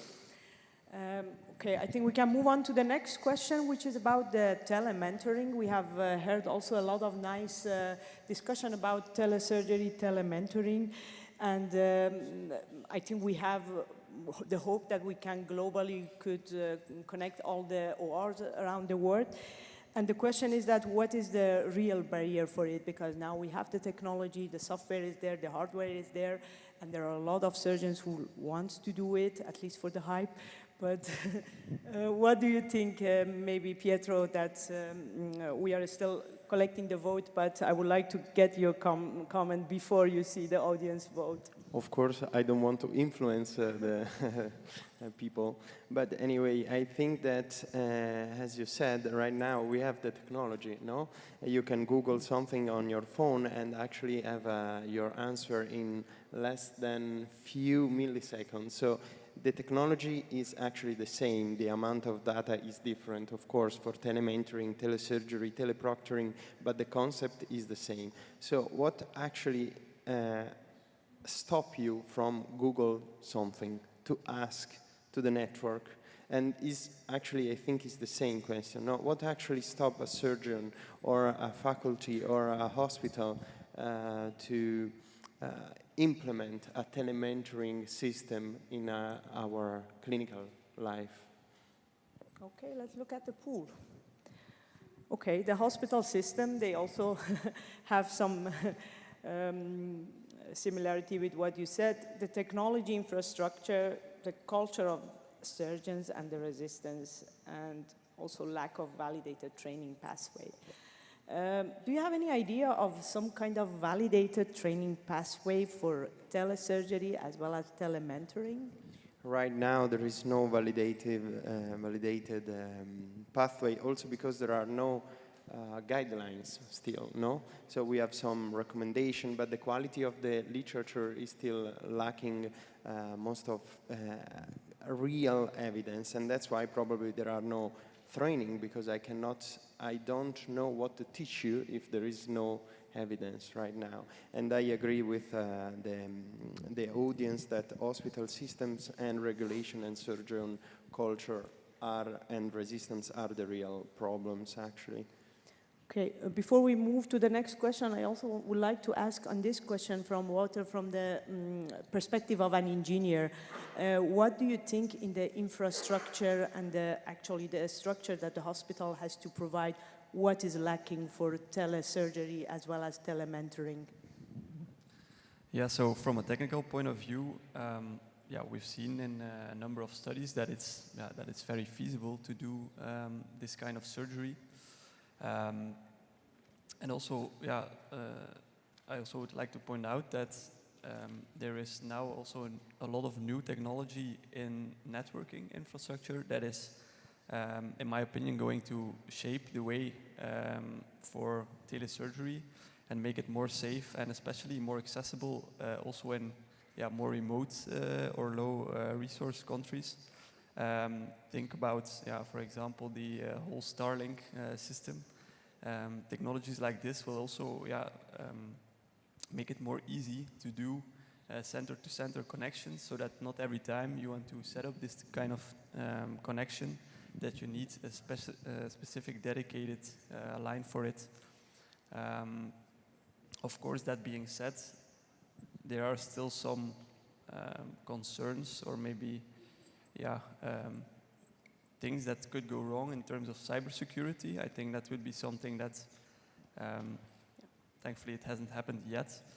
But I wouldn't want to be on the table when there would be a cyber attack and the network goes down. So, that's still something to think about. Absolutely, that's a very good point, actually.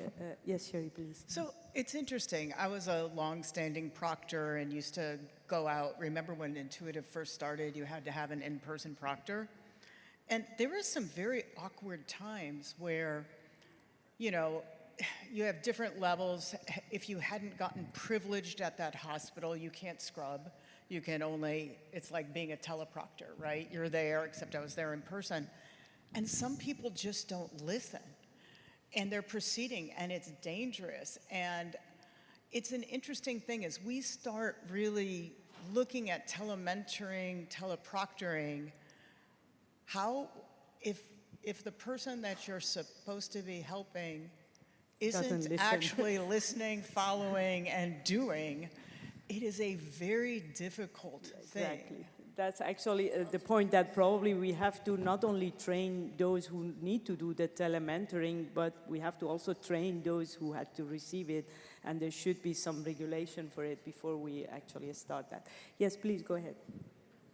I'm a GI surgeon, so we started doing one-to-one online coaching for a surgeon who has recently injured a bile duct during a laparoscopic cholecystectomy. And at the end, we asked them that in future, suppose you have a problem and you call us on a video call and show us the operative findings and take our opinion. So the main barrier that we face was that who will be responsible if still a problem occurs. My request and plea to all societies and associations is that we should take a stand that this is like consulting a book or a journal. After reading a book or a journal, if I mistreat a patient and a complication occurs, I am responsible, not the book or the journal. So same stand probably the associations or societies which are discussing these issues should take, that it is not a consultation to the patient, it is a consultation to the doctor. Ultimately, the primary doctor should be responsible. that's so true. I think the person who is on site and the surgeon should be responsible, but if you're also doing a tele-mentoring, you are also taking on some responsibility to be guiding those person through that. But this is something that I think needs more of a medical legal discussion than just we think what is correct. I think it should be extensively discussed and guideline for this should be developed. Yes, please. Any? No, It's okay. Okay, then probably we can move to the next question. I hope that more than 12 people here listening to us, so please scan the QR code and vote. We are very much interested to know what the audience are thinking about this questions that are going on. We have a question about the advanced surgical technology. This is actually, for me, probably the most interesting question within all the questions that we ask.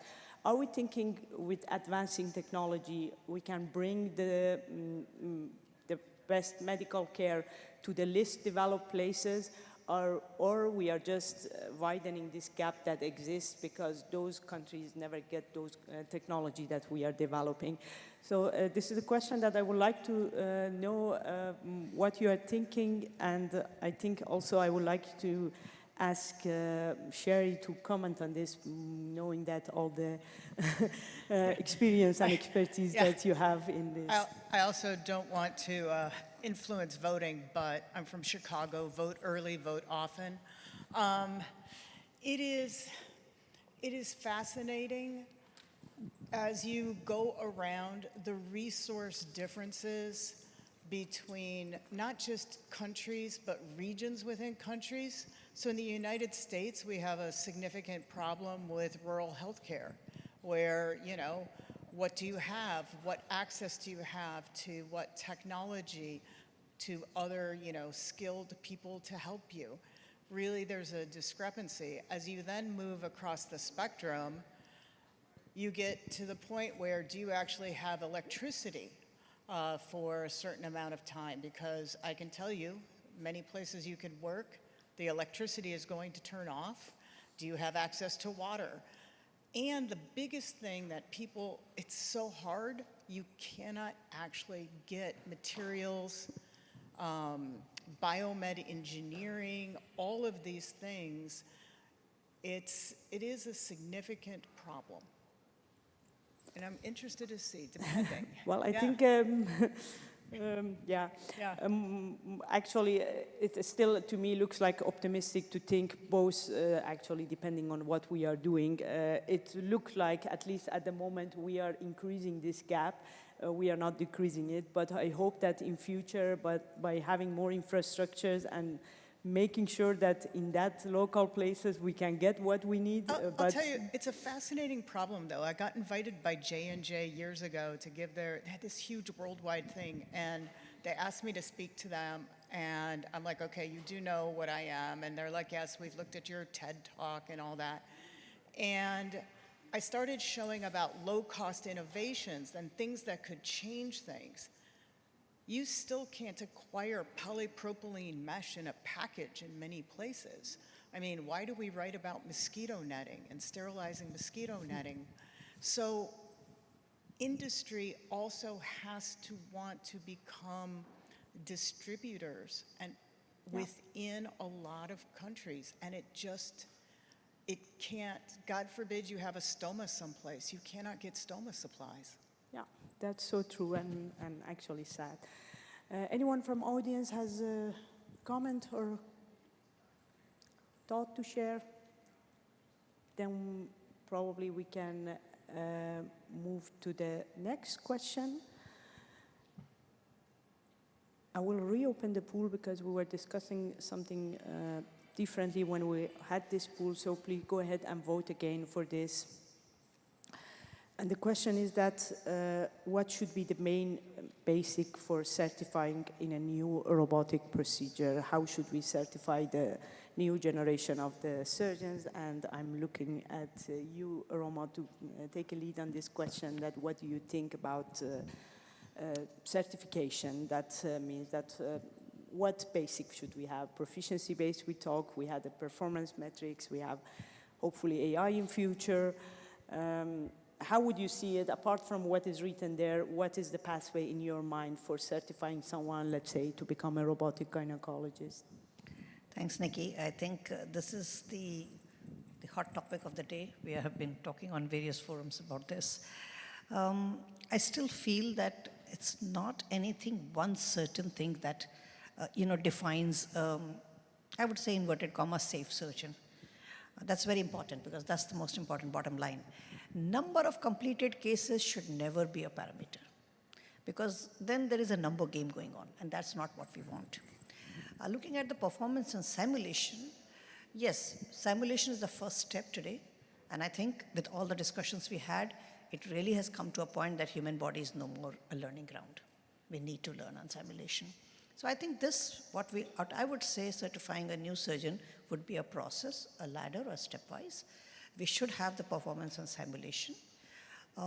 Then you should have I hope what I'm understanding is correct on video-based performance is that if I submit my video for an evaluation and then somebody grades it or looks into it and says, okay, these are the critical errors, these are the problems, and in the end, are you a safe surgeon?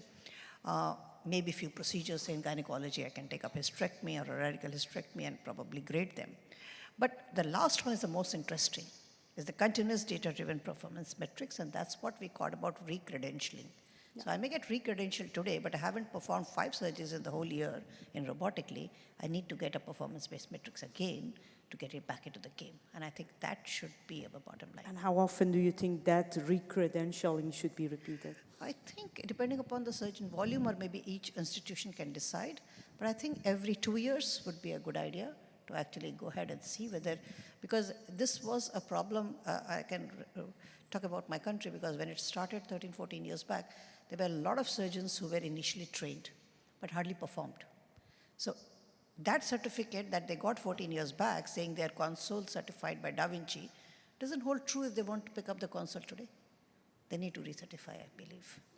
That's so true. Thank you so much for your comment. We do have 6 minutes. There was one question that I don't know, for some reason, the technology doesn't want to help us to show it again as we are talking about AI and all these advanced metrics. But I can put the question to the only engineer in the audience and ask, what do you think from your, in the panel? And what do you think that would be the first AI that we can decently use, not just show it on the Congress, but really use it in our clinical practice? Yeah, so if I remember correctly, from the options, there was like detecting the different structures during surgery. I think will be the first one. Okay, the utility of that is maybe less for experienced surgeons, and it's more for education or medical students. But then, amongst that, I think the second use case in clinical practice will also be to prevent certain hazards or difficult situations.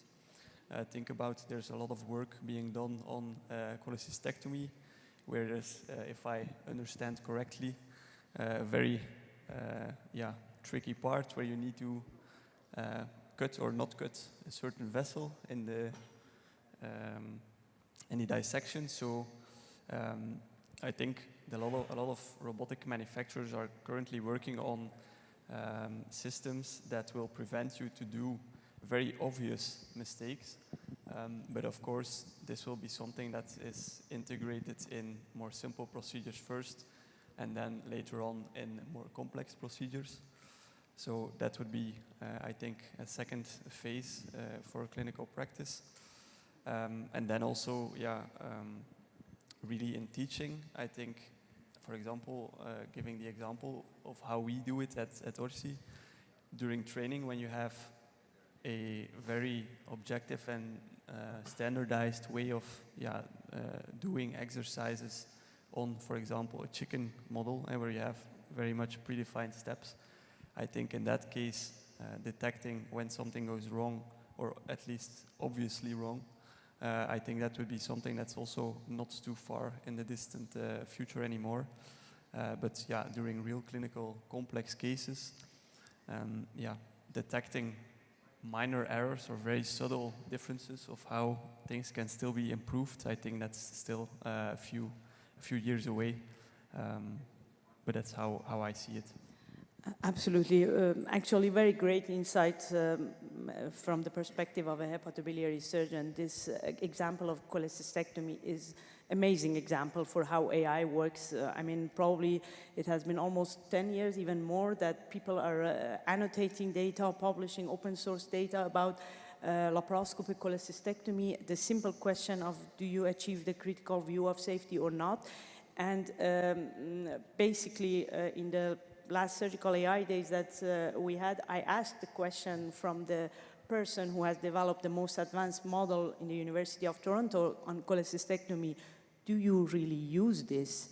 And what he said, that honestly, we are trying to do a randomized trial and see our residents doing that, which is actually the logic that we do. We always introduce, not to point anything about it, that's an amazing work, this is the way that we have to go, but we have to just be careful that what we are seeing from conferences, from the media and from the social media is not really the reality of what from AI in clinical practice that we do have.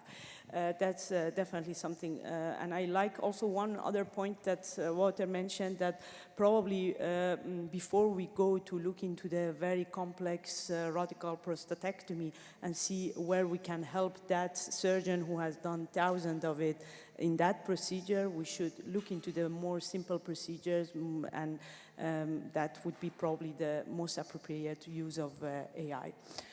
We still have, I think, 2 minutes left of this discussion. Is there any question or something from audience or panel? Well, I was just going to make a quick comment that I agree that I think where we're going to see the biggest impact in AI is going to be the very boring but the important aspects of it. So not, and don't get me wrong, the presentations we've had this weekend have been fantastic, very interesting, but the basic logistics you had, I think one of the options was about surgical phase analysis. If we can even start to automate when we're scheduling our surgeries, do we have enough sutures, all of the basic things of having the right equipment and the right time, then we will see a greater improvement in our proficiency and performance in terms of delivering surgery or That's so true. Let's offload that work that actually is boring for us and give it to the AI instead of expecting AI to do all that complex judgmental and decision-making that we do need to do as a surgeon. One just explanation about the QR code that you are seeing on the screen is a study that we are doing at Orsi Academy. If you are interested to be part of it, just scan the QR code and fill in the information. We are very much happy to get your perspective as a surgeon. If you are a surgeon in the room, please scan it and fill in your information and your idea about it. We will be very happy. Andrea, please. Thank you to all. Thank you to all the panel for this interesting debate.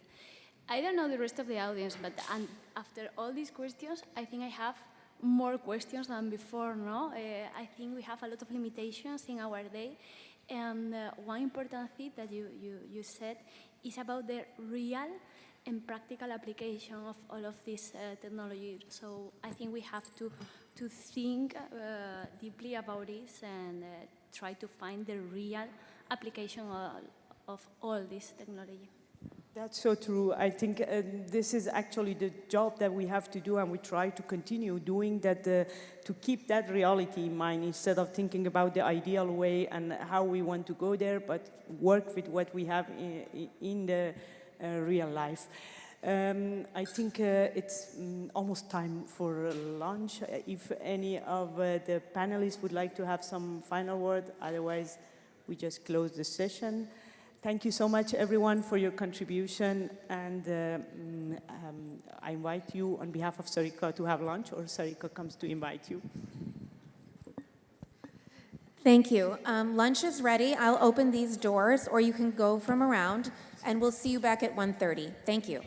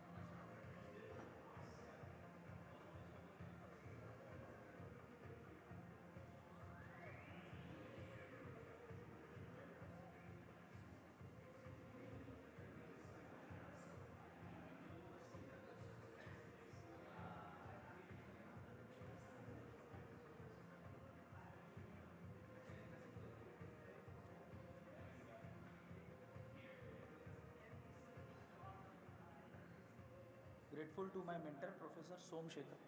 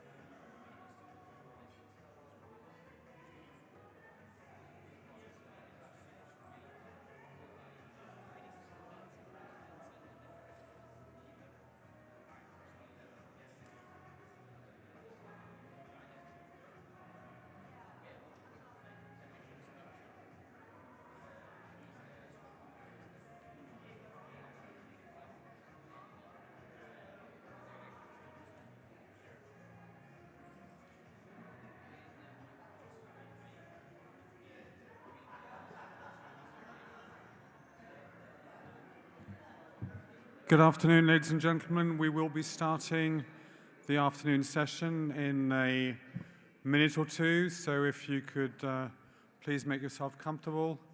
If you can hear me in the dining room and you want to come through, we'd very much appreciate that.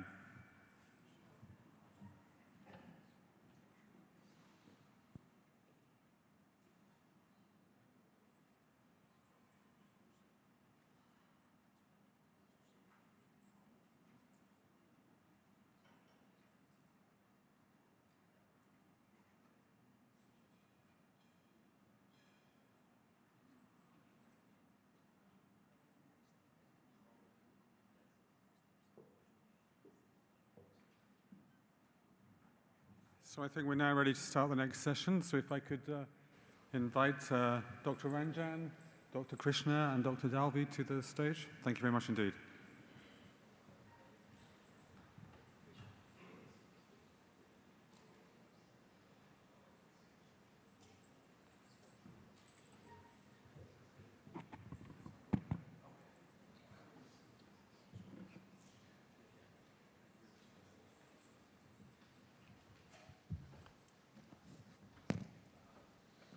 Hello. Good afternoon, everyone. Welcome to the afternoon session. We kept this exciting part in the afternoon, given the postprandial issues. So it's the most exciting in innovation and innovative space and the transformative effect of a novel technology. This is dedicated for focused ultrasound for neurological applications. We are discussing on movement disorders and as well as epilepsy, the common neurological disorders which is disabling many times. Our first speaker is Dr. Bibor Krishna, one of our dear colleague and friend. He is associate professor at University of Chapel Hill, North Carolina, and he'll be presenting on focused ultrasound as an emerging treatment for epilepsy. He is one of the pioneers in the field, and he runs the trial on high-intensity ablative therapy for epilepsy. Please. Thank you to the foundation for inviting me for this talk. And this is particularly interesting because we usually don't have multidisciplinary interactions like this. I really enjoyed the talks earlier today from urology colleagues around robotic surgery and such. So I'll talk to you about the brain applications of focused ultrasound and hopefully get your attention to how this disruptive technology has made a huge impact in our fields. These are my sources of funding. The one that I want to mention to you is that focused ultrasound is not an FDA-approved treatment for epilepsy. It's investigational for epilepsy, and so I want to be clear right from the offset. So we're going to be talking about three main ideas here.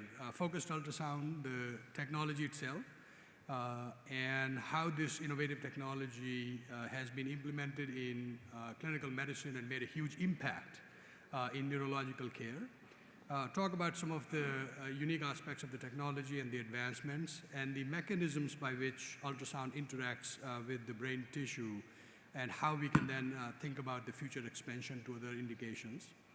We'll then move on to focused ultrasound application in epilepsy, and I want to present to you what the scope of the problem is, and want to talk about the clinical trial that we're conducting, ablating the anterior thalamic nucleus, the trial design and the updates, and then open it up to talk about how other mechanisms of ultrasound can then be leveraged for delivering therapeutics into the brain by opening blood-brain barrier. And not only that, also modulating brain function through focused ultrasound neuromodulation, and few concluding thoughts at the end. And so if you think about why clinicians should be interested in focused ultrasound, the first message that I want to impart upon you is that focused ultrasound touches almost every aspect of clinical medicine today. A lot of the urologists are already aware about the HIFU treatment for their prostate patients, but only urologic procedures, but also, for example, in cardiovascular medicine, orthopedics, for example, treatment of bone tumors, women's health, and also neurological indications. And even in neurological indications, if you think about cerebrovascular, brain tumors, Parkinson's disease, and other neurodegenerative conditions, neurotrauma, a lot of aspects of neurological conditions are now impacted by focused ultrasound. So I want to start off, this is a clinical audience, so I want to start off by presenting a case to you. So this is a case presentation of a 75-year-old patient who has been having tremors in her hands for the last 40 years, works on one side of the body, and she has a family history of tremor. She has tried multiple medications which were causing her side effects. And this is a video of her trying to get into her apartment, trying to open the door. And this has had major impact in her quality of life. And so based on this action and posture tremor that you see and the history, we make a diagnosis that this is a diagnosis of essential tremor, which is the most common movement disorder among adults. And the treatment, pre-focused ultrasound for this condition, if the medicines have failed, included deep brain stimulation surgery, which is the gold standard surgery for this condition. And a few centers would offer gamma knife radiosurgery, and certainly radiofrequency ablation of the thalamus was another treatment for this patient. And the results are fantastic. And so you look at this patient after deep brain stimulation surgery. On the left is when the stimulation is off, and on the right is when the stimulation is turned on. So it makes a major impact in patients' quality of life and allows them to do things that they couldn't do before. But if you take a step back, this is a safe and effective operation, you would think that we would be doing a lot of these operations because it's a common neurological condition. As I mentioned, about 1% of general population has essential tremor. About 4% of people over the age of 65 have essential tremor. So this is a very common condition. And majority of patients become medication refractory over time. And as we talked about, the presentation is, you can easily distinguish that. Yet, we only do very few deep brain stimulation surgery for essential tremor. And so within the scope, this is a very underutilized operation for essential tremor. And that's where the need for innovative treatment, which is incisionless, comes into picture. And so focused ultrasound, I want to present to you a video that takes you through the workflow of focused ultrasound. And so patients are in the MRI suite for this procedure, and today this procedure is FDA approved since 2016. It's incisionless, doesn't require for you to have general anesthesia. We can do it in local anesthesia. And it's an outpatient operation. Patients go home the same day. As you can see, inside the MRI, patients receive a head frame, which allows us to keep the head still, and position the transducer in a way that it's confocal with the intended target for ablation in the brain. Patients are awake for this procedure so that you can do testing on them. And the procedure lasts about an hour and a half or so, so you want to make sure that the patients are comfortable while lying down in the MRI. And we are looking at parameters that pertain to how someone's skull is, whether it's favorable for the ultrasound or not favorable for the ultrasound before we start to embark on this journey. The key feature of focused ultrasound that's very appealing for neurological applications is that you could do what we call subthreshold testing, where you could use a small dose of ultrasound to temporarily perturb the tissue so that you can understand whether an ablation at this location would be safe and whether it will be effective. And so you use a very low dose of ultrasound to temporarily perturb the tissue. Once that is done and you make sure that you have delivered the enough dose for ablation, you then go inside the room, patient is awake, and then you're able to do testing on that patient. If you were to notice during your testing that it is not safe to do ablation, then you can actually move the target to a different location so that you can make your surgery safer in real time, and then also assess the efficacy and continue to make the efficacy better. Once you have established in testing that this is safe to ablate, then you deliver parameters that permanently ablate the tissue so that patients can have improvement in their symptoms in long term. Now, this disruptive technology has been adopted worldwide, and if you were to look at the number of procedures with focused ultrasound, I'm sure Maurice will tell us that the numbers have actually increased much beyond what I have on the slides. And so the expansion in numbers has been exponential over the last several years.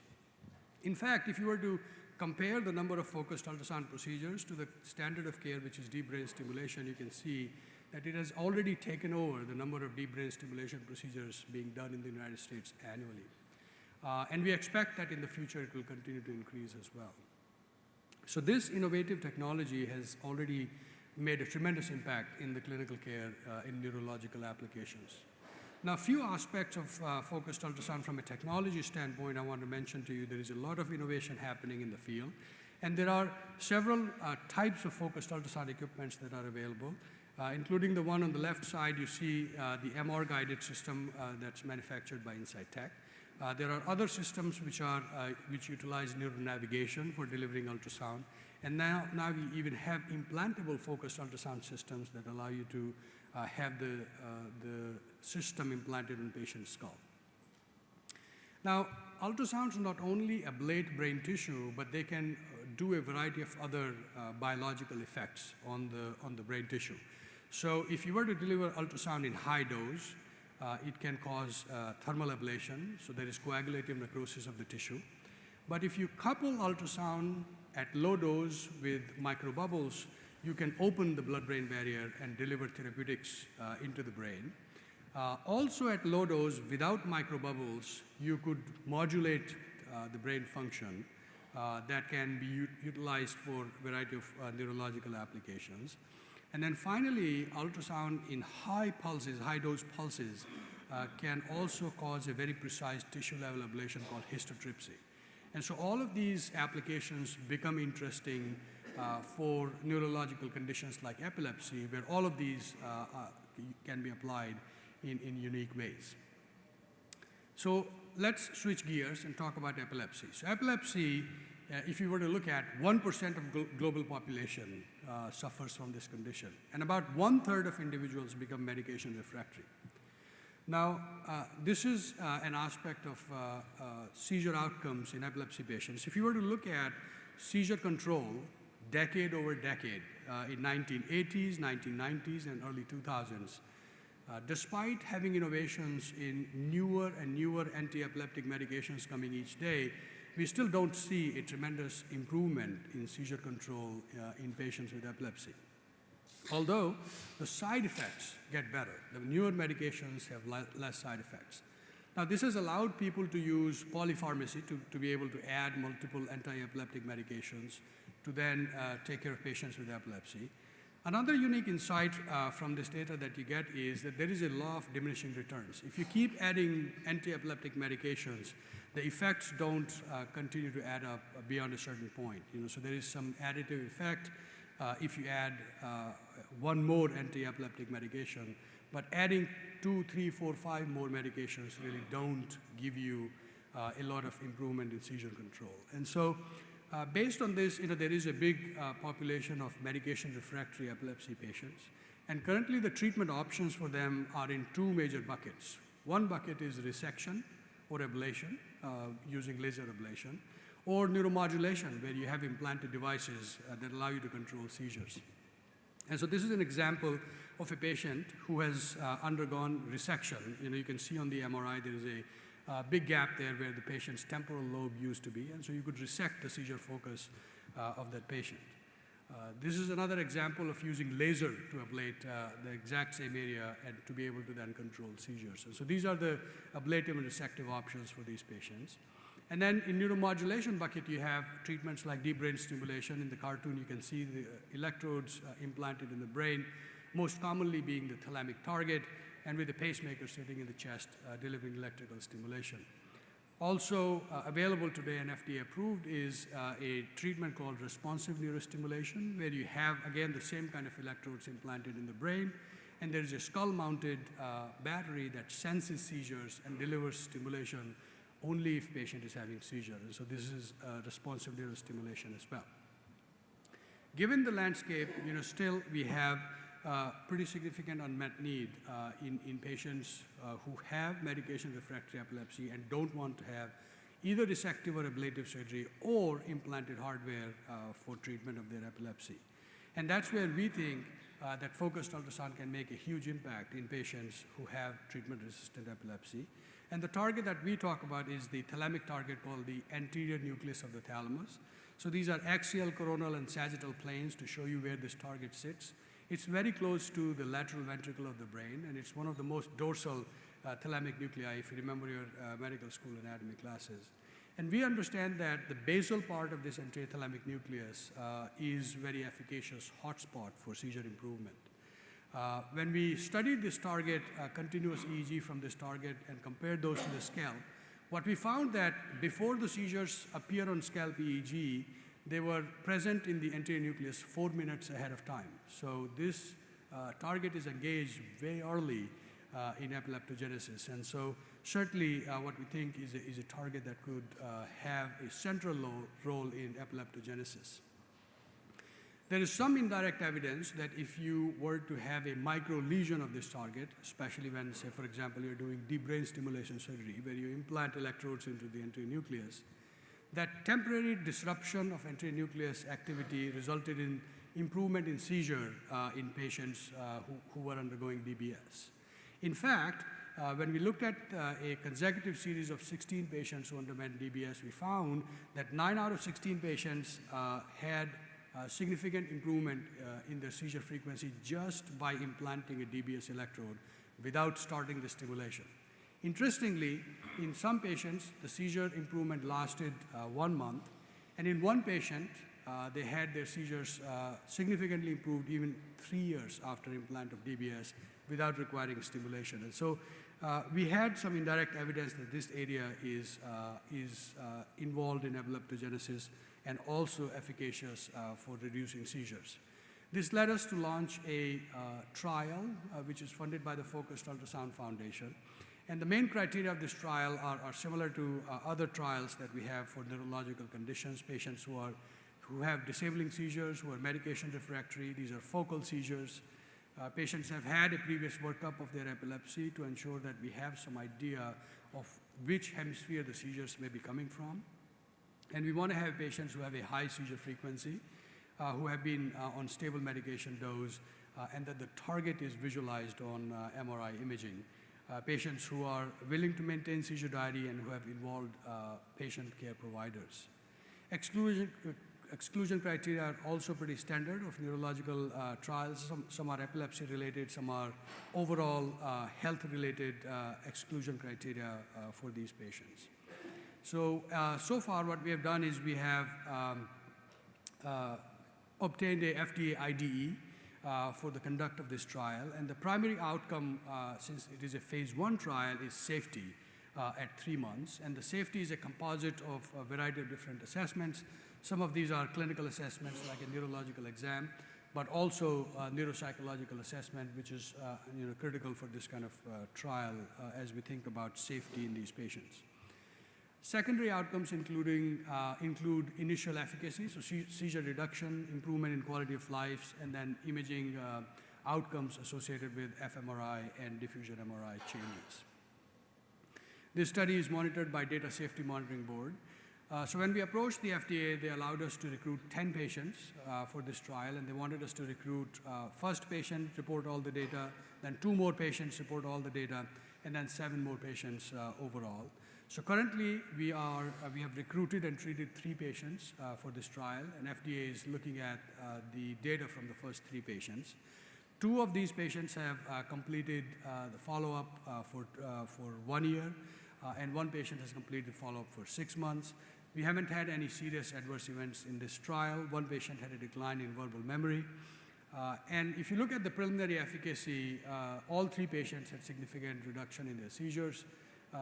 Some had 4 to 6 seizures a month, some had 90 to 100 seizures a month, and all these patients showed improvement in their seizure frequency. This is a chart showing the improvement in seizure frequency of the patients who were enrolled. So I'll give you a case example of a patient that we treated in this trial. This is a 39-year-old right-handed male who has a 27-year history of refractory epilepsy. And he had multiple abnormalities on his brain MRI. Patient had undergone vagal nerve stimulation, which is another standard of care treatment, but continued to have issues despite that.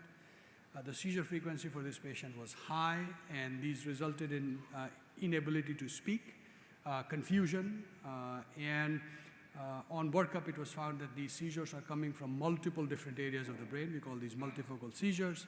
Patient had deep brain stimulation surgery, which was infected, and so had to be removed. And so we enrolled the patient in the trial, and they did not have any immediate adverse events, and the reduction in seizure frequency was remarkable for this patient. So we think that there is initial signal, and we want to expand this trial in the future to other centers as well. Now, switching gears and talking about lesional epilepsy, where patients have brain abnormalities that are detected by MRI. This is a trial done out of here in Miami of Nicholas Children's Hospital in patients with hypothalamic hematomas who underwent focused ultrasound ablation and general anesthesia, and the investigators reported significant improvement in seizure frequency and safety as well. Now, I talked to you about ablation as being one of the mechanisms. The other mechanism that we are excited about is focused ultrasound neuromodulation, which is a temporary change in brain function that's associated with focused ultrasound. And so the first-in-man trials for this were carried out in Asia and also in North America. And so using a neuronavigation guided focused ultrasound equipment, investigators out of Taiwan did focused ultrasound neuromodulation at the epilepsy target in 6 adults while they were waiting epilepsy surgery, and showed that there was a time-locked reduction in seizure frequency in patients after focused ultrasound, and there were no serious adverse events in these patients. They also did their due diligence and looked at pathology specimens and showed that there were no permanent tissue changes, and that, in fact, this was neuromodulation associated with ultrasound.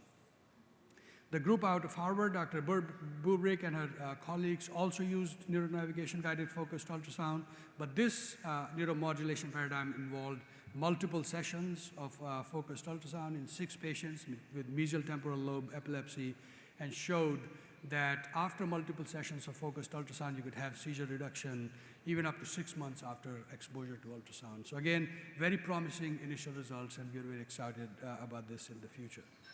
Now, focused ultrasound can also open blood-brain barrier. This work in epilepsy has primarily been in the preclinical stage, where the group utilized focused ultrasound to deliver neurotoxin to the epilepsy focus, and showed that once the ultrasound mediated BBB opening successfully delivered neurotoxin, the seizure frequency dramatically decreased in rats with epilepsy. Now, I'm already over my time. I'll take the next minute and a half to talk about some future considerations. And so certainly we know that focused ultrasound is investigational for epilepsy, and there's a large clinical unmet need in this area. And epilepsy is an area where resection and ablation as a treatment is very well accepted in the field, and so focused ultrasound fits really well. It's incisionless, it's outpatient, doesn't require any implanted hardware, so there is a strength that focused ultrasound brings. Now, looking at the future, for the trial that we are involved in, we are thinking about a multi-center collaboration with centers in North America, Asia, particularly India, and Europe. We would think about technique optimization. There are several patients who don't like the idea of head shave and using the head frame for this kind of treatment. And as you consider the broader landscape, we are thinking how ultrasound would fit in the treatment paradigm in the future. Would that be a neuromodulation paradigm first, detecting patients who will then be good candidates for eventual ablation, or it will be one and both? So something that we have to think about in the future as we broaden these trials. So today what we discussed was three main topics: focused ultrasound, the technology and how it has made a clinical impact in the care of patients with essential tremor. In epilepsy, where there is a big need for novel treatments, the trial for focused ultrasound of the enterothalamic nucleus, and the use of focused ultrasound for neuromodulation, opening of BBB, and some of the thoughts about future directions that we are thinking as we expand this into epilepsy. I'm happy to take questions later on, and thank you for your attention.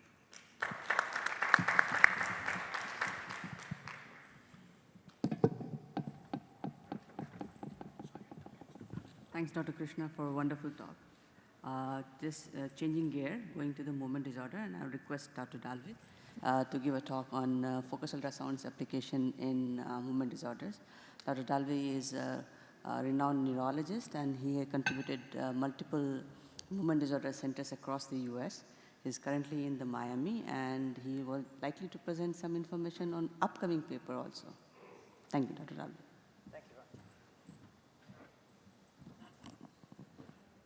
Good afternoon, everyone. First of all, I want to begin by thanking the Vattikuti Foundation for inviting me to speak over here. And I'm also privileged to share the stage with my neurosurgery colleagues, Dr. Krishna and Dr. Ranjan, who are doing truly pioneering work in the field of focused ultrasound. These are my disclosures. One thing about Parkinson's is that we have had a successful medical treatment since the late 1960s. So Codzius in New York first used levodopa, which even today in 2026 is the gold standard for Parkinson's treatment. But unfortunately, what happens in most patients with Parkinson's is that after a certain honeymoon period of 5 years or 7 years, they develop motor fluctuations, dyskinesias, other motor complications. So we have looked to surgical treatments, including deep brain stimulation in the past. But over the last 7 years, I've been privileged to collaborate with Insightec on clinical trials of different targets in the brain for ablation that have resulted in significant impact in quality of life in Parkinson's patients. And the latest trial, which I will focus on today, was using a target in the brain called the pallido-thalamic tract, which has led to FDA approval of this target for bilateral, both sides of the brain lesioning in Parkinson's. So motor fluctuations and dyskinesias emerge in nearly all patients after long-term levodopa therapy. Up to 80% of patients with Parkinson's will have these fluctuations within 10 years of therapy. These dyskinesias and on-off fluctuations actually can cause more disability to the patient than just simple tremor alone. Some of these patients have sort of a yo-yo phenomenon. When they're on at the peak of the medication, they're so dyskinetic, having involuntary movements. If you have ever seen Michael J. Fox, he has these dyskinetic movements. Now you would say, why don't you cut back the medication dose? But if the patient were to do that, they go into an off state where now they have difficulty getting out of a chair, they have severe tremor, severe rigidity. So that's the trap that they're in, the catch-22 situation, so to speak. And this pathology is primarily driven by dopaminergic cell loss and pulse-style stimulation that happens with levodopa. MRI-guided focused ultrasound of the pallido-thalamic tract is now an FDA-approved incision-less alternative for motor complication-dominant Parkinson's disease. As Dr. Krishna mentioned earlier, it's non-incisional, and it does not involve implantation of any hardware in the patient. To my eye, it is proven to be a complement to DBS rather than replacing it. At our center, we've seen both the buckets grow. We have increased our DBS throughput as well as doing a whole lot of patients with essential tremor and now increasingly patients with Parkinson's as a result of this therapy being approved. It does expand the surgical conversation to a lot of patients who otherwise could not go through these procedures, because with DBS, there's a burr hole, there's a wire placement, there's some anesthesia involved, so particularly older or more frail patients cannot handle it. And at the other end of the spectrum, some younger patients insist on having focused ultrasound, again, because there's no hardware. They feel more free to go about their day-to-day life using this technology rather than DBS. So image-guided neuromodulation offers lower procedural risk and shorter recovery times as well. In most cases, we send our patients home the same day. We looked at different targets for the PD014 trial. We already had an FDA-approved target for tremor-dominant Parkinson's in the thalamus. Of course, deep brain stimulation, as I mentioned, was also available for these patients. There's an older technique called radiofrequency pallidotomy, where you map the brain, isolate the target area, and very quickly make a lesion in that area. But what we found was we would like to pursue focused ultrasound thalamotomy in Parkinson's patients with just pure tremor, but sometimes with these patients, they have significant motor fluctuations, dyskinesias that this target does not address. Gait disorders, in particular, freezing of gait, can worsen in these patients if you're lesioning the thalamic area, particularly if you do bilateral lesions.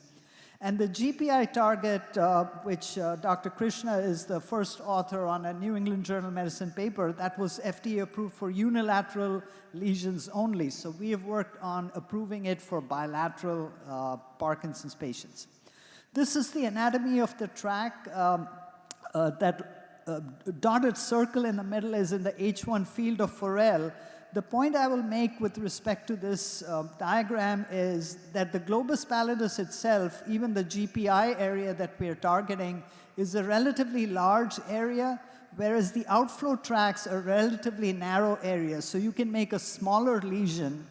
And also the target is more medial, more central in the body compared to the GPI. So you need a lower energy level in order to make the incision or lesion. So because of these two reasons, it is a smaller target and in some ways potentially a safer target.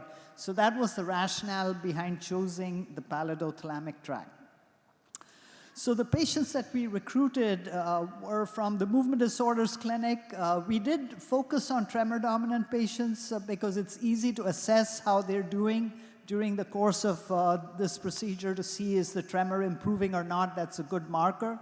But at least 30% of our patients did not have any tremor at all, and many of them had additional symptoms such as limb dystonia, dyskinesias, significant off time, relatively high doses of levodopa, but they all had to be cognitively intact. So the exclusion criteria for this trial, we included men and women for 30 years or older with idiopathic Parkinson's disease as confirmed by the MDS Movement Disorder Society criteria. They had to have motor complications despite optimal medication, and they had to be on a stable dose of Parkinson's medications for at least 30 days before screening. They would want to have a lesioning on both sides because they had symptoms on both sides of the body, but the second procedure was done 6 months after the initial procedure. Exclusion criteria included cognitive impairment, active psychosis, uncontrolled depression. We did screen them in order to exclude any Parkinson's plus conditions like diffuse Lewy body disease or multiple systems atrophy. If there was dominant gait freezing, severe postural instability, or bulbar dysfunction, these patients were excluded.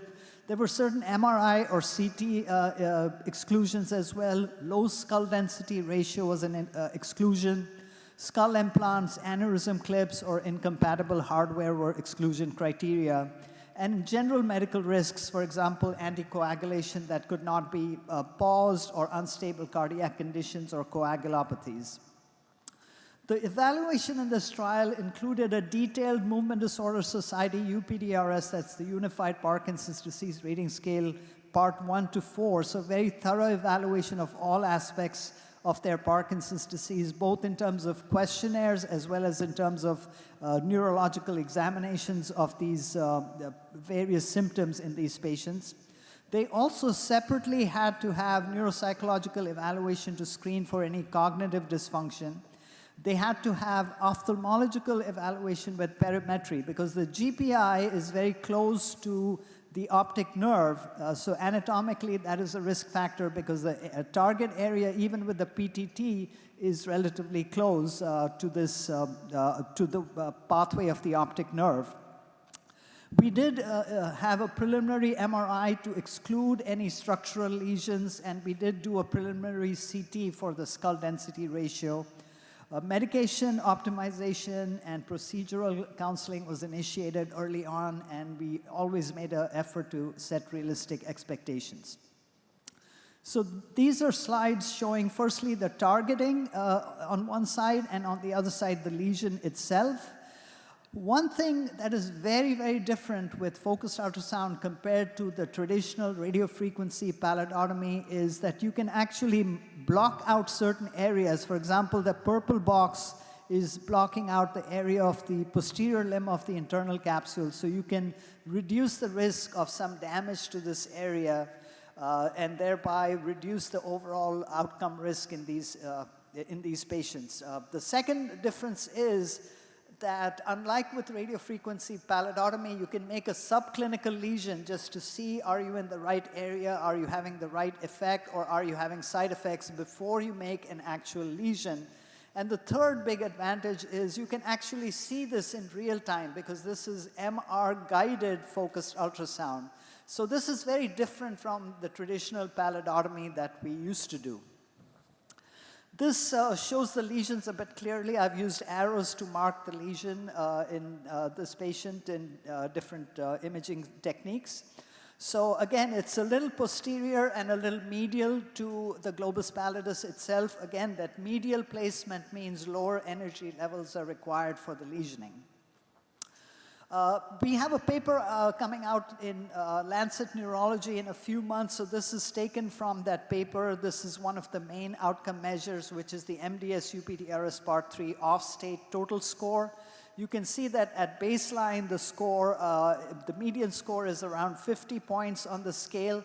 The lower you go, the better it is for the patient. So after the third month, which was taken as one of the 2 time points for establishing statistical significance, at the third month after the initial lesion, you saw a significant improvement, and this improvement was sustained all the way through the second statistical endpoint, which was the 3 months after the second side lesion, and all the way through the 12 months that they were followed during the course of the trial. So initial, almost immediate improvement, and then a sustained benefit lasting out 12 years. We do have extension follow-up of these patients so that we will be able to document this in a more long-term way as well.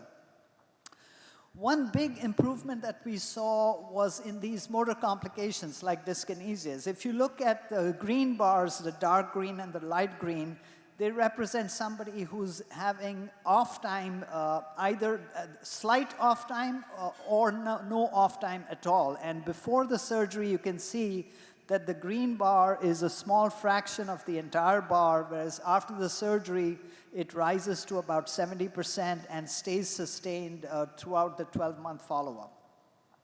Similarly, with dyskinesias, you can see the green bars and the light green bars showing slight dyskinesia or no dyskinesia, and postoperatively, especially after the second side lesioning, the dyskinesia had substantial improvement to the point where it was not disabling the patient in the way it was preoperatively. Side effects-wise, it was a well-tolerated procedure. Out of 40 subjects, 22 had adverse effects, but the majority of them, 30 of these 43 adverse effects, were mild in nature, and there was good resolution for the ones that persisted, with the exception of that one severe anarthria that persisted at the 12-month mark in these patients. So what we are seeing with this technology is the ability to do a same-day procedure that changes somebody who's having quality of life impacts because of off-states, situations where their medication is not working so that they have severe tremor, difficulty getting out of a chair, rigidity, poor balance, to a person who has much greater time in the on-state where they're functional. As a separate motor complication was the presence of dyskinesias, which again showed a dramatic reduction post-operatively with this technique utilizing this particular target in the brain. And ultimately, we were also able to establish the safety of doing this procedure on both sides of the brain. So that was one of the major goals of this trial. This was for a staged bilateral pallido-thalamic tractotomy that was achieved through this trial. So the advantages of MRI-guided focused ultrasound compared to DBS, it's fast recovery, no device maintenance, no DBS programming required, and a very high patient acceptance. I think if we just left it to patient preference, a very large percentage of patients would go with focused ultrasound compared to DBS. It does require disciplined patient selection. I do tell patients, even though we say this is an incisionless procedure, it's incorrect to say it's a non-invasive procedure. We are making a permanent lesion in the brain, so we really have to be very careful in terms of selecting the right patients. And also the same thought has to go when you're doing the lesion for the second side. You have to be careful that the first side lesioning has not adversely impacted the patient in a way that second side surgery would be contraindicated. Thorough assessment of cognition, gait, skull density ratios, and expectation management are crucial. As I mentioned, second side surgery requires additional thinking about is this patient an ideal candidate for the second side as well. In our series at our center, we had about 17 patients go through this procedure. 14 went for bilateral surgery. And of the 3 who did not, 2 of them said, their first side improvement was so substantial that they did not feel the need for the second side. And that was the reason why they didn't proceed with second-sided surgery. There are many steps. We're still, all of us, in early stages of the learning curve and how to best establish referral pathways. So for example, with essential tremor patients, we often have patients go directly to neurosurgery. But with Parkinson's patients, there are a lot of issues with medications, preoperatively, postoperatively, ruling out Parkinson's mimics that many community neurologists might send to you under the guise of Parkinson's, but they may have a Parkinson's plus syndrome. So all of these factors are going to be important as we really bring this technology to the real world setting. I know many of you are from India, so I would make one point of difference compared to DBS. In India, we are blessed to have some centers of excellence in the major cities that can compete with the best in the world. But on the other hand, access to these centers is limited. So if you have a procedure like DBS that requires programming every 3 months, every 6 months, it might be difficult for that patient to go through with that procedure. Whereas with focused ultrasound, it's a one-and-done procedure. So the patient can come to the center of excellence, have the procedure done, and then be away for a long duration without needing to return for surgical adjustments. I'll end with picture speaks louder than 1,000 words, and a video speaks louder than 1,000 pictures. So let's hope this does that for me. This is one of our PTT patients. Tremor of medication for 36 hours. I feel very gibberish. Both hands straight ahead like you did before. Right hand open and close. Left hand open and close. The left hand now. Screw a light bulb. Same on the other side. I'm going to just check your legs out as well.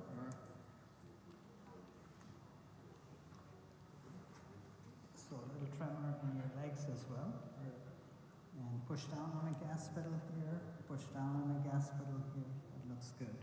So it's mainly left-sided tremor, and you also have dyskinesias, right, when you're on medication? Yes. All right, very good. So we will be putting your frame on in just a bit, and then we'll be ready for the procedure. Okay. All right.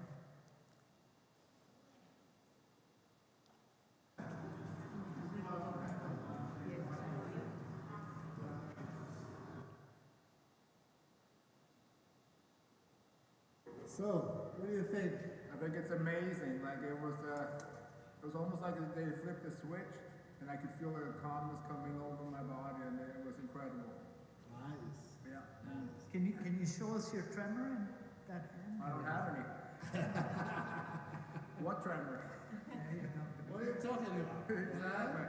How about the stiffness on that left side? It feels much lighter. I mean, I'm not a neurologist, obviously, but I can feel the difference when I do the open and close my hands like that.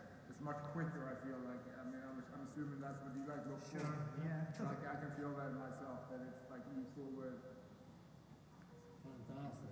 One of the first things I noticed when we were checking out, your chin tremor went away and your facial expression came back. Have you felt that? Yes, I have. But especially after I've been off the meds for like 36, 40 hours, and my facial tremors became like pretty prominent. And Laura, what do you think? Oh, it's amazing. I'm so happy for him. Yeah. Yes, very You happy. also saw that change? Yes. You saw him? Yes. Yes. Especially today, like being on no meds for so long, I saw all the tremors and just couldn't believe it. Amazing. Happy tears. Great. Yes. So I've labeled this happy tears because of what she said, but I'd like to acknowledge our neurosurgeon, Dr. Lloyd Zucker. I'd like to acknowledge Insight Tech, Maurice Ferrez here from Insight Tech for the technology that allows us to do these procedures, and to our team at Delray Medical Center. I'm almost exactly on time, so we can pause here and welcome any questions perhaps. Thank you. Thank you. Thank you, Dr. Dalvi, for finishing on time. I have a few comments and question. First of all, thank you, Maurice and Insight Tech team for supporting a study and pushing the boundary, and Vattikuti Foundation providing this wonderful platform for interaction and engagement. So thank you. I have a question for Dr. Dalvi. Tell us, what is the patient and family's perspective when you presented this versus DBS? So this is a particularly gratifying patient for us and for our team. This is a young firefighter from Palm Beach County. He has young kids. He wants to be active. He wants to play sports with them. So the thought of having a bore hole drilled, hardware in his body, he just was not receptive to that. So when we came up to him with the idea that, you know, we have a new technology that will involve no hardware placement whatsoever, I think that was a big factor in him making that decision. Thank you. And I saw one of your slides, PTT helpful in dyskinesia, especially the second side, after second side. What was the course for Cinemet dose course? Whether you continued, reduced, what was the happening with the dose? So we did actually analyze the data on that, and there was an effort made to keep the dose stable throughout the course of the trial, but the trial lasted more than 12 months, so there was some fluctuation, but it wasn't statistically significant, because the point you make is good, because you can make somebody's dyskinesia appear a lot better if you're simply reducing the dose, but it was within range of, we could say it's a constant dosing. So like ST and DBS allows you to reduce significant dose, whether this allows? This potentially could allow it. I think for the purposes of the trial, again, we wanted to maintain it at a fairly steady level. Okay. Any comments, Dr. Krishna? Yes, certainly we have tried palatal-thalamic tractotomy in patients, mainly unilateral so far, and certainly have been very pleased with the results. Impact on tremor, slowness, and stiffness. You know, this is one of those targets that addresses all three cardinal symptoms of Parkinson's disease, and certainly makes sense. And you know, for the audience, you know, bilateral ablation was considered a big no-no. And some of these trials have actually showed that you could safely do it in a staged way.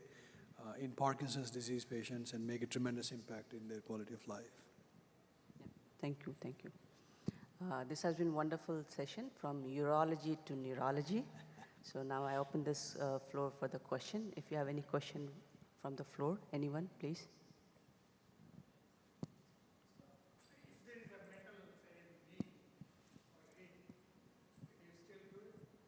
As long as patient undergo MRI, it's possible. Correct? I didn't catch If the person has a metal in the hip or knee or anything. Yeah, if it's in the hip or knee, it's possible. I will defer to my neurosurgeon colleagues, but some of them are brave enough to even do it with MRI-compatible pacemakers. Yeah, certainly there are centers with the focused ultrasound with 1.5. I did recently, yeah, with the pacemaker. Yeah, okay. Can I ask a question? I'm a urologist. I know very little about neurosurgery, but therefore please excuse me if this sounds naive. But what I understand about DBS, or what little I understand about DBS, is it's reversible, whereas what you're doing here is irreversible. Does that make a difference in deciding what you want done? Because DBS, to my mind, is very similar to what we do in urology as interstitial stimulation. Very good question. I think that's an excellent question, and it really speaks to the core of the difference between MR-guided focused ultrasound versus prior pallidotomy, but also DBS. Firstly, the idea that DBS is reversible is a little bit of a myth. Those of us who have been in the field for many years have DBS patients who have had side effects that are permanent and irreversible. That does happen from time to time. There's about a 1 to 2% risk of brain bleed, for example, while you're doing the brain mapping or implanting the actual electrode. That can happen, which can lead to permanent side effects. In MRI-guided focused ultrasound, actually, you're avoiding any of that brain mapping because you're doing it more through direct visualization of the tract using MRI. So to say that DBS is reversible is a partial truth. It's not a complete truth. That's one thing.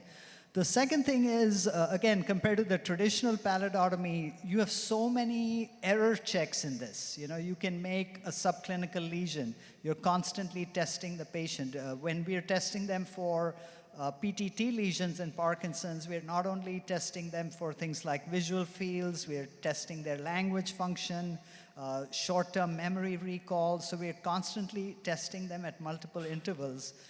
Traditional radiofrequency pallidotomy, once the brain mapping was done, the neurosurgeon would turn a switch and within a minute the lesion was made. With this, we are taking 2.5, 3 hours, sometimes even longer, and doing it very carefully with lots of checks and balances along the way. And maybe just follow up with another question. Again, this probably is more about Vibhor's area. I missed a bit of your talk, Vibhor, to begin with. How do you get ultrasound waves through bone? So what is the principle that allows those waves to go through bone? I'm sorry, again, I missed a bit of your talk. Yeah, no problem. Both great questions. So let me start off by talking about a reversible concept. And certainly it's something that we are careful about. And as Dr. Dalvi said, this is now in the surgeon's wheelhouse to optimize the technique because it's an irreversible procedure that to do it well the first time. So far, if you were to compare the outcomes between DBS and focused ultrasound, there are no head-to-head comparisons. But certainly we counsel patients that there could be risk of side effect is higher with focused ultrasound. But as Dr. Dalvi mentioned, and all the clinical trials have shown that most of these are mild. And so patients understand that, and they're looking at other strengths that this treatment brings for them. And so that's point well taken. As far as the skull goes, ultrasounds induce a phase shift. Ultrasounds get a phase shift as they travel through different tissue with different densities. And of course, skull is the major source of this phase shift. And so the major innovation was using CT scan data to anticipate the amount of phase shift and correct for that ahead of time so that all the ultrasound beams are in phase at the target so that the compression and ray diffraction are not canceling each other out. And that's how they were able to account for the impediments from the skull. And overall, if you were to think about it, more than 80% of this energy is absorbed or reflected. Only a small fraction of it goes through the skull. And of that, only a small fraction reaches the target. And so they use 1,000 different elements in a hemispherical array to allow for the delivery in phase at the target. And again, since I see nobody else standing up, I'll ask you one more question then. Yeah. Can you use the ultrasound to image the brain then? That's a great question. And this is where the frontier is headed. Can you use ultrasound to image the brain? If you're able to get the waves through the skull, are they able to come back? Yeah. Can you get them back on your receiver? Absolutely. If you have a far-field receiver, you could image the brain as well. And there is some preclinical work that shows that you can image the brain at a frame rate of 10,000 frames per second, which is what we have never seen before. And so certainly you could, right now the challenge is that all that data coming in, how do you process it in real time to be able to then make it useful for a treatment? But certainly that's where the future is headed, where you could use this data for imaging as well. Just to conclude, what Dr. Krishna said is a phase correction. And many times you have to take a step backward to move forward. So I think that's where we are moving. And hopefully we'll see sometimes it crosses DBS in Parkinson's disease too in near future. Thank you. So if there's no other questions or comment, I'll conclude this session. Thank you, everyone.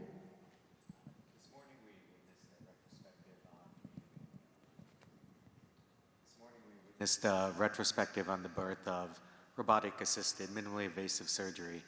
And at the foundation, we believe what we're witnessing with MRGF-US is in a similar path, that it's going to soon become the standard of care in its field. And we're very excited to see where the experts on stage and in the audience take it. If anyone has any more detailed questions, we're going to be doing a more detailed roundtable discussion next door. So please join me if you'd like to continue to talk to our experts here. Thank you very much.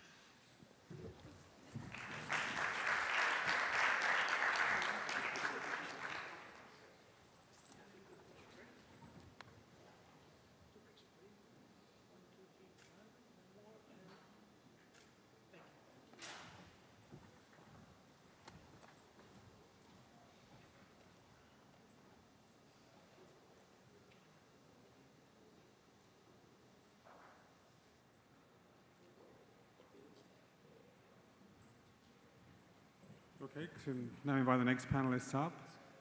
Thank you very much. Just a little note for everybody, if you can just please keep within the time zones. We're going to try and finish by 4:35, so all help is greatly appreciated. Thank you very much.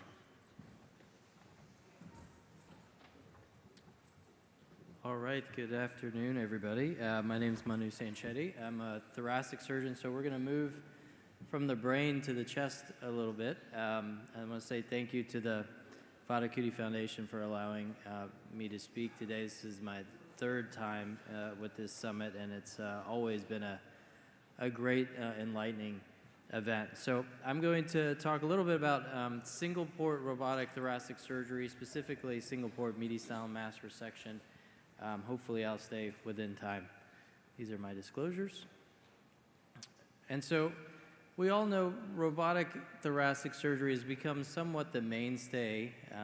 In the US specifically, it accounts for the majority of minimally invasive thoracic surgery as robotic platforms, primarily multi-port. So with the single-port system, that is beginning to have its utility in the thoracic space, trying to avoid going in between the ribs, trying to avoid damaging the nerve endings near the pleural lining, and therefore decrease pain, potentially get the patients home sooner. So when it comes to mediastinal mass resections or thymectomies in general, you can see that you're making your incision in the subxiphoid space, so avoiding the rib cage altogether. And we're just going to start with a case, and then we can talk a little bit more about that. But essentially what we have is a young, relatively young female with an incidentally found anterior mediastinal mass. In general, these tend to be thymomas or germ cell tumors, things of that sort. It's minimally hypermetabolic on PET-CT, and as usual with these kind of lesions, we usually avoid needle biopsies and try to go straight to surgical resection as a means for diagnosis and treatment. And so that's what we decided to do in this situation. Positioning-wise for these procedures, supine with the hips flexed as thus in order to accommodate the robot. These are different patients, by the way, so if the pictures don't match, that's why. But essentially, you make usually about 2.5 to 3.5 centimeter incision subxiphoid, and it's just underneath the xiphoid and usually about 2 finger breadths below. Then you're using blunt dissection, essentially, if those of you have done a sternotomy, so doing blunt dissection underneath the sternum to open up that space underneath the xiphoid. Then you place the access port, and the access port has this really neat bubble on it that you attach to insufflation, and then the single port system gets attached there. And if those of you have seen the single port robot through Intuitive, it's got all 4 arms coming out through that one access. And so this is the case itself. And so essentially, we're just using 2 arms right now. Your first steps are really going to open up the pleural spaces. Because initially it seems a little bit smoky is because your space is small. Once you open the right and left pleural space, as you'll see soon enough, that's when sort of the smoke goes away, and that's where the insufflation, specifically the air seal device in our case, provides the most benefit. And then you have a wide open area for you to operate into. One of the neat opportunities here is that you're able to see the anatomy very, very well once you get the pleural spaces open. You can see both phrenic nerves, you can see the heart, you can see the innominate vein, aorta, et cetera, SVC. And so it's pretty nice exposure. Using primarily monopolar cautery, I sort of just dissect up into the mediastinum as far as I can go. You can see the right phrenic nerve there sitting on top of the superior vena cava. And then moving from almost a 30 up to a 30 down. So with the single port as opposed to the multi-port where you just press a button, with this you spin the entire boom around. And you can see I've now gone to a 30 up, and they call it a cobra, or sorry, it's 30 down. They call it a cobra position because the camera is sort of looking like a cobra. You can see the mass there in the distance, and essentially just dissect the mass out. The left phrenic nerve is just on the other side of this mass, and so a really nice way to dissect this without having to worry about your contralateral phrenic nerve. The innominate vein is superior to it. You'll see it in a second. And then you can see I've brought in all 3 arms and using bipolar cautery as I get closer to the phrenic nerve. And then we essentially get the mass freed from all its surrounding tissues. I'm going to go a little bit over on time. Hopefully my colleagues don't mind. And so we detach it from the surrounding tissue here. And one of the things that I really enjoy about the single port surgery is that in order to remove the specimen, you don't really have to put an endo-catch bag or anything like that. It actually just comes right out of that incision because that incision is protected with the wound protector.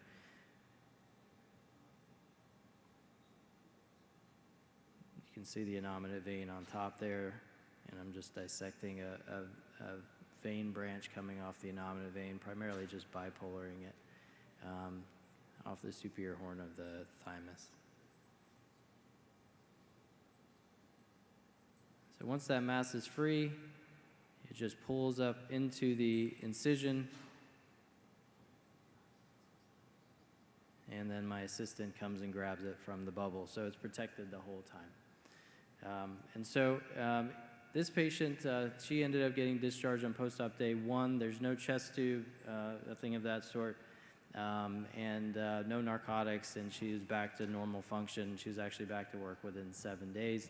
Most patients actually go home the same day from this operation.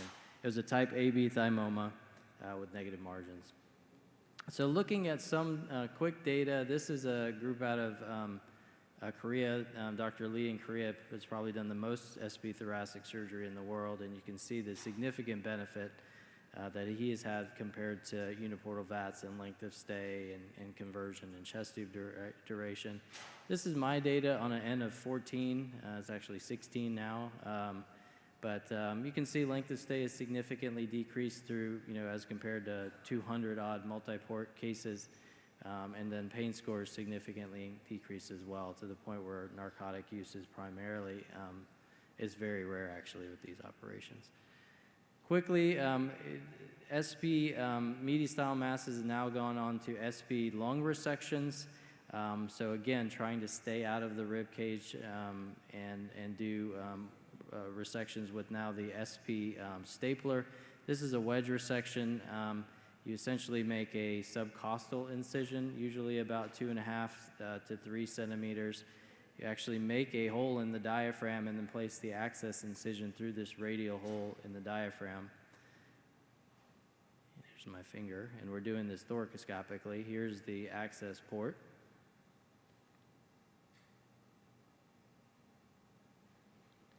And then you dock the same thing. You dock the access port and bubble, as we colloquially call it, and then place the instruments into the chest cavity. And you'll see the visualization in just a second. I'll show you just a snippet of using the robotic single port stapler, and then I'll skip through just to save time. And so you get a good visualization of the chest cavity. You really can do pretty much anything you can do in a multi-port case, but you're just doing it from a non-intercostal incision. And here's the stapler, similar to the 45 millimeter stapler that we use on the multi-port system. And same concept here, no endo catch bag needed, no chest tube needed, just take out the incision, just take out the specimen out of that access incision. So I'll move on. Thank you very much. We'll leave any questions for the end. All right. I think we're moderating this session, so Dr. Patel, if you want to come on up. Yeah, we'll have the question. Yeah, maybe do it at the end, yeah.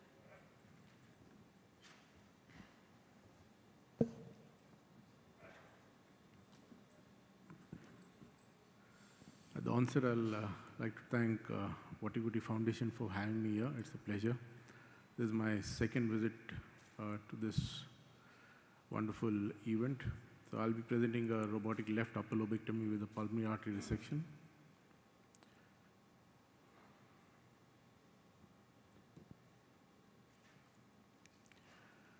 So this is a 41-year-old female. She had an adenocarcinoma of the left upper lobe.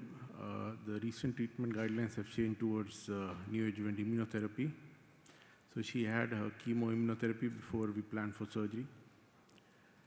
As you can see, the left upper lobe lesion was involving the main pulmonary artery. So there were two options. I resect the pulmonary artery or I go in for a left pneumonectomy. Can you please play the video?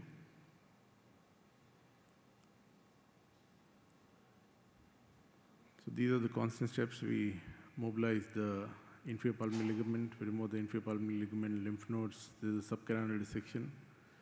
As you can see, the tumor is involving the chest wall. It was stuck to the descending aorta. I'm creating the fissure here. This is the pulmonary artery you can see. These are the aortopulmonary lymph nodes. Here you can see the vagus now. This is the phrenic, which I'm saving.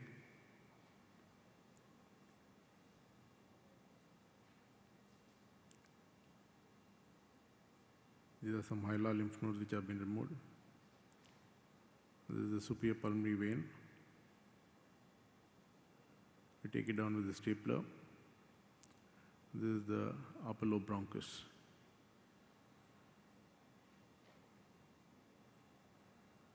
These are some branches of the pulmonary artery to the upper lobe. I continue my dissection in the aortopulmonary window. This I'm taking down the vagus because it was involved there. Now to take control of the main pulmonary artery, I open up the pericardium. You can see the pericardial fluid coming out. So the first step when you're doing a pulmonary artery resection is you take control of the pulmonary artery at its origin. This is the aortopulmonary window.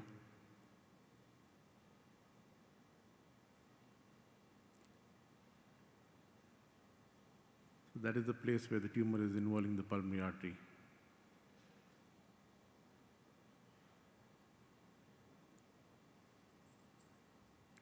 So I take a loop around the main pulmonary artery and I continue the rest of the dissection, taking the branches to the upper lobe. Once I've taken all the branches to the upper lobe, then I take the distal control on the pulmonary artery.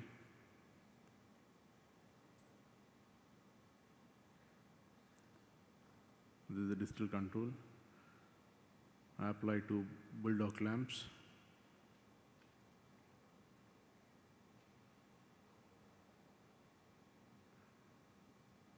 And I'm resecting the pulmonary artery.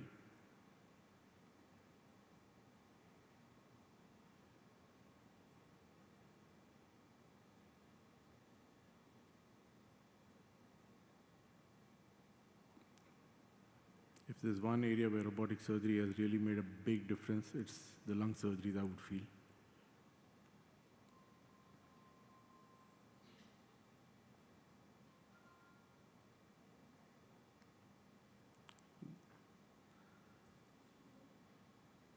Just suturing the opening in the pulmonary artery.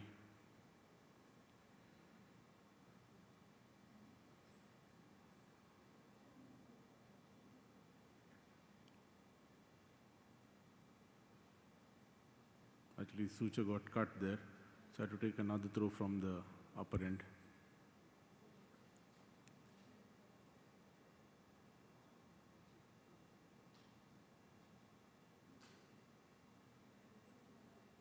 Pulmonary artery is quite a big artery, so the chances of narrowing is very slim. The final histopatch showed that the pulmonary artery was not involved, it was just stuck there. Bulldog clamps were removed.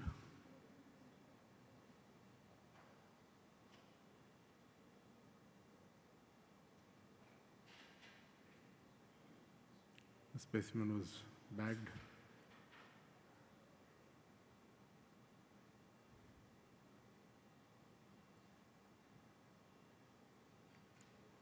So the centrally located tumors, especially if they are involving the main bronchus or the pulmonary artery, you can save a lobe of the lung by doing bronchoplasties or pulmonary artery resections and repair. And robotic platform does offer a very good alternative method for minimal invasive surgeries. Thank you.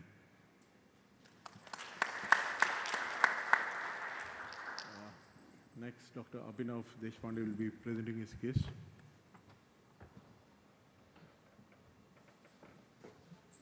Thank you so much. Good afternoon, everyone. It is indeed a matter of great honor and pleasure for me, and I am extremely thankful to the foundation, Vattikuti Foundation, for giving me this opportunity.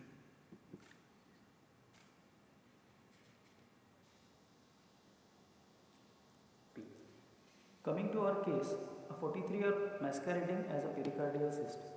No conflict of interest to declare. Grateful to my mentor, Professor Somshekhar SP.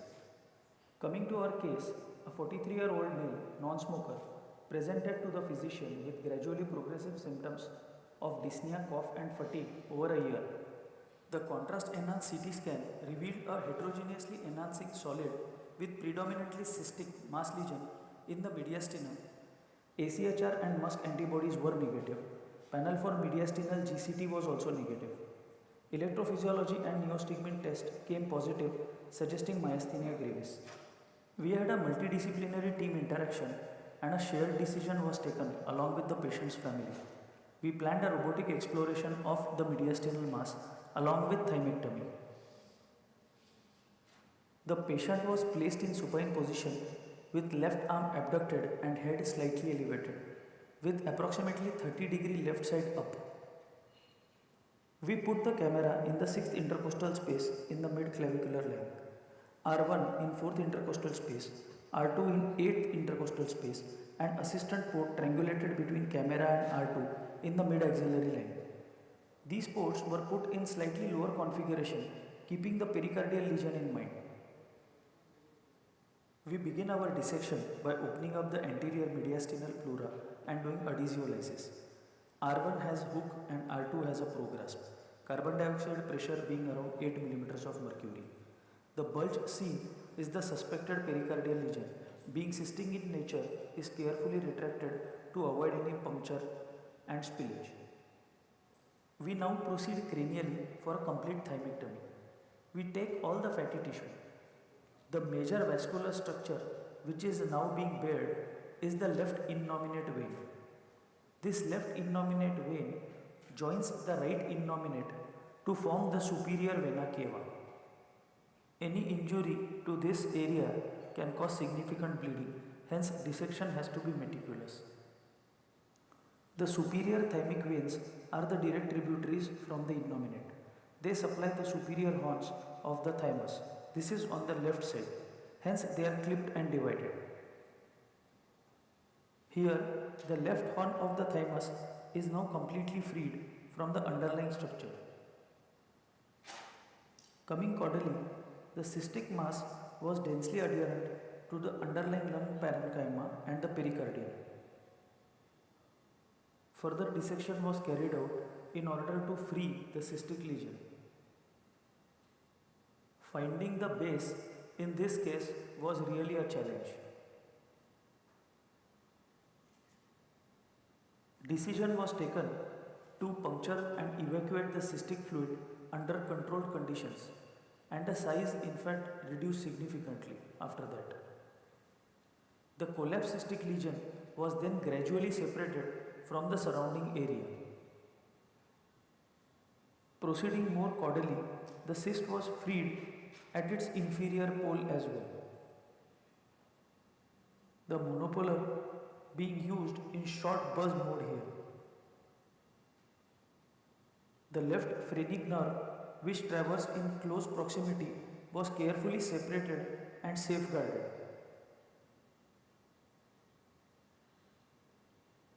Dense adhesions were present at the base. Adhesiolysis is done. The final remaining attachments were separated from the underlying pericardium.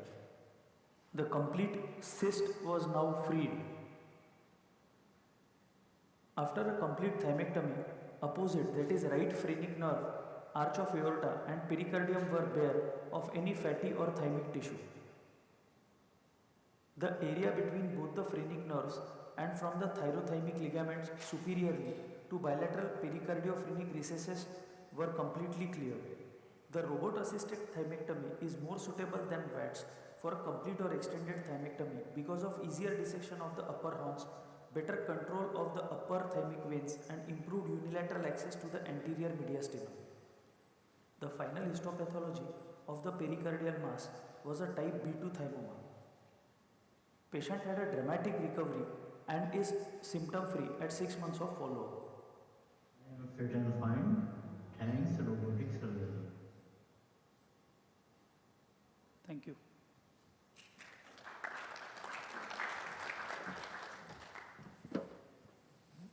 Any questions from the audience?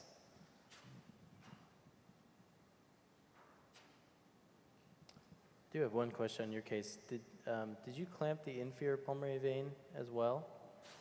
Have you noticed any backflow into the remaining lobe causing congestion or anything of that sort? So once the pulmonary artery branches to the upper lobe were taken off, because the pulmonary veins have a separate blood supply to the upper lobe and lower lobe. So I had taken up the superior pulmonary vein to begin with, and when I clamped the pulmonary artery, there was no backflow. Sometimes when you're actually taking the pulmonary vein first and then trying to dissect out the fissure, that is the time you see some bleeding. But in my case, I finished off the fissure dissection before itself, and then I had taken up the vessels. I have a question for you. So when you did the single port surgery for the lung, could you go through the same subxiphoid incision rather than the diaphragm? You could do the subxiphoid but you would really have to approach only lower lobe lesions primarily. I think it would be pretty difficult to get to, you know, the apex of the chest, sort of looking up and around over the pericardium. For the subcostal incision, you're really not fully lateral. You're just sort of putting it at about 10 centimeters away from the xiphoid, really at the costal angle. So it's almost close to a subxiphoid, but a little bit further away. But no, it would be pretty difficult to get to the lung from that. For a wedge resection, maybe it would be easy, but if you're actually going to have to do some hilar dissection, it would be pretty difficult. So any specific limitations of SP over a multiport, sir? Like for example, in esophageal surgeries as compared to... Yeah, I mean, I think body habitus comes into a big play with SP. I've learned through my learning curve, if you saw with the positioning, the robot is going to be leaning on the patient almost. So if you have a more obese patient with a protuberant abdomen, the robot's not going to be able to come down and you're going to hit that. You have to watch out for people that have had significant abdominal surgery. I've had one patient that had a hepatectomy and made it quite difficult to get in because of the adhesions in that area, especially the subcostal. I think, the question is what's the utility in the future? I think mediastinum, it's shown its true benefit. Anatomic lung resections, I think it has potential. I think esophagectomy is one that's going to show quite a bit, especially now that there's the stapler. Because you can do an abdominal approach to make the conduit, and then a subcostal approach to take it up into your Ivor Lewis. So do you feel that there is some sort of a lateral limitation, which I basically personally experienced on a SP as compared to a multiport? The moment we are trying to traverse slightly a longer zone or a longer area, there is some sort of a hitch at the end. Absolutely. Specifically for the lateral movements. Yeah, absolutely. Anytime you need a big spreads, big movements, it's definitely can inhibit you because the cannula is this big and they all move together. And so you're not going to get big, wide retraction points and things of that sort. So you have to think of that, definitely. Question to you, Abhinav. Because the final histopath came as a B2 thymoma. If you knew it before, would you have punctured it? So in fact, we had a multidisciplinary tumor board interaction. Now, since it was more like a cystic lesion to begin with, we had a discussion whether to kind of consider a preoperative biopsy from the solid component as well. Now, the relatives were slightly more skeptical in terms of, because they had a lot of discussion amongst themselves, and they were not very much willing to consider for a biopsy. Sir, that is a big dilemma. Honestly speaking, the moment you see some sort of a solid component inside a cystic cavity, that would be sort of a red flag to kind of puncture the cyst before. So fortunately, in this case, because it was like we did not have any sort of a biopsy before, we were able to kind of completely decompress the cyst, put in a small clip there, and then we could kind of reach up to the base of it. So fortunately, it was a R0 resection at the end of it. So would you still consider giving him radiation? Radiation. So we have kept him under observation. We got a clean base in that case. B2 now slightly falling on the border zone. We had a team discussion and it was decided to observe him. So currently, this video when I did, it was around 6 months. Now it is sort of plus 4 to 5 months. So currently he is asymptomatic and on regular follow-ups. Yeah, it's a surprising presentation of a B2 thymoma. I wasn't expecting that with the pathology. But the indications for radiation in thymomas has decreased over time. And so I think observation, definitely makes sense. Yes, sir. Any questions from the audience? All right, very good. I think we're 4 minutes ahead of schedule. Thank you.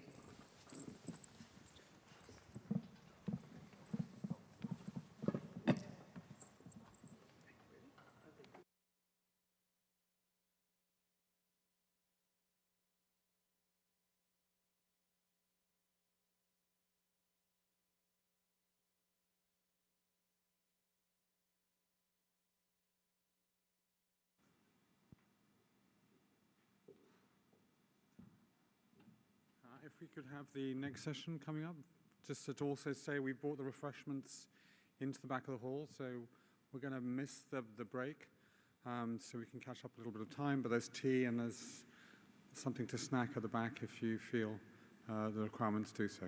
So the next session, please. Thank you.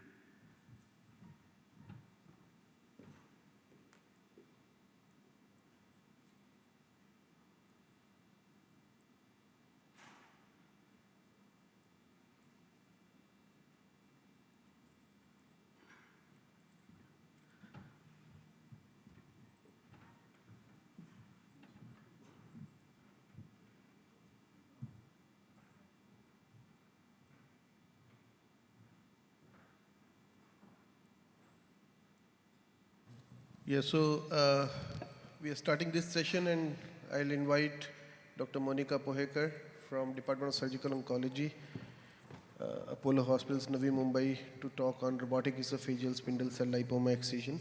Dr. Jagdishwar Gaud from Hyderabad is here with me. Yeah, good afternoon, everyone. I'm Dr. Monica Pohekar. I'm surgical oncologist at Apollo Hospital, Navi Mumbai. At the outset, I would like to thank Vattikuti Foundation for this wonderful opportunity to present at this prestigious podium. So I'll be presenting on robotic esophageal spindle cell lipoma excision.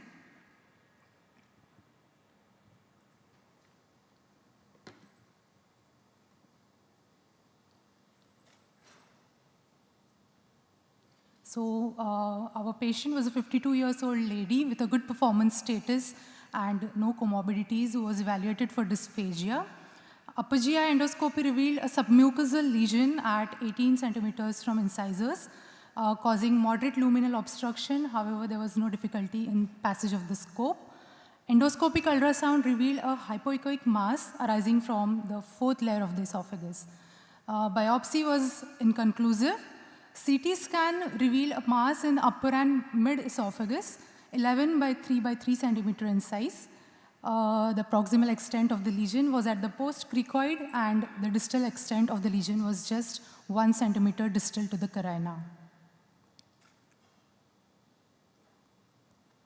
So after discussion in multidisciplinary tumor board, this patient was planned for robotic excision of the esophageal tumor. Surgery was performed on Da Vinci Xi surgical system. This patient was placed in a swimmer's position, and the robo was docked from the right side of the patient. So we used 4 standard robotic 8 mm ports with a 12 mm assistant port, and this picture depicts the port position that we had used. So after targeting of the anatomy, the robo was docked. So the dissection began by incising the mediastinal pleura. Care was taken not to injure the azygous vein, and thus esophagus was exposed. The esophagus was then opened in layers. The longitudinal muscle layer was opened first. After that, the circular muscle layer of the esophagus was opened.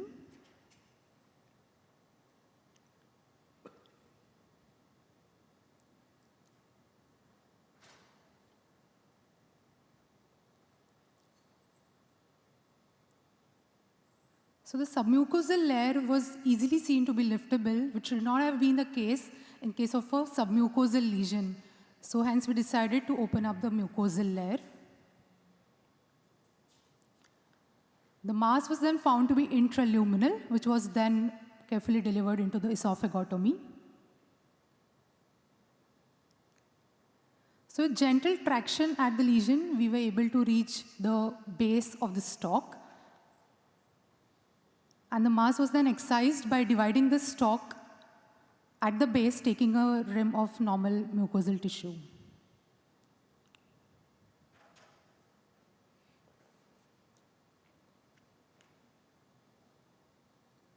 So as it was a small mucosal defect, it was allowed to heal by spontaneous epithelialization. And then the esophagus was closed in layers. The mucosal submucosal layer was closed using 4 OPDS.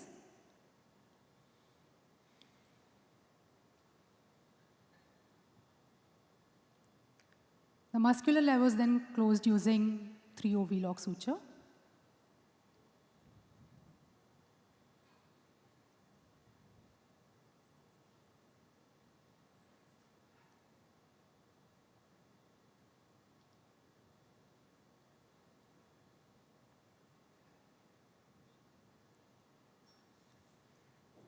So the adequate closure of esophagus was confirmed by demonstrating a negative leak test. The mediastinal pleura was then closed using a 3O V-lock suture.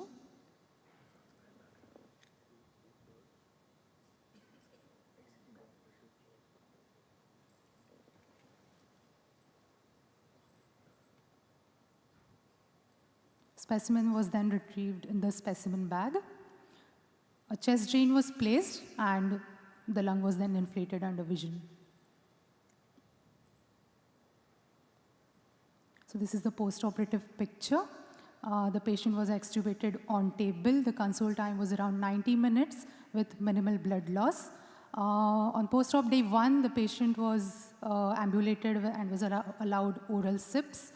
Urinary catheter was removed.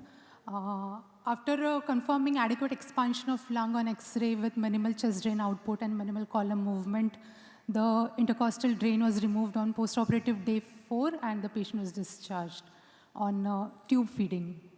Histopathology confirmed a spindle cell lipoma of the esophagus.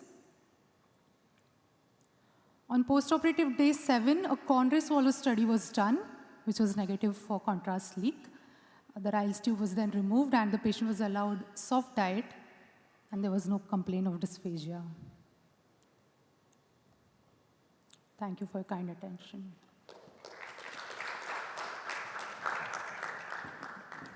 Thank you, Dr. Monica. Now we have Dr. Jagdishwar Gaur, who is a senior robotic surgeon and he's the National Director for American Oncology Institute, Hyderabad. He's going to talk on intraoperative fluorescence navigation in esophagectomy. Thank the foundation for initiating a structured training program in India, because of which we are all here. Lot of cases of GE junction tumors, especially small adenocarcinomas and post-immunotherapy and post-CTRT, small lesions started coming to us. Then we decided we wanted to do Ivor Lewis for these cases, around 32 cases, the series. So the resection of the primary esophagus with a margin above and below was very difficult for us. So what we started doing is, these cases, we started injecting ICG into the primary on table after the induction and into the ICG into the web space 30 to 40 minutes before the procedure, and also tracheal insufflation with a nebulizer or a small epidural catheter when it was not available. So a triple ICG technique we have started for these cases to identify the primary, to visualize the thoracic duct, to visualize the trachea and airway, because this was very difficult, especially post-immunotherapy cases where a lot of fibrosis used to be there, and very early lesions where we can't see the tumor from outside, neither we can feel the tension loss, or the reverse Braille technique of doing a robotic surgery where we can feel the consistency difference between the tumor site and the non-tumor site. So these cases we started using for these 4 purposes, and we did a study of 32 patients.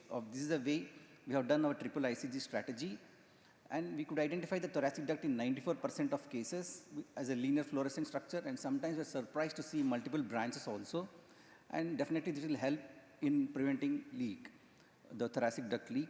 Tumor localization was almost successful in all cases, and for small early cases, we could give adequate margin above the ICG, and then send a frozen section 2, and then do the intrathoracic anastomosis. Tracheal visualization was difficult sometimes in immunotherapy cases, and sometimes a nebulizer did not work, but 88% of the cases we could orient ourselves, especially the left bronchus, which was very difficult in other cases. We use the ICG for anastomosis also to know whether its conduit is ischemic or not. This is the port placements. I use R3 monopolar medial to the medial border of the scapula. I always operate in prone position. We have already published 176 cases of robotic esophagectomy and 32 cases of these ICG, triple ICG technique of our esophagectomy. You can see the port placements, which are very clear, and all these since 2011, we have been following the same ports. This is the abdomen part. We use the 4 ports in the abdomen. And then that is the abdomen part. First, most of the G junction tumors are adenocarcinoma cases. We do the stomach part. Then that's the dissection. Then that's the way the G junction, little bit of transhiatal dissection. Then inject, conduit is done like that. Once the conduit is done, can check the perfusion with ICG. That's the primary injection into the G-junction tumor, where ICG will locate where is the primary. These were like 1.5 centimeter lesions, 1.2 centimeters, 2 centimeter lesions like that, which were coming, which we were not able to know how much margin you have to give above, especially the thoracic part. So these are the cases where we started giving primary ICG injection.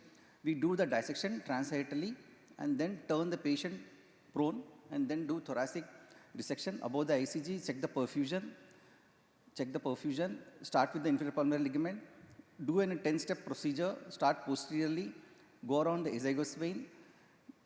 This is a trachea, left bronchus, right bronchus, which can be visualized very nicely. Most of the time we don't do azygos clipping, but sometimes it's necessitated, especially if you want to do the opposite nodal dissection. We believe in two-field nodal dissection. We always do that, but we minimize the cautery, especially near the recurrent laryngeal nerves and over the trachea. This is a thoracic duct. You can see there, ICG nicely, beautifully visualized. We are surprised to see many cases try bifurcations or double branches of thoracic duct like this. And then trachea can be visualized very nicely with the nebulizer. This will prevent injury to the trachea, especially the post-tracheal membrane, when we are doing cases of post-immunotherapy cases, thoracic resections. And this is a conduit.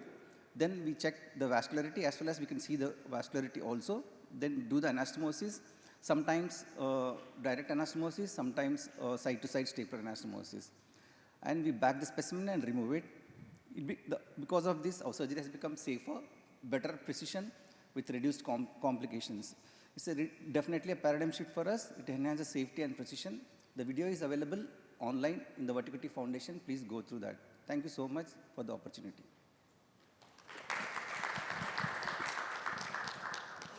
Thank you, Professor Gaur, for that wonderful talk.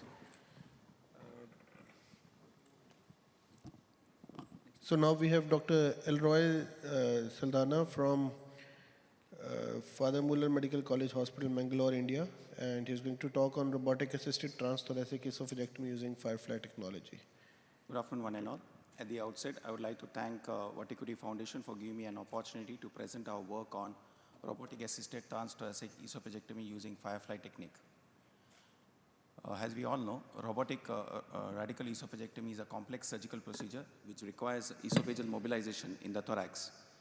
Complex anatomy in the thorax prolongs the learning curve among the surgeons, and complications like bleeding, esophagogastric anastomotic leaks, and thoracic duct injury is quite common.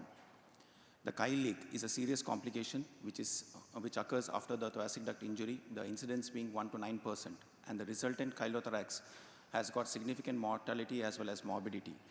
Various studies have been described to identify the thoracic duct injury, but none of the studies describe the dynamic visualization of the thoracic duct in the OR. Near-infrared fluorescence imaging of thoracic duct can provide real-time dynamic visualization of the thoracic duct during a time of surgery, for which various studies have described the ICG installation sites, like in the subcutaneous tissue of the groin, inguinal nodes, web spaces on the first web space of the foot, mesenteric installation of the dye, or else feed the patient with heavy cream along with ICG dye 24 hours prior to the surgery. In this study, we compared two modalities of treatment where we utilized the first set of patients. We injected ICG dye in the first web space of the bilateral foot. This is done after the general anesthesia is being given to the patient. 1 ml of the ICG dye is injected in the subcutaneous plane in the first web space of the bilateral foot. After injection, it is gently massaged over a period of 5 minutes. This was compared with the second subset of patient, where these patients received ICG at a inguinal lymph node installation. Here, after general anesthesia, the operating surgeon identifies the femoral vessel using ultrasound. Just superficial to that, we identify the lymph node. And 1 ml of ICG dye is injected in bilateral inguinal lymph node, and later the patient is positioned. We generally do the surgery in the prone position. These are our port placements, and the robo is docked on the head end towards the left shoulder. As we all know, thoracic duct injury can occur in all these sites. For a beginner and a learner, when we operate initially, thoracic duct is a translucent tube which is seen close to that of an esophagus. It is not clearly visualized for a beginner. But with this technique, when the ICG dye is seen in the thoracic duct, for a learner, it becomes more easy to mobilize the esophagus between the closed space like that of the thorax. Next, when we dissect at the diaphragmatic crust, esophagus lies close in union with that of a heart as well as the thoracic duct. With this technique, we'll be able to identify the thoracic duct and carefully mobilize the esophagus without damaging it. Likewise, mobilization of esophagus just below and posterior to that of azygous vein, as in when we give a little bit of traction to the azygous vein, we can see esophagus along with the thoracic duct gets stented. With this technique, we can carefully dissect and mobilize the esophagus without damaging the thoracic duct. Next, and the most important, is harvesting of the recurrent laryngeal group of lymph nodes. Here, esophagus lies close in union with that of membranous part of the trachea, recurrent laryngeal nerve, as well as the thoracic duct. With ICG firefly technique, we can identify the thoracic duct and carefully mobilize the esophagus and identify and preserve recurrent laryngeal nerve and thereby harvest a recurrent group of lymph nodes. Later, we proceed with the abdominal part where the patient is kept in the supine position and the ports are inserted and the robo is docked on the head end. The classic D2 lymph node dissection is done and gastric conduit is created. The gastric conduit which is thus created, we check for the viability by using ICG firefly technique. Here, the ICG dye is injected. 3 ml of the dye is injected over the intravenous route and later it is flushed with the saline. Based on the paper by Kumagi et al., we check for the ICG fluorescence angiography technique based on the 90-second rule. If the conduit lights up within 60 seconds, it is good. 60 to 90 seconds, it is okay. And beyond 90 seconds, it is considered to be risky and there is high chance of esophageal leak. As a result, it is better to resect that particular part and refashion it. This is a paper which I mentioned about describing our 90-second rule. We did a comparative study of this particular aspect and we published in PubMed Index journal where a prospective study of 50 group of patients was divided into 2 groups over a period of 2 years. We compared with ICG instilled in the inguinal nodes versus with the first web space. These are our results. The mean docking time was 33 minutes, thoracic docking time was 14 minutes, mean operative time was 320 minutes, thoracic phase being 57 minutes. But what we need to focus on the median time for the ICG to be visualized in thoracic duct. In the first web space group, it was 45 minutes, whereas in the inguinal lymph node, it was around 20 minutes. Next, of all the 25 patients which was instilled in the first web space, it was visualized, thoracic duct was visualized in 75%, that is 18 patients out of 25 patients with a median time of being 45 minutes. Whereas in inguinal node installation, the median time was 20 minutes and we had 100% of the visualization of the thoracic duct. For intraop visualization of thoracic duct, studies have quoted that injecting ICG dye in the first web space, inguinal lymph node, popliteal node, groin skin, subperitoneal tissue, small bowel mesentery, and enteral node. They have quoted various time frames for the thoracic duct visualization. This procedure is cumbersome and requires expertise. Based on the results of our study, we found that ultrasound-guided installation of ICG in the inguinal node is significantly superior when compared to the injection in the bilateral first web space. And our study was in agreement with that of the study done by Basi et al. As well as Alberta et al. To conclude, ICG firefly technique is safe, effective, and provides real-time dynamic visualization of thoracic duct. ICG installation in the bilateral inguinal node is efficient and has got high accuracy. This is an effective tool for the surgeons planning to negotiate the initial learning curve. These are my references. Thank you.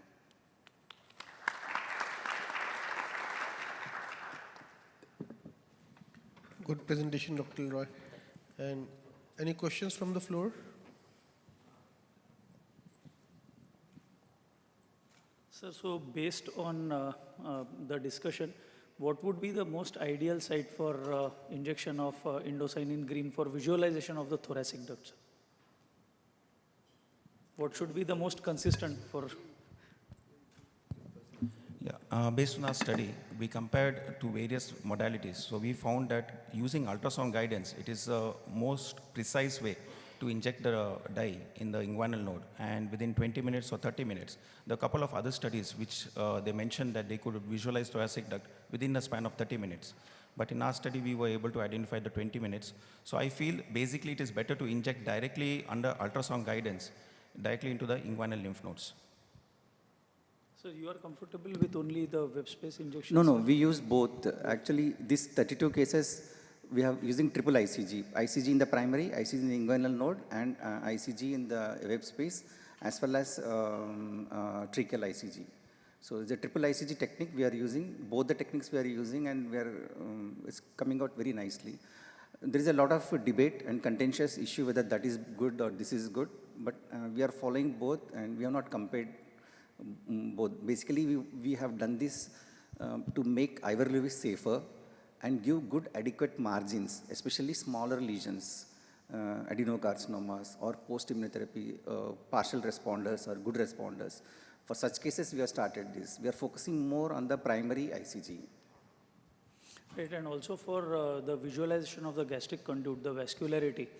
So the camera or the scope which we use, you would be comfortable using the same robotic scope? Because yes. I had some sort of a issue in visualization of the gastric conduit with the use of our conventional scope. No, we never use a lab camera, always the robo.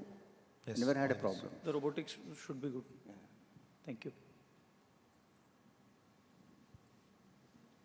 Question to Dr. Monica. Now, since this was a lipoma, retrospectively speaking, would endoscopic tattooing around the base of the lesion, would it have helped in making just a muscular incision, taking the tumor out without opening the mucosa? Yeah, so thank you so much for the question, sir. It is a very valid question. So interestingly, this patient underwent endoscopy twice. Patient came to us with an endoscopy done outside. They also reported it as a submucosal lesion, and they could not actually interpret it to be as an intraluminal lesion. We could not rely upon the outside endoscopy findings, hence we decided to repeat an endoscopy at our center as well, and they also provided the similar findings, and hence the decision was taken.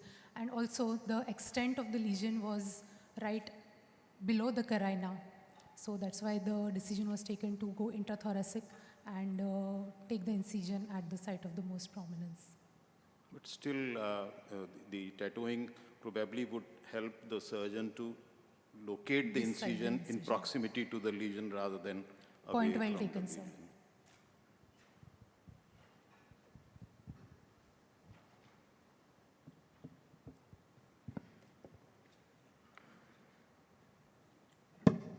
Any other questions?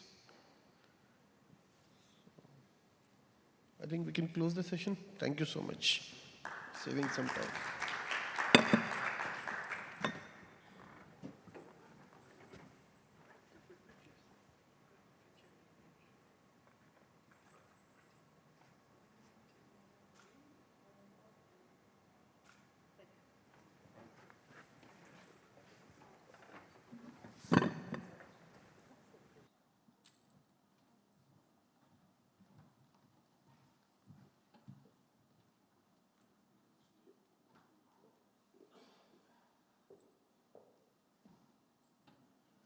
So as I said, we'll just carry on with the next session.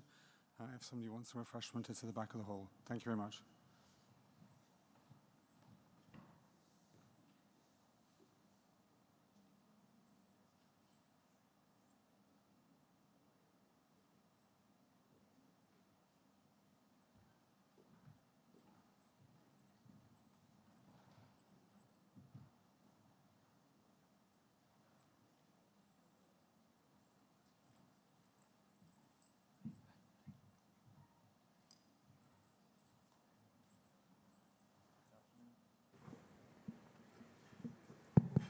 Hi, good afternoon. Thank you and gratitude to the Vattikuti Foundation for having us here. And we'll start with the next session, which is the session on the liver. I'm pleased to announce and introduce our first speaker, Dr. Ankur Mandelia from SGPGI Lucknow, who will be speaking on robotic hepaticoagglutinostomy for colorectal cysts with a type 7 anomaly. Dr. Ankur.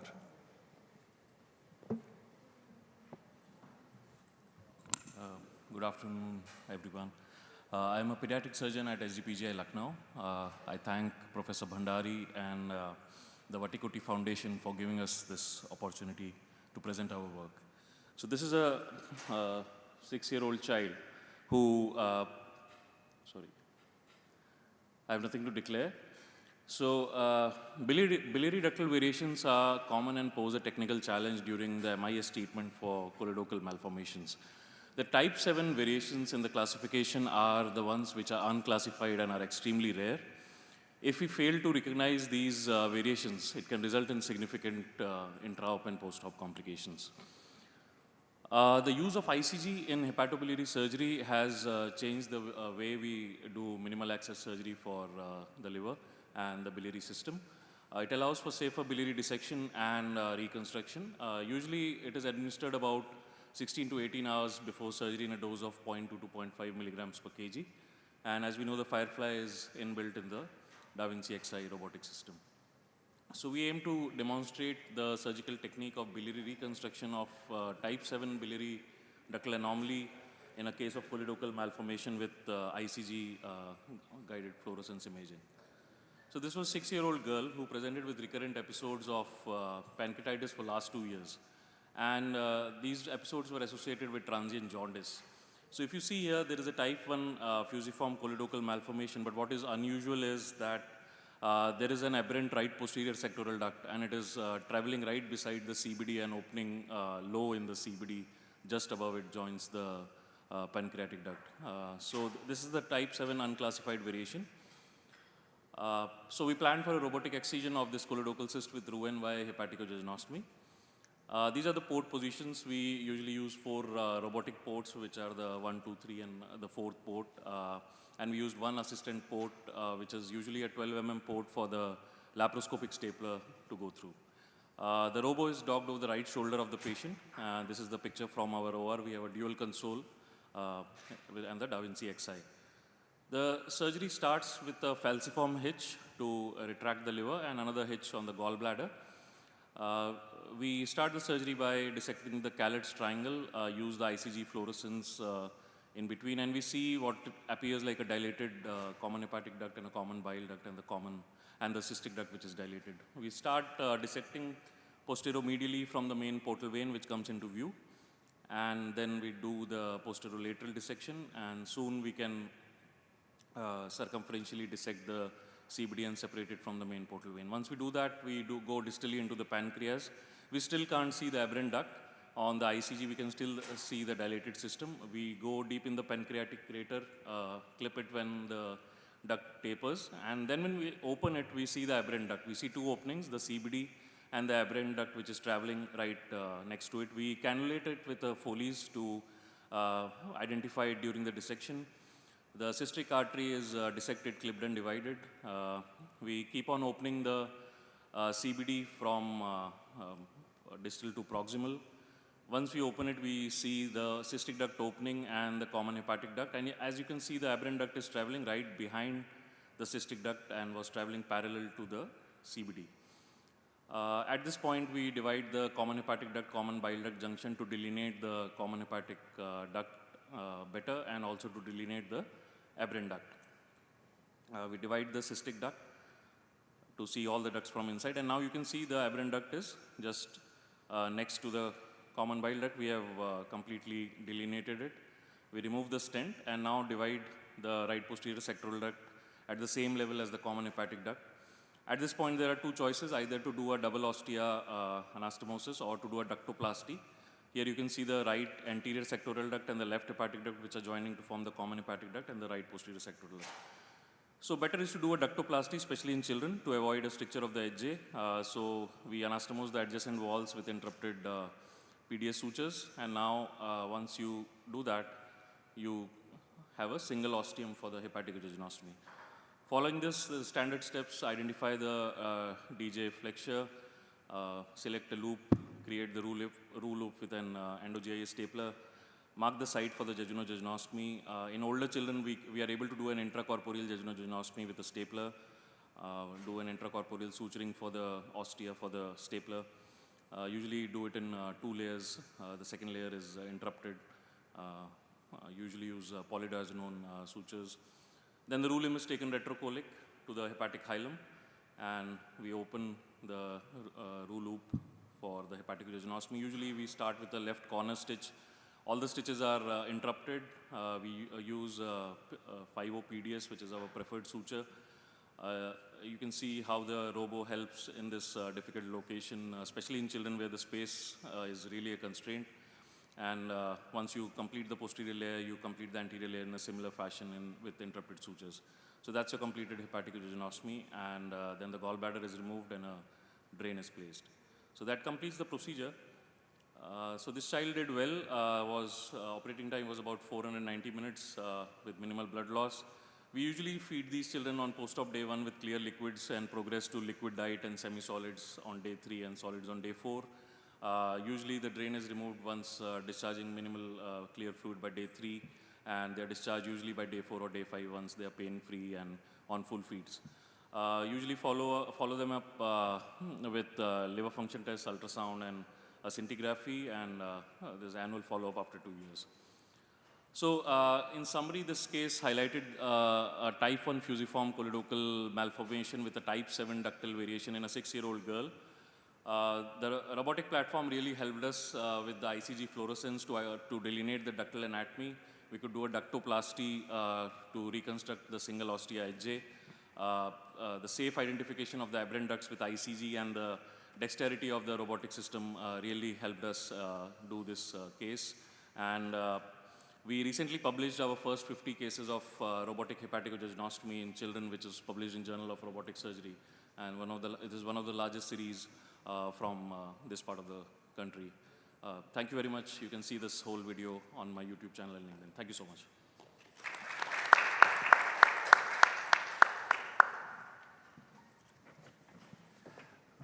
Thank you. Could I call upon Dr. Sanjeev Haribhakti from Ahmedabad, Kaizen Hospital, who will present to us the hammock retractor, which is simplifying upper GI surgery, sir. So I pay my thanks to Vattikuti Foundation for this opportunity. And I'm going to describe a very simple, novel, useful innovation of a hammock retractor for, is this the one? How do I go to the next slide?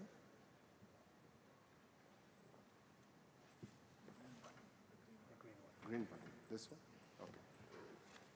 So essentially a hammock retractor is something that suspends the left lobe of the liver. And in MIS upper GI surgeries, we need this kind of a left lobe liver retraction. And there are various methods commonly used for this retraction, a blunt rod or a Nathanson retractor. A simple innovation which can help to reduce the trocar, essentially a 1.5 millimeter trocar can be reduced, which does not require the retraction. So in laparoscopy and sills, this is quite useful. However, in robotic surgeries, the robotic arms do collide with and interfere with the retraction, especially because they're coming from the head end. And the Nathanson arms also fight sometimes with the robotic arms. Though Nathanson is possible, but it's a little more difficult using it along with the robotic arms. And you need a very steady retraction, scarless atraumatic retraction, and that is where the hammock retractor helps. So essentially, it's a scarless retractor to retract the left lobe of the liver for doing surgery underneath the left lobe, upper GI surgeries, essentially. But it also helps in pancreatic surgery by lifting up the stomach. So sometimes we use not just one hammock, but we use 2 hammocks, one in the proximal and one in the distal stomach, to get a better exposure of the pancreas for doing pancreatic surgeries. So for upper GI surgeries, it helps us in anterior flux surgeries, bariatrics, even cancer surgery and hiatal hernia, Porsche flaps and diaphragmatic repairs, whereas for pancreatic surgery, it helps us in head resections, distal pancreas, chronic and as well as acute pancreatitis. Now, there's different types of hammocks. Most of the times, single hammock is sufficient, but for lobes which are more floppy, we sometimes use a double hammock technique for a floppy left lobe of the liver. Now, there are several materials that we have tried making this hammock with a simple polypropylene or polyethylene tube, with a nasogastric tube, corrugated drains, silastic tubes, and umbilical tapes. And everything works. I mean, there's nothing like that one is better than the other. The methods for use are essentially 2. One is called the encircling method of the left triangular ligament approach. And the second is a suturing method where we suture the hammock to the hiatus. So this is a simple, short video which demonstrates the two techniques. In the encircling left lobe technique, we just create a small hole in the left triangular ligament, get the thread which is attached to the, the tube out, and this is taken out, and the other end is taken out from the right side of the falciform, so that along with the left lobe of the liver, the falciform is also retracted. So this retracts the left lobe of the liver easily and gives a very good exposure of the underneath the liver. The other technique is to suture the hammock of the one side of the hammock with the diaphragm on the left side of the hiatus, and this also gives equally good retraction for the undersurface of the liver. This hammock is created very simply on the bedside, on the table. You take two tubes about 7 centimeters, at the most 8 centimeters, depending on the patient's build and the liver, whether it is fatty or not. And then with a thread and with these tubes, it is created on the table by the nurse. It's a very simple technique to use. Either a single or a double hammock can very easily be created. And this is inserted from the 10 or a 12 trocar into the abdomen, and then it is deployed by taking out the loop needle assembly from where the threads are taken out, and they are just hitched on the abdominal wall. And extraction is also very easy from the 10 or the 12 trocar. So benefits are that it provides, it's a trocarless, you don't need one, you can reduce one additional 5 trocar. It's scarless, cosmetically it is beneficial, and this subxifoid trocars are always more painful for the patients. And there is no collision with the robotic arms, and it provides a constant retraction which is safe, atraumatic, without any penetration of the liver. It is very easy to create and use, and it is affordable and versatile, simple device. So we have used this hammock in about 88 patients. Majority is for upper GI surgeries for left lobe retraction. And even about 10 pancreatic cases we have used it. And out of these liver retractions, majority have been single hammock use, but sometimes with the floppy livers, we just check first by using the instrument to lift it and see whether it's a floppy liver, whether you will need a single or a double hammock to be used. And in 2 patients, we found that the retraction was inadequate. We had to readjust or reuse the second hammock, which was of a different dimension. And we did not have to convert to a 5 trocar in any of these patients. And in 4 patients, there was transient liver congestion seen at the left lobe, which was reversible on removing the hammock. So to summarize, hammock is a very simple, versatile, scarless retractor for left lobe of the liver in upper GI surgery. It provides a simple, constant retraction of the stomach also in pancreatic surgery. It is very easy to create, it's cost-effective, it's disposable, it's atraumatic, liver and stomach retractor. And it is atraumatic, affordable, personalized, and disposable.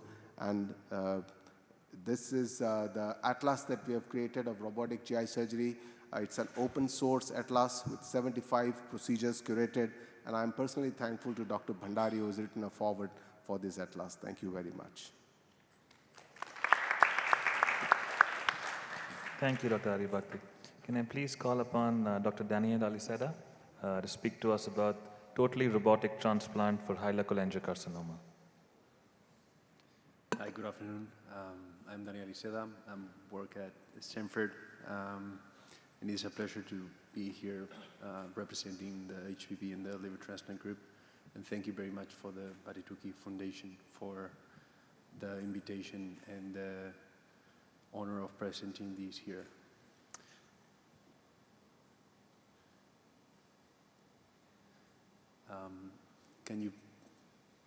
Thank you. So we present the case of a 52-year-old male that has a cirrhosis, due to NAS. Then they're presented to clinic with a hilar cholangiocarcinoma. And at that point, at the diagnosis, he had a MEL score of 14 and a hilar mass that was around 2.5 centimeters. He has, as you can see, a lot of ascites, small left right lobe, and an hypertrophied left lobe. So after the biopsy-proven diagnosis of a cholangiocarcinoma, he underwent a partial Mayo protocol, receiving SBRT instead of EBRT. He underwent the preoperative lab, and after no progression, a suitable donor was found, and he was taken for a robotic liver transplant. So we always place the patients in the same position, low lethalottomy. In this case, we use 4 8mm trocars, separated 7 centimeters apart, and at the level of the umbilicus, a gel port around 4 centimeters for the assistant. And this is the original placement. So all the planes were really stuck due to the right therapy and the previous PVEs. But he had, we finally found the anatomy. We sectioned the right artery, then the left artery with the robotic stapler. And after that, we individualize the common bile duct, and we do the distal frozen. It came up negatively. Then we proceed mobilizing the right liver, sectioning or cutting the branches depending on size using the Nemalox or staplers. Then we came up into the confluence of the veins, identifying the middle hepatic vein that was cut with robotic stapler. That gave us a little bit of more space, so we sectioned the portal vein, the left and the right vein also, and we were able to extract completely the specimen and bring the donor liver. We upsize a little bit the midline incision, then we close it, and we use the same gel port for the assistant. Now the reconstructive phase was initiated, opening the cava. We did this lateral cavostomy and this anastomosis using a 5.0 Gore-Tex and pulling both sides, so the tension helped to finish the anastomosis, and the distal part of the IVC was closed with stapler. Then the portal anastomosis in the same manner, but in this case using a 6.0 Gore-Tex, using the fourth arm to create some tension and help during the anastomosis, doing the opening, letting the vein tube open a little bit, and then tying. We unclamp the IVC and the portal vein, and the reperfusion was really good. And lastly, for the vascular anastomosis, we did the artery. We used the same Gore-Tex 6.0, running both sides of the artery. Small 2 holes were found when we opened, but we did some stitches there. And finally, we did the ultrasound to make sure the arterial flow and venous flow was adequate, as you can see here in the ultrasound. And the last step after generating the roux was to perform the HJ. In this case, we used the 5.0 monocryl interrupted, starting on the posterior wall and finalizing the anastomosis on the anterior wall.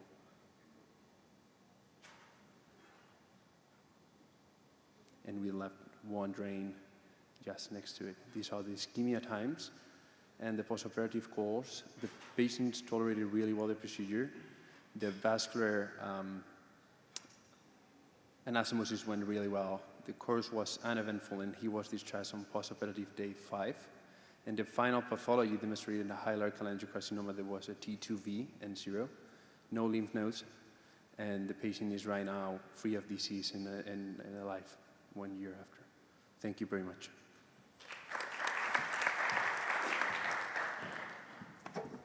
Thank you, Dr. Alicera. It was very impressive.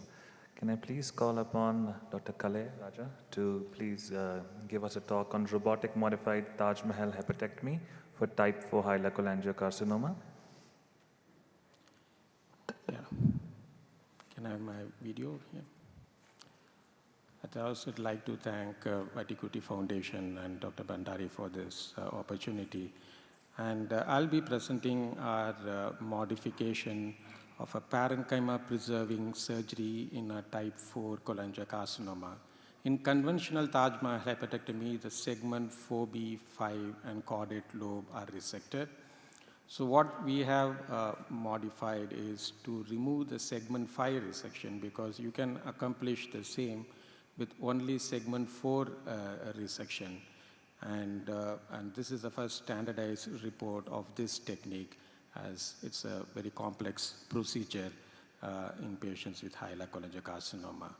The patient is a 15-year-old male with a jaundice, and the investigations were suggestive of a type 4 tumors.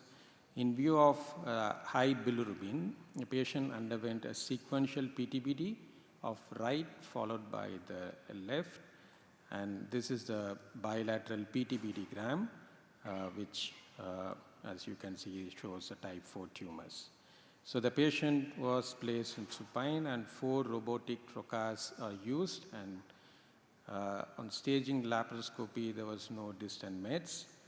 The first step is the lymphadenectomy. As you can see, the vascular anatomy in this patient.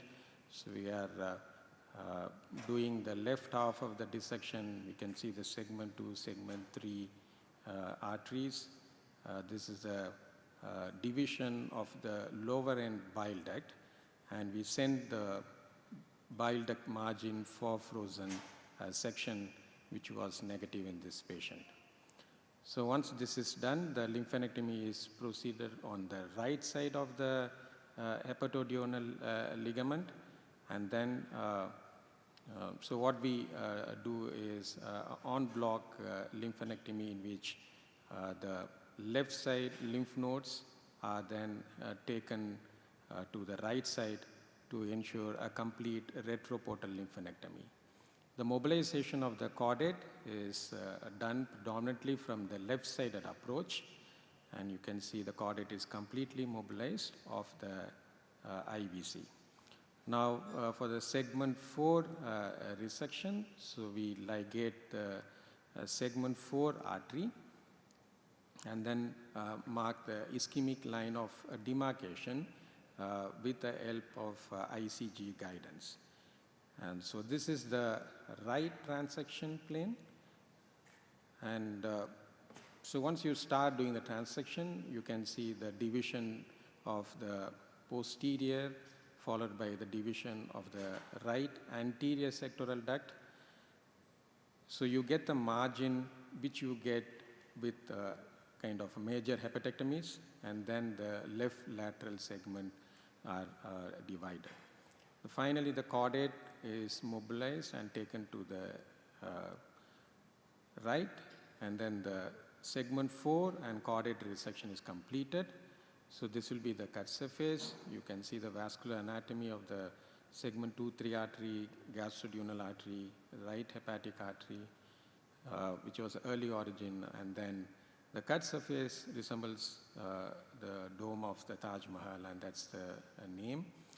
And you can see the cannulation of the segment 3 and the segment 2 duct. So this margin is similar to what you get with the extender right.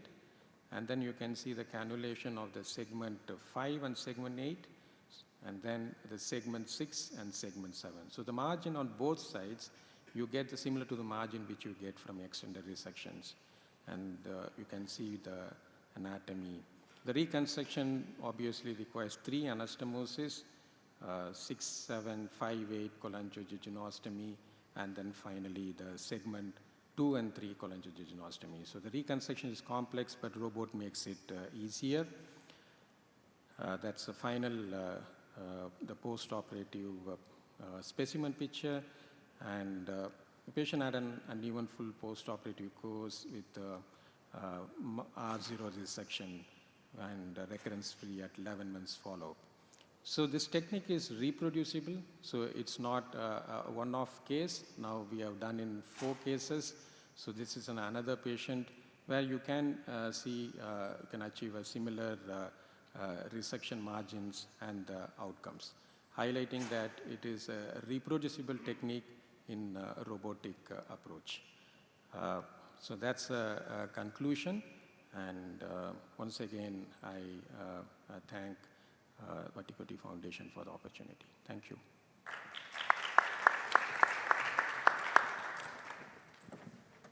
For this last talk in this session, may I please call on Dr. T.K. Rajesh to speak on surgical synergy, enhancing robotic precision with general tools.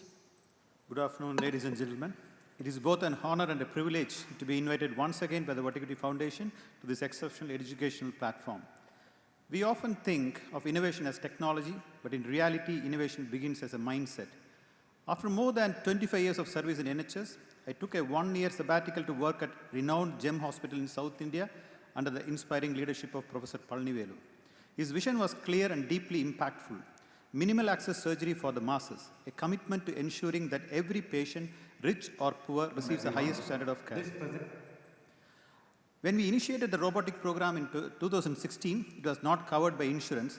Each additional robotic arm increased the cost significantly, making it inaccessible to many patients. Rather than accepting these limitations, we choose to innovate. We developed simple, indigenous, yet safe and effective techniques to optimize surgical outcomes while significantly reducing cost. These solutions were driven not by convenience, but by necessity, equity, and patient-centered care. With this perspective, I will now begin my presentation. Please play the video with the sound, please. Welcome, everyone.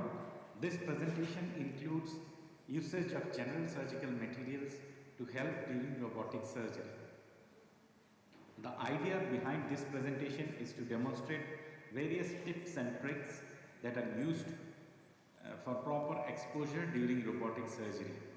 Because of limited number of arms, several times challenges are there to keep the area of dissection safe and clean. Seeing is believing, so we proceed towards the various tips and tricks which we use in our day-to-day robotic surgery. First trick is retraction of liver. You can see a silk suture used to retract the falciform ligament. This is followed by a nylon suture tied to a Riles tube, which is used to retract the liver.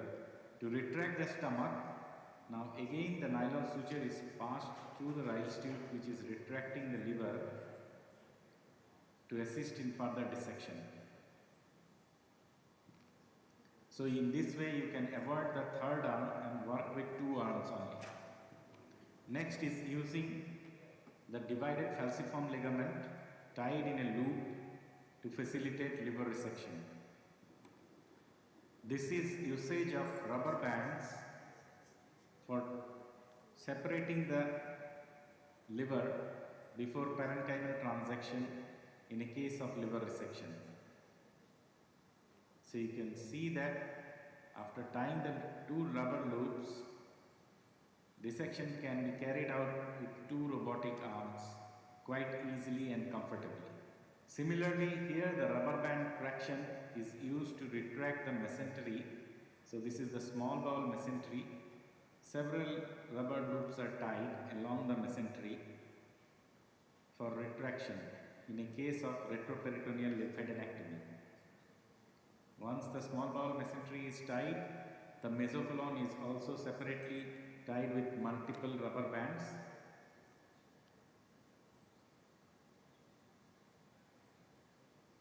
Separate colored rubber bands are used to retract the mesocolon.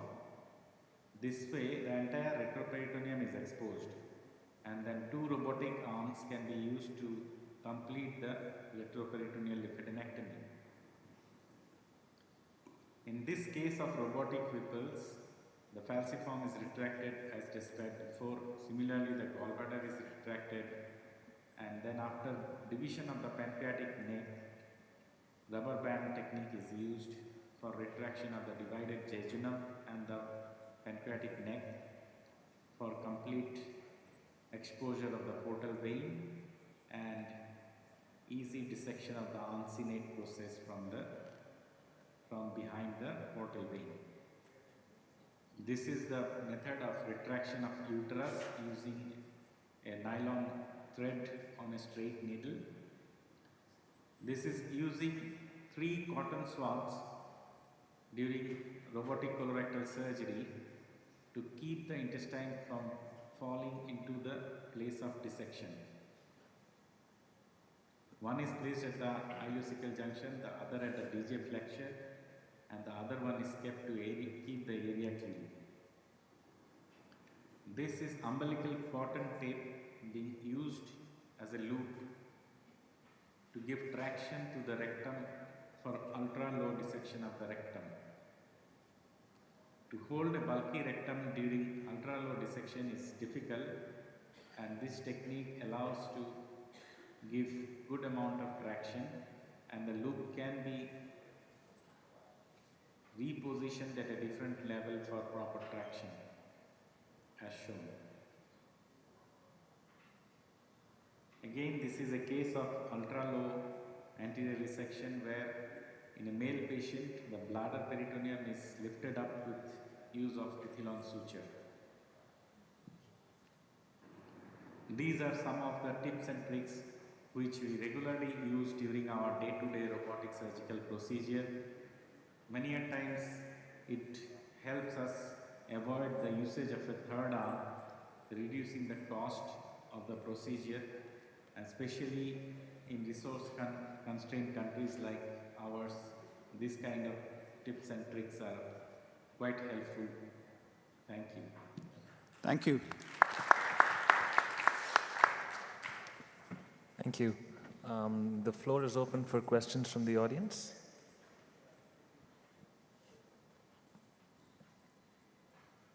Thank you all for such impressive videos. So, to the people who are making retractors, I think many of us have been doing this for a while. I'm kind of curious, in the US, the thing that's really taken over is the Dima stitch. It's a surgeon, Dima's his first name. He's got this really long last name that starts with an H. He's got multiple YouTube videos, and it is a V-lock. You start down in the right cruce, you come up and over the left lateral segment to the opposite side, and you can tighten it as you go. And I think a lot more sutures are being used for internal traction now. And I'm curious with the rubber bands, have you ever lost one? In the US, if we have a foreign body that breaks off and you can't retrieve it, and that's not radio opaque, you're just in, it's like you don't want to go to where that paperwork goes. So just sort of comments on the increasing use of suture itself, sewing up the gallbladder. Like I know Dr. Visser routinely sews the gallbladder up for certain exposures, and kind of getting away from putting things in and using suture more. I think that one of the alternative to a rubber band is you can actually use a glove ring, which is anyhow available in the OR. I mean, instead of a rubber band. I think that's another alternative. Actually, what we do is an industrial rubber bands, we keep about 5 in an envelope and OTO it, and then we use it in a sterile rubber band. And it's very important to record before and after that 5 rubber bands are used. It's all color-coded. We use the primary colors, red, blue, or yellow. And then these rubber bands has got a progressive traction. So you can use the traction as much you need. And it avoids any accessory arms, and it also avoids any clash of these arms in between. And we have been using for 10 years now, and in not even one case it has broken out, and we cross-check. It's very important. 5 goes in, 5 comes out, before and after, and it's very cheap. It's pennies. So we don't have to create a huge expensive thing, because in India, every arm you charge extra $250, so which is not needed. So that is why we created these kind of small tips and tricks to help Indian population. Yeah. I think with the liver retraction, what I wanted to know was there are 2 types of left lateral lobes. One is a thin, long one, and one is a thick, puffy fish one. Is there any difference that you feel in retraction techniques when it comes to those left lateral lobes? And a follow-up question again is open. Is the challenge for a liver surgeon is also a right lobe retraction? So when you're working on the cave and you want to clear the cave up for a right hypotectomy, the major challenge is a right lobe retraction, because otherwise you end up using your R4 arm all the time to hold up the liver. Yeah. So I wanted to know what any of the experts have alternatives for the right lobe retraction, especially in the beginning as you're flipping the liver over. Yeah, I think that's a very good question. the thin lobes, the thin left lobes is more likely to be floppy. So here we use the double hammock technique. Whereas the fatty livers with the fluffy lobes, they are generally, easily retracted by a single retractor. For the right lobe retraction, yes, we have tried this hammock to use it on the right lobe, but it slips. And that's why what we tried is that create a posterior window behind the gallbladder and then pass the hammock through that and then retract the right lobe, then it does not slip. So this is some of the tricks. We use this for uterine traction as well. We have used it for several other applications as hammock retractor. My next question is for Dr. Alicera. A couple of things. Your very, very interesting presentation. Firstly, you said you took a biopsy. I think that's for your hilar cholangiocarcinoma. Yeah, that's the first point I wanted to clarify. Secondly, I wanted to know what the warm ischemia time was. I couldn't see it in the presentation, how long that was.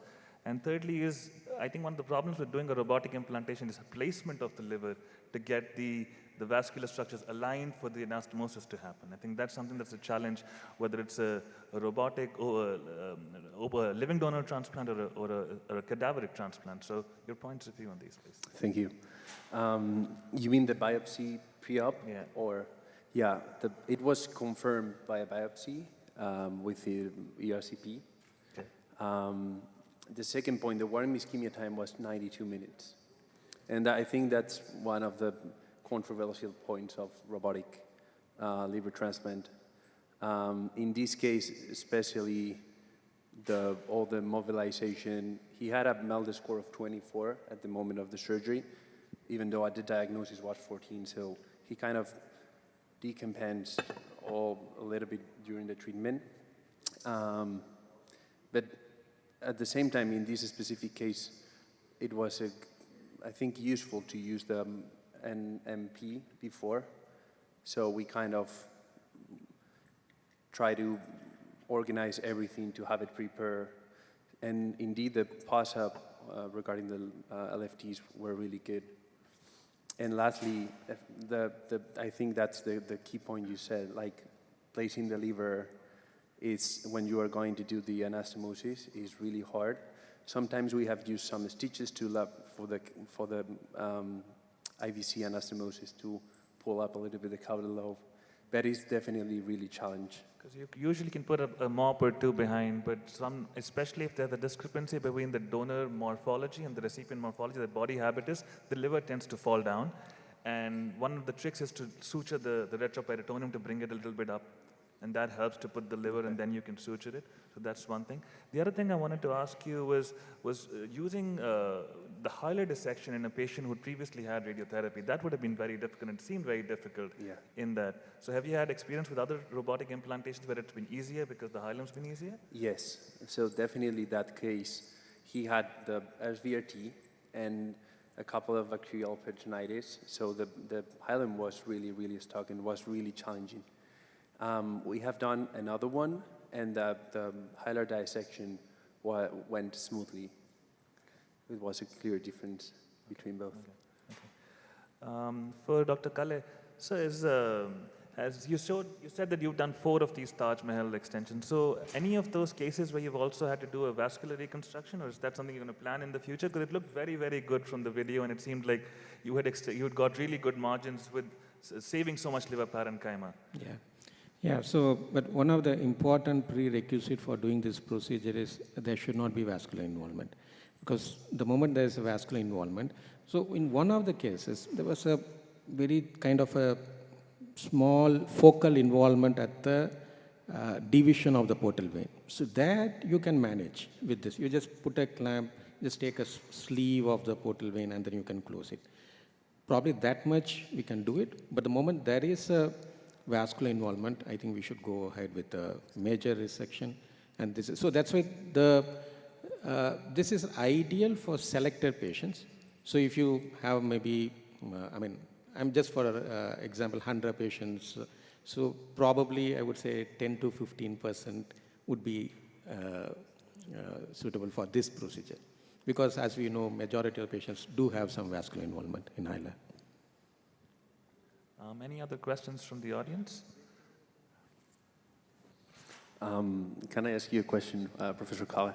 it's really impressive, and I think for the treatment of hilar cholangiocarcinoma, it's not a new surgery, but it's kind of, we are seeing a little bit more about it. But I was really curious about the preservation of segment 5, that I think is really impressive. And if you do any pre-op evaluation to make sure the margin, the radial margin is free, making sure like these small spots of tumors that we have sometimes, they are completely free especially on the right anterior sector. Yeah, I think that's a very important, because one of the reasons for doing the conventional Taj Mahal type, where the segment 5 is resected, is to ensure that the parenchymal involvement, when the tumor is there at the hilum, can extend into the anterior sector and thereby involving the segment 5. So, so that's why actually what we have to do is need to do a frozen section. Now the question regarding pre-op, whether you can be sure, it's a bit of challenge. You go by the imaging. When there is a obvious parenchymal involvement close to the segment 5, then we don't go ahead with this procedure, but you can still go ahead with the conventional Taj Mahal type of resecting the segment 5.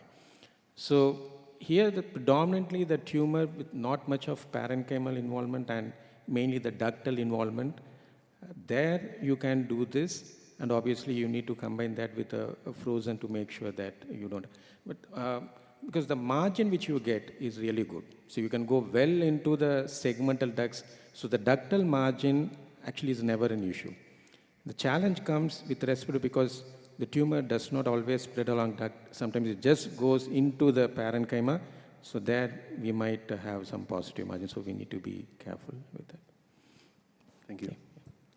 If any other questions? If not, I think we're just shooting past our scheduled time. So we'll conclude the session now. Thank you.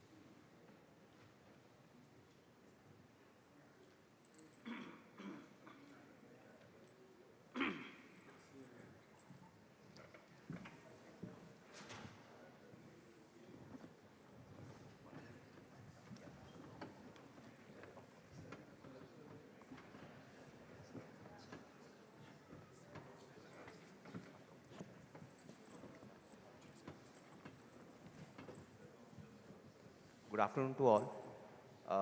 We have seen a very fantastic session of hepatobiliary reconstruction, and now we are coming back to the urology thing.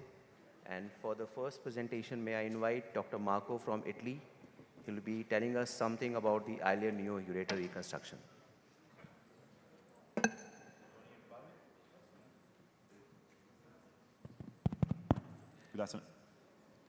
Good afternoon to everybody. I really thank you to Vattikuti Foundation for this amazing meeting. It's the second time that I attend this meeting. The discussion is always plenty of pioneeristic ideas. So I'm here today to present a case of HELIAP substitution for a complete ureteral avulsion after trauma. This is my conflict of interest. So HELIAP injury may require replacement with non-ureteral tissue, and the typical choice is a bowel interposition in order to restore the continuity of the drainage of urine. We present a case of a 33-year-old male with no medical history. He arrived to our urological emergency department after a car motorcycle accident, and the CT scan revealed a complete avulsion of the right excretory tract, as we can see in the image, with a complete extravasation of urine in the retroperitoneum. Our first attempt was for endoscopic recanalization. We try with placement of a right nephrostomy and then placement of ureteral stent with a combined anterograde and retrograde approach. We do some image, and the image did not show any evident contrast extravasation. And after 1 month, we decided to remove the stent and close the nephrostomy. Unfortunately, the patient became fast symptomatic, so we perform another, there is the video, no. We perform another CT scan in order to understand the situation, and we saw subrenal collection of 10 centimeters with contrast enhancement in the urographic phase. We perform a transnephrostomic and ascending pyelography, and we show a gap of 5 centimeters extending from the ureteral-pelvic junction to the lumbar ureter. So we decided to proceed to surgery, and we planned robot ileal substitution. Can we remove the volume? Thank you. We utilize a standard torque position for kidney surgery. So we utilize a 30 degrees camera with the XI platform. So there is the video here. I think that is the other. No, okay, but it's not right. The retroperitoneal tissue appear really sticky, really difficult in isolation, so we put in the cyanine green through the nephrostomy tube in order to highlight the ureteral stump and to understand something more inside this tissue. The ureteral stump was isolated. We can see here highlighted in white the ureteral stump and the renal pelvis. The kidney and the renal vein and the vena cava. Then we isolated the psoas muscle in order to anchor the ureteral conduit and to give stability to the structure. We isolated 20 centimeters of ileum in order using the robotic staple. Then we start with the anastomosis. We start from the upper part. Inside the ureteral conduit, we place a ureteral stent. We utilize Vicryl to 0 stitch. We perform separate stitch.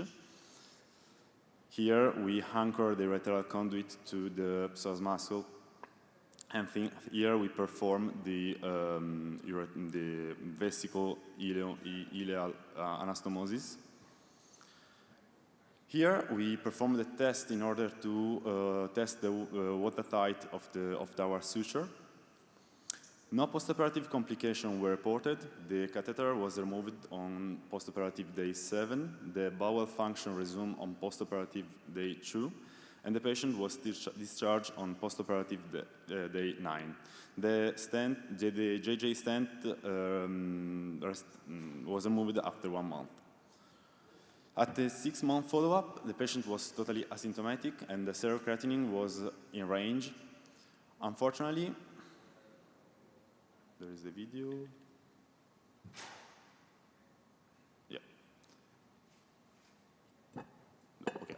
Unfortunately, we find an incomplete drainage of the contrast medium from the right pelvis, and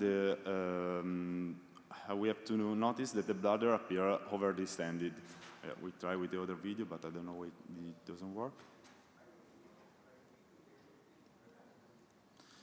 So we can now see from this video, but the bladder was totally over-distended. We decide, in order to avoid further radiation exposure to the patient, to perform an echography after urination. So we ask the patient to void his bladder, and we see a progressive distension of the ileal ureter up to the prevesical level, with progressive emptying after urination, as I said.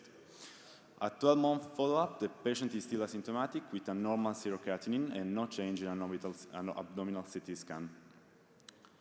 So with this case presentation, we want to demonstrate that the bowel interposition is a valuable option for complex ureteral reconstruction after trauma. Obviously, a careful surgical planning and a post-operative structured follow-up are essential to ensure both anatomical and functional success. Thank you.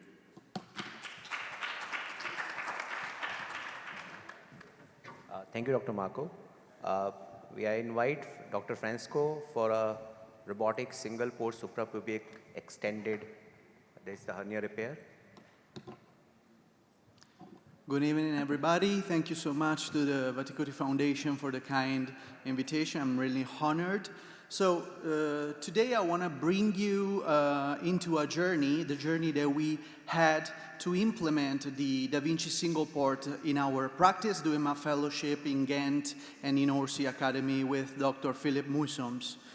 So every time we want to implement a new technology into our OR, we have to follow the ideal pathway. So we start with our idea, and the idea was use of Da Vinci SP for hernia. So we decided, this was the 2022, to do a cadaveric exploration and porcine inguinal model. And here you can see some snippets, some photos. This was in IRCAD in Berlin in 2022. And these are porcine hernia models. So this was our first in human. SP square DTAP, so suprapubic single port extraperitoneal, totally extraperitoneal approach. We published our preclinical experience in the Journal of Abdominal Wall Surgery, and we continued our pathway to implement this new technology. The following step was the initial case series. So we recently published in Surgical Endoscopy the ESPRIT study, so our initial series of 22 patients, inguinal hernia with concomitant umbilical hernia and ventral hernia with concomitant rectus diastasis. This brought us until more complicated procedures, which was the video that we have submitted to the Vattikuti challenge. The patient is a male patient, 29 BMI. This was a primary ventral hernia, 9 centimeters in diameter, so we consider that being a huge hernia, and we consider to do a transversus abdominis release. What is a transversus abdominis release and when we need it?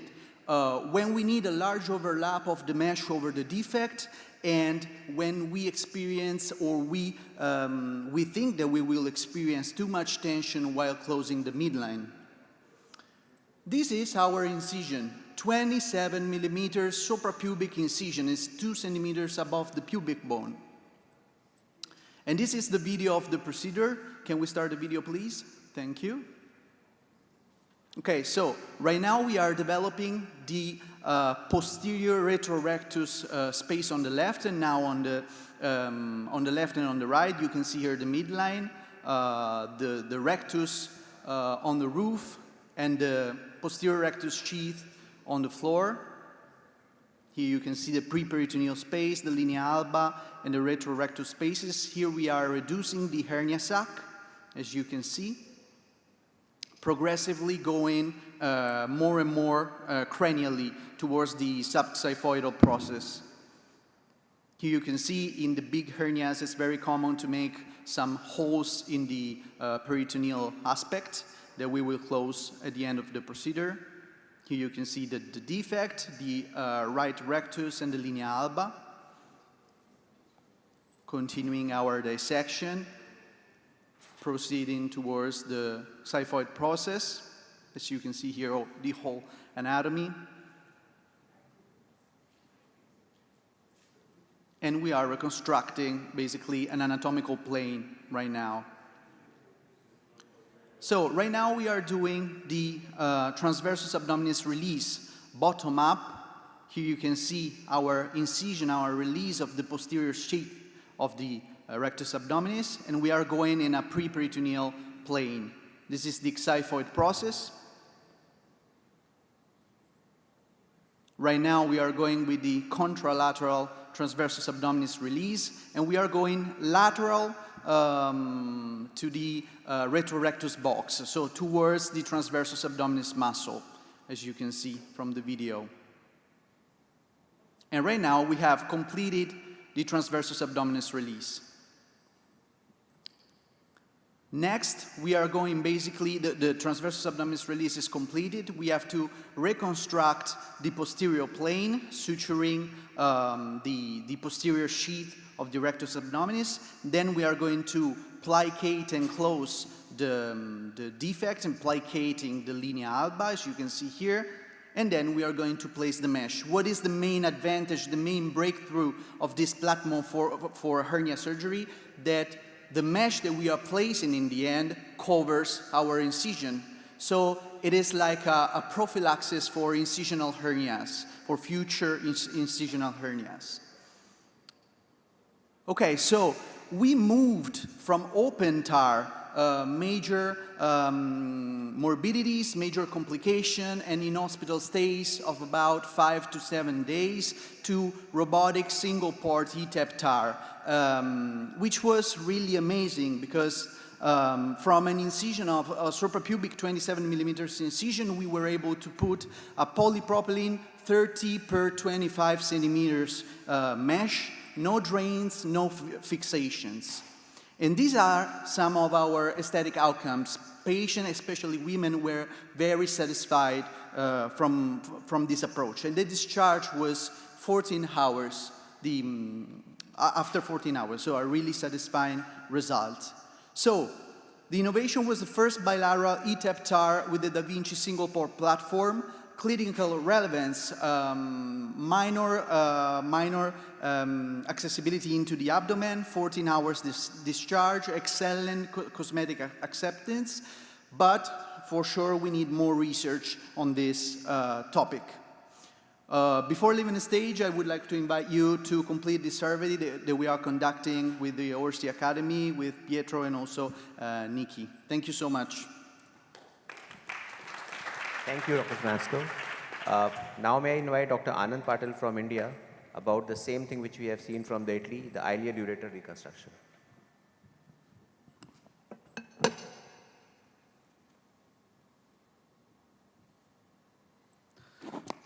Good afternoon, everyone.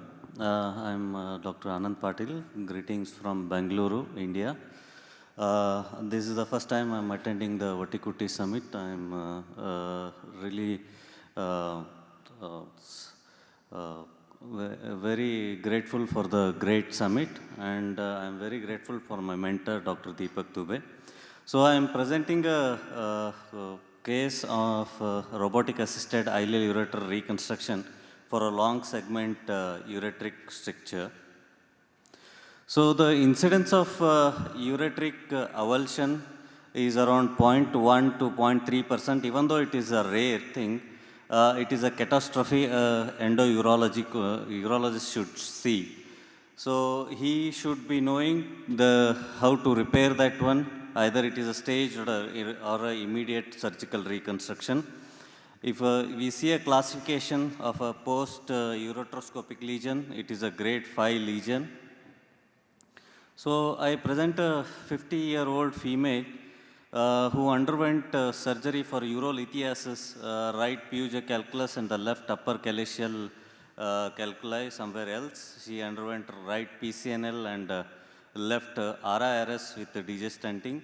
Post 2 weeks, the stent removal. Post that 4 days, she started to have severe pain, abdomen, decreased urine output, and there was a large urinoma on investigation.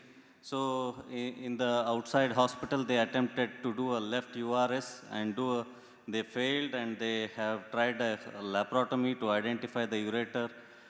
They could not identify due to a dense adhesions. There was some necrotic material, and they placed the drain, and she was referred to us. So when she was referred, so we could see there was a urinoma. We had to put a left PCN and one pigtail for the urinoma, and she was in a sepsis when she saw us. We have to stabilize her with antibiotics and antifungals. So eventually, after 3 to 4 weeks, we went in, did a cystoscopy, RGP, right side was absolutely normal. We removed the right DJ stent. Left side, we could see that the lower ureter, we could only trace up to 3 centimeters from the VUJ.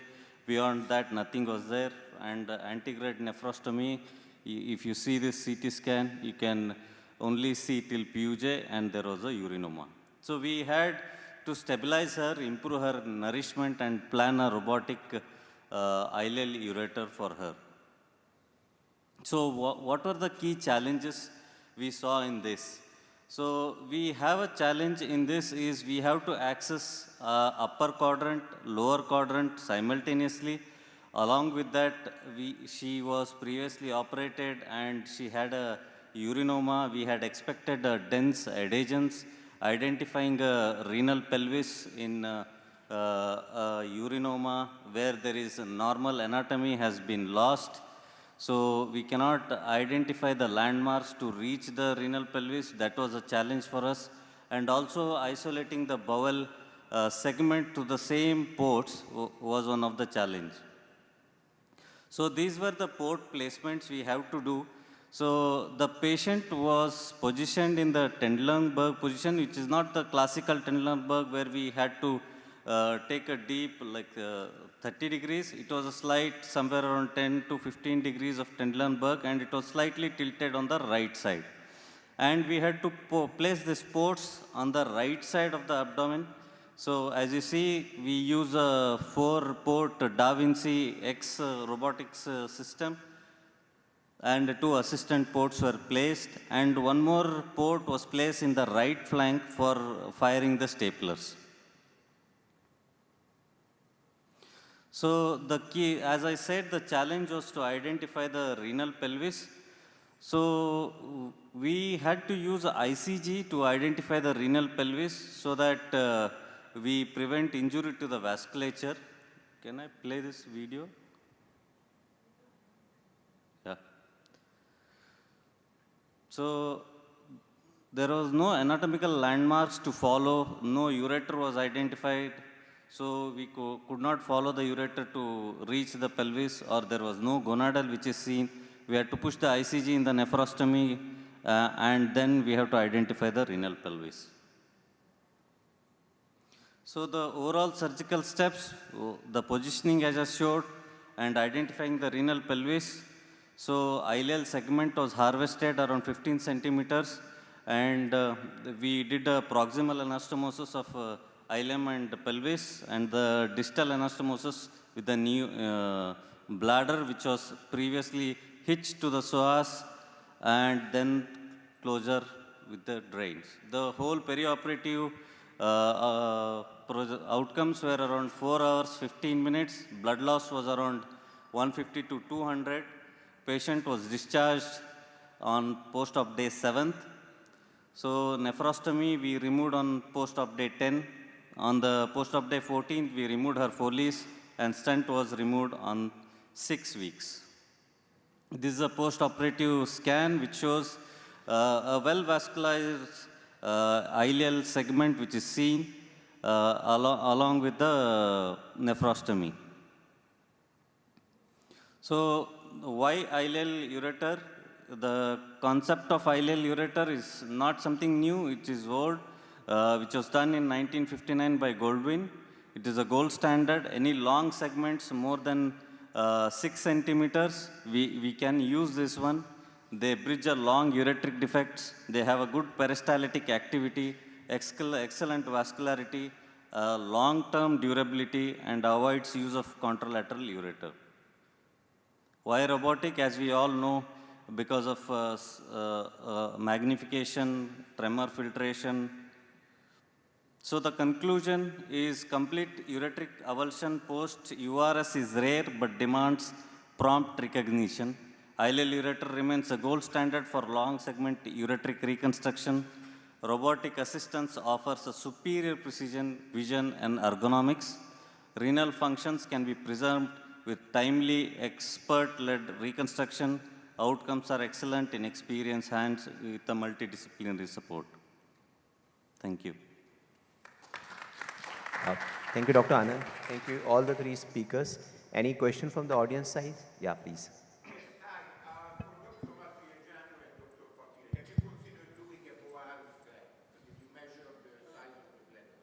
So in this case, sir, the segment of the defect was almost more than 15 centimeters. So uh, the bovary usually covers around, if the upper ureter is there, it can cover up to around 10 to 12 centimeters of the defect. Here the defect was longer, where it has to reach the pelvis. Sometimes it is difficult to cover with the bovary, so we use the ileum. Sir? Did you measure the bladder volume to make a decision about using a body flap? Yeah, or not we using it? measured, we went in with the open mind of bovary first. The second plan was the ileal ureter. Suppose the ileal ureter was also not happening, then we had planned for a auto transplant of the kidney also. So the initial idea was we had an open mindset of we will decide operatively which one to choose. We checked for the bovary, which was not feasible, then we moved to the ileal ureter. The same question to Dr. Marco also, and to you also. Doing an ileal replacement versus auto transplant, which is your best option to go for? And if you have not used, in these cases, the auto transplantation as a method of procedure, like Dr. Dubey is a very good transplant surgeon, why not? For me, because it was a really young patient, we prefer to start with ureteral substitution, so with using ileum. And the autotransplant was only the last option in order to be more conservative as possible. And Dr. Patil, please. So always the complexity becomes more in an auto transplant. If we choose a ileal interposition, it is two anastomosis, whereas in auto transplant, it becomes two vascular complex anastomosis with the ureteric reconstruction. So your management may change if you have a recent ureteric avulsion. Say, for example, some ureteroscopy is being done and the ureter is avulsed. You still go for ileal ureter replacement, or you will make a choice of auto transplantation. Because one of the point I will say, then both of these cases, there's a lot of fibrosis. Taking out of the kidney in from that of fibrotic area is not an easy task to do. But in a fresh case, when you have just a ureteric avulsion happens, and if the kidney is not very bad, the auto transplantation is a very nice option, because you will avoid all the complications of bowel replacement. So yes. This is what we normally prefer. I have did 2 auto transplantation for ureteric avulsions, but those were the cases which has been diagnosed just at 1 day before or on the OT table itself. Any opinion from the audience side about this? And my last question to Dr. Fresco, you are doing the single port. Do you ever face any limitation from going from multi-port to single port? Yes, it's look good, but ever you felt some transition of any compromises or any challenges from multi-port to single port? Yeah, sure. We've had experience, and that was all published in our preclinical experience when we've had, going from a suprapubic position to a subxiphoidal suturing, for example, it's not that easy. So sometimes when we started to use the metal cannula as an access port, it was very difficult to reach subxiphoidal position and to suture comfortably. So when we used the small access port, the balloon basically, that was very easy because you have the possibility to go in a collapse mode. So basically you can push and collapse the balloon to get 6 or 7 centimeters more of maximum reach, and that basically was our game changer in terms of conducting, a good suturing and good plication of the linea alba, for example, in the case of diastasis recti. Thank you. Any more questions from the audience side? So thanks a lot, and we can move ahead with the next session.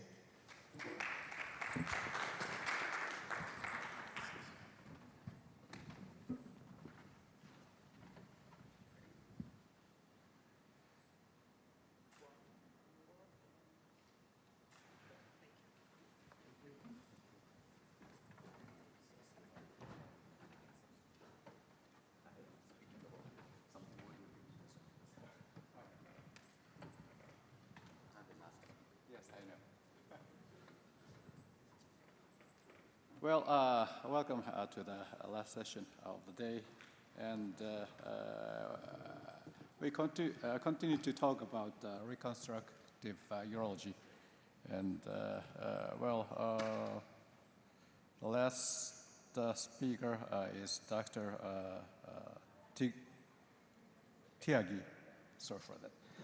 Well, he's talking about robotic ureteric reconstruction with non-urological tissue. So please. Thanks to Vattikuti Foundation for this opportunity. And I always have a habit of being the last. My name starts with V. So today also I'm the last person standing. So taking the last session ahead, I will be sharing my experience of ureteric reconstructions with non-urological tissues. We always feel and felt that urological tissue is the best tissue to replace the ureter, but sometimes we do not have the urological tissues available to us. So majority of my cases of ureteric strictures are being because of the URS or RARS, and as this paper suggested that the incidence of post-URS ureteric strictures has increased from 1.9 to 2.7, and nearly about 5% if the stone is impacted. So this is what I have in my experience in last 1 year, these type of strictures from upper ureteric, lower ureteric, 1 centimeter, 5 centimeters, 6 centimeters.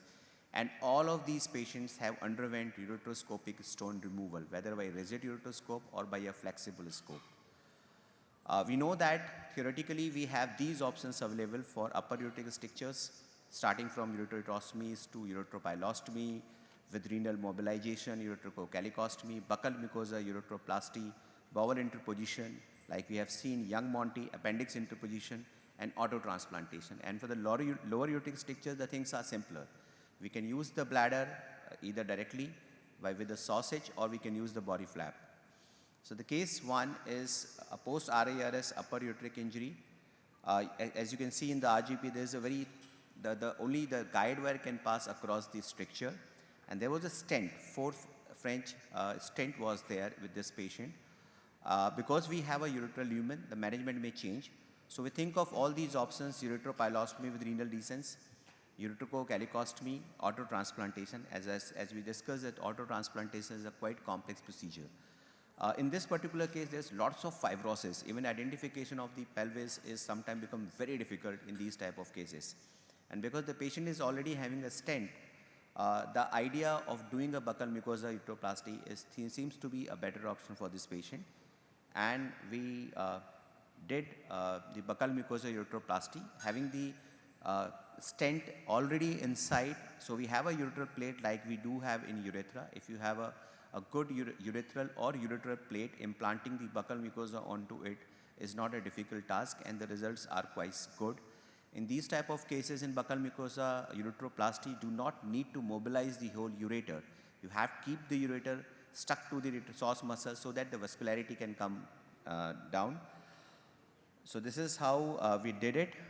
Obviously, all the advantage of robot has been taken of maximum benefit, and with the robot which we used is the Hugo robotic assisted system, which I'm using for last 3 years in India.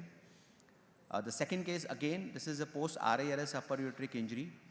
It has multiple vessels. And why I shown the CT angio? Because in this particular patient, we thought about doing an auto transplant, but the 3 vessels, lot of fibrosis will make this procedure a more complex procedure. Being a transplant surgeon for last 10 years, so doing a transplant is not a difficult task, but it is always to have the things as simple as possible. There is a cutoff during the nephrostogram, and when we push the dye very hardly from the retrograde, we are able to see a streak of contrast through the structure part. So again, all the options have been discussed, and we know that We know that we have, I think this screen is not showing. So we have discussed all the options, including from ureterotomy. It is a very long stricture. Auto-transplantation, again, 3 vessels will be a difficult task. Appendix interposition, it is on the left side, so it's been discarded. Bowel interposition is always the last option, and buccal mucous ureteroplasty cannot be done because we do not have a good ureteral plate. So in this case, what we did is a young Monty interposition. So ileal ureter, we always have a large lumen which is being implanted from one end of the ureter to the another end of the ureter. In this particular case, what we did is we make a tube of the bowel.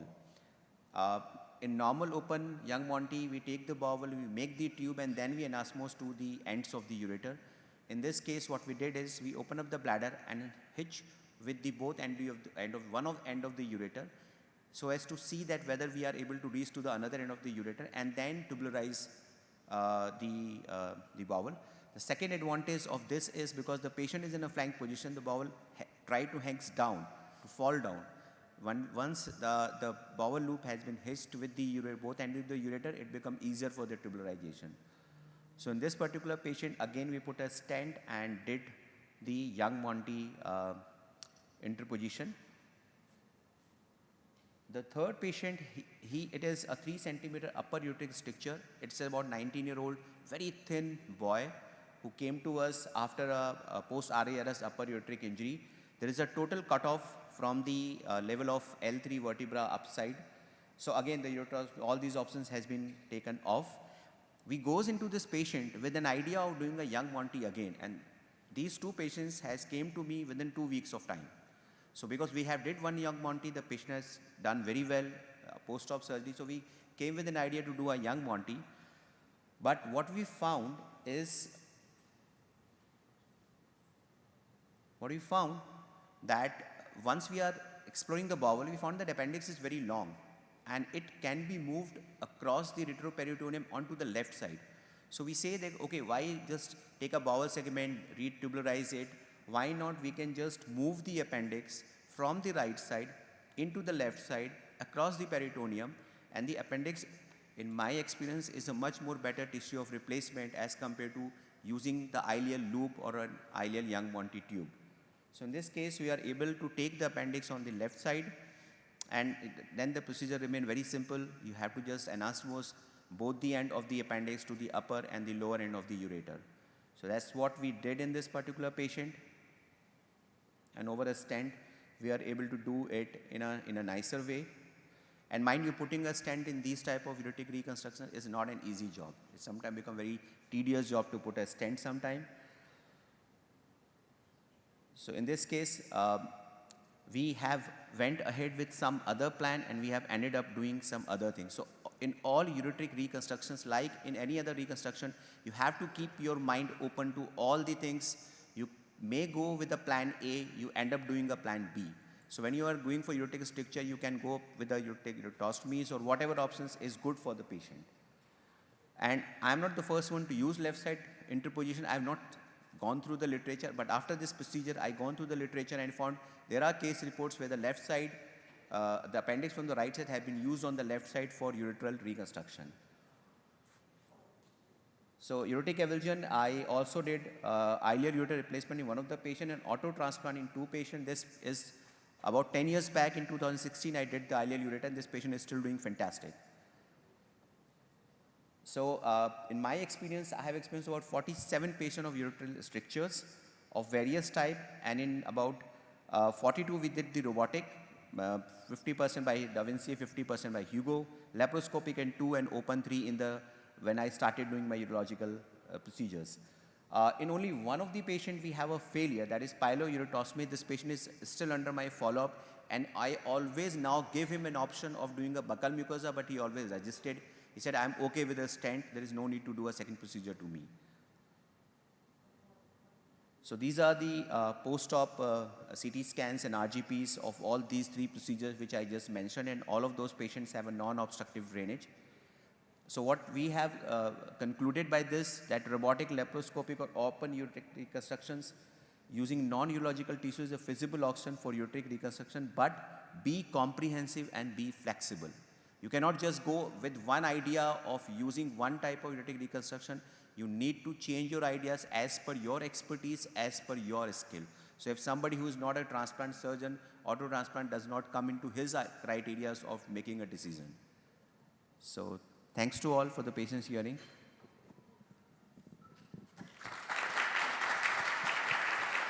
Well, beautiful presentation. And any questions from the audience? All right. Well, I think, yes, please.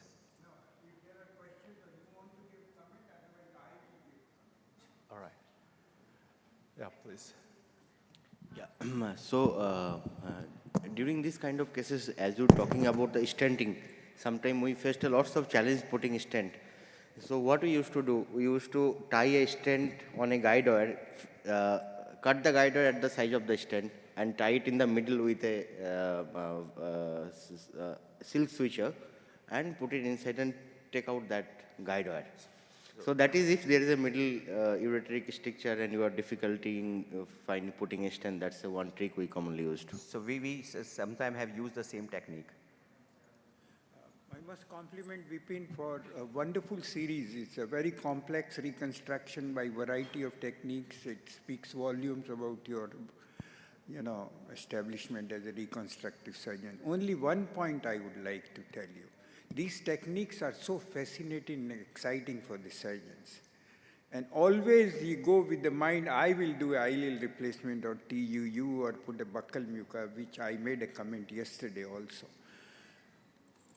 There is nothing like natural body tissue. And as I said, ureteral up to 13 centimeters, I have bridged the gap myself in a ureter by moving renal vein, by pulling the kidney down, by having a long Bowery flap and psoas hitch. So I think the message is that use these tissues as a last resort to salvage the kidney. Definitely, sir. And if I can go back to my whole experience, these young Monty or appendix interposition are at less than 5 to 10% of the total ureteric reconstruction which we have did. So totally agreed. The urological tissue has to be replaced by a urological tissues. And here I'll tell you, in 1980, after my post-graduation, my chief, Dr. Bhatt, had about 50 cases of ileal ureter. So I was given that project and I followed up to 20 years follow-up. And I found very interesting, I think I did ileal biopsies through ureteroscope, not ureter, in those days you could go through a cystoscope and pull biopsies. 3 things I found. As the ileal ureter gets metaplasia, the mucus secretion goes down and infections keep coming up. It was noted. And second thing, there were stones. There were other things. So there are problems, stercolates, stones, and things like that. Nobody talks of this, but one feels happy that at least you have salvaged the kidney. And you very rightly said that auto transplant is a wonderful procedure for the surgeon. There is no risk, I can tell you, is as simple as that. And that you can bridge any amount of defect of the ureter. So don't hesitate, we used to do that, pull the kidney down and put it in, and it doesn't take much time. You don't have to do anything. I think it was a wonderful series. Thank you, sir, for chairing this. Thanks a lot, sir. Well, a few questions from me. I'm curious about the buccal mucosa. How long can it go? Your case has a 2 centimeter stricture. How long can it go? So I have used for only in 2 cases, one for 2 centimeter, another for 3 centimeter. But in the literature, they have used for 5 to 8 centimeter. But I hate using more than 2 to 3 centimeter. If it is something more than 3 centimeter, I personally want to do something else. And as Dr. Bhandari has said, for me, being a kidney transplant surgeon, I always believe that kidney transplant is a wonderful procedure. So if there is a very long stricture which cannot be bridged by these methods, don't hesitate to go for a kidney transplant. And any possibility to have a combination, for example, 1 plus 2, A and B. And well, buccal mucosa seems to me a very potent option for repair, reconstruction. So, talking about the very long, medially long stricture, if some option cannot supply perfectly, then plus buccal mucosa in combination. Yeah, Is that a crazy idea? yeah, we can do it, but I do not personally have experience of using long buccal mucosal for aortic reconstruction. I personally don't like it physiologically using such a big buccal mucosa for a ureter thing. Right. And I know you're saying you're a kidney transplantation surgeon. And we heard a presentation regarding EV uterovesical stricture after transplantation. And probably these sort of options may not a good procedure for after renal transplantation. How do you know? Yeah, I have operated few cases of post-transplant uretrovesical junction strictures, but these are very small segment strictures. You can easily go ahead with a uretic reimplant again. Usually junction. Yeah. In one of the case, we use the body flap, which is, again, it's not a very long thing to. Yes, that's what I thought. In transplant kidney, when there is aortic stricture, if it is after delayed stricture, then it is sometimes very difficult to find that stricture in segment of the uterus. Sometimes so much desmoplastic reaction is difficult to dissect. So often what we do, we find out the pelvis of the transplanted kidney, we take the native ureter and then do ureteropylostomy. That's simple. Yeah. Don't try to touch the ureter of that kidney. Native ureter and the pelvis of the graft kidney. Well, lastly, I would like to ask about the length of the stenting. And you're saying at least six weeks. Yeah, at least 6 weeks. So there is no, I have never taken out the stent before the 6 week. I always feel it is, if you keep it for 7 to 10 days extra, it is not a harmful thing to the patient. But at least 6 weeks, it is essential for a good uretic reconstruction if I did. Right, but what I'm trying to ask is there any basis for 6 weeks at least? 4 weeks, 3 weeks? So there is, I not can think it's a physiological basis of keeping for 4 to 6 weeks, but just keeping it for 4 weeks is not enough for me, so I kept for 5 to 6 weeks, depending upon the logistics also. Yeah. Well, any further questions from the audience? Well, then I would like to call it a day. Thank you very much. Thank you, sir.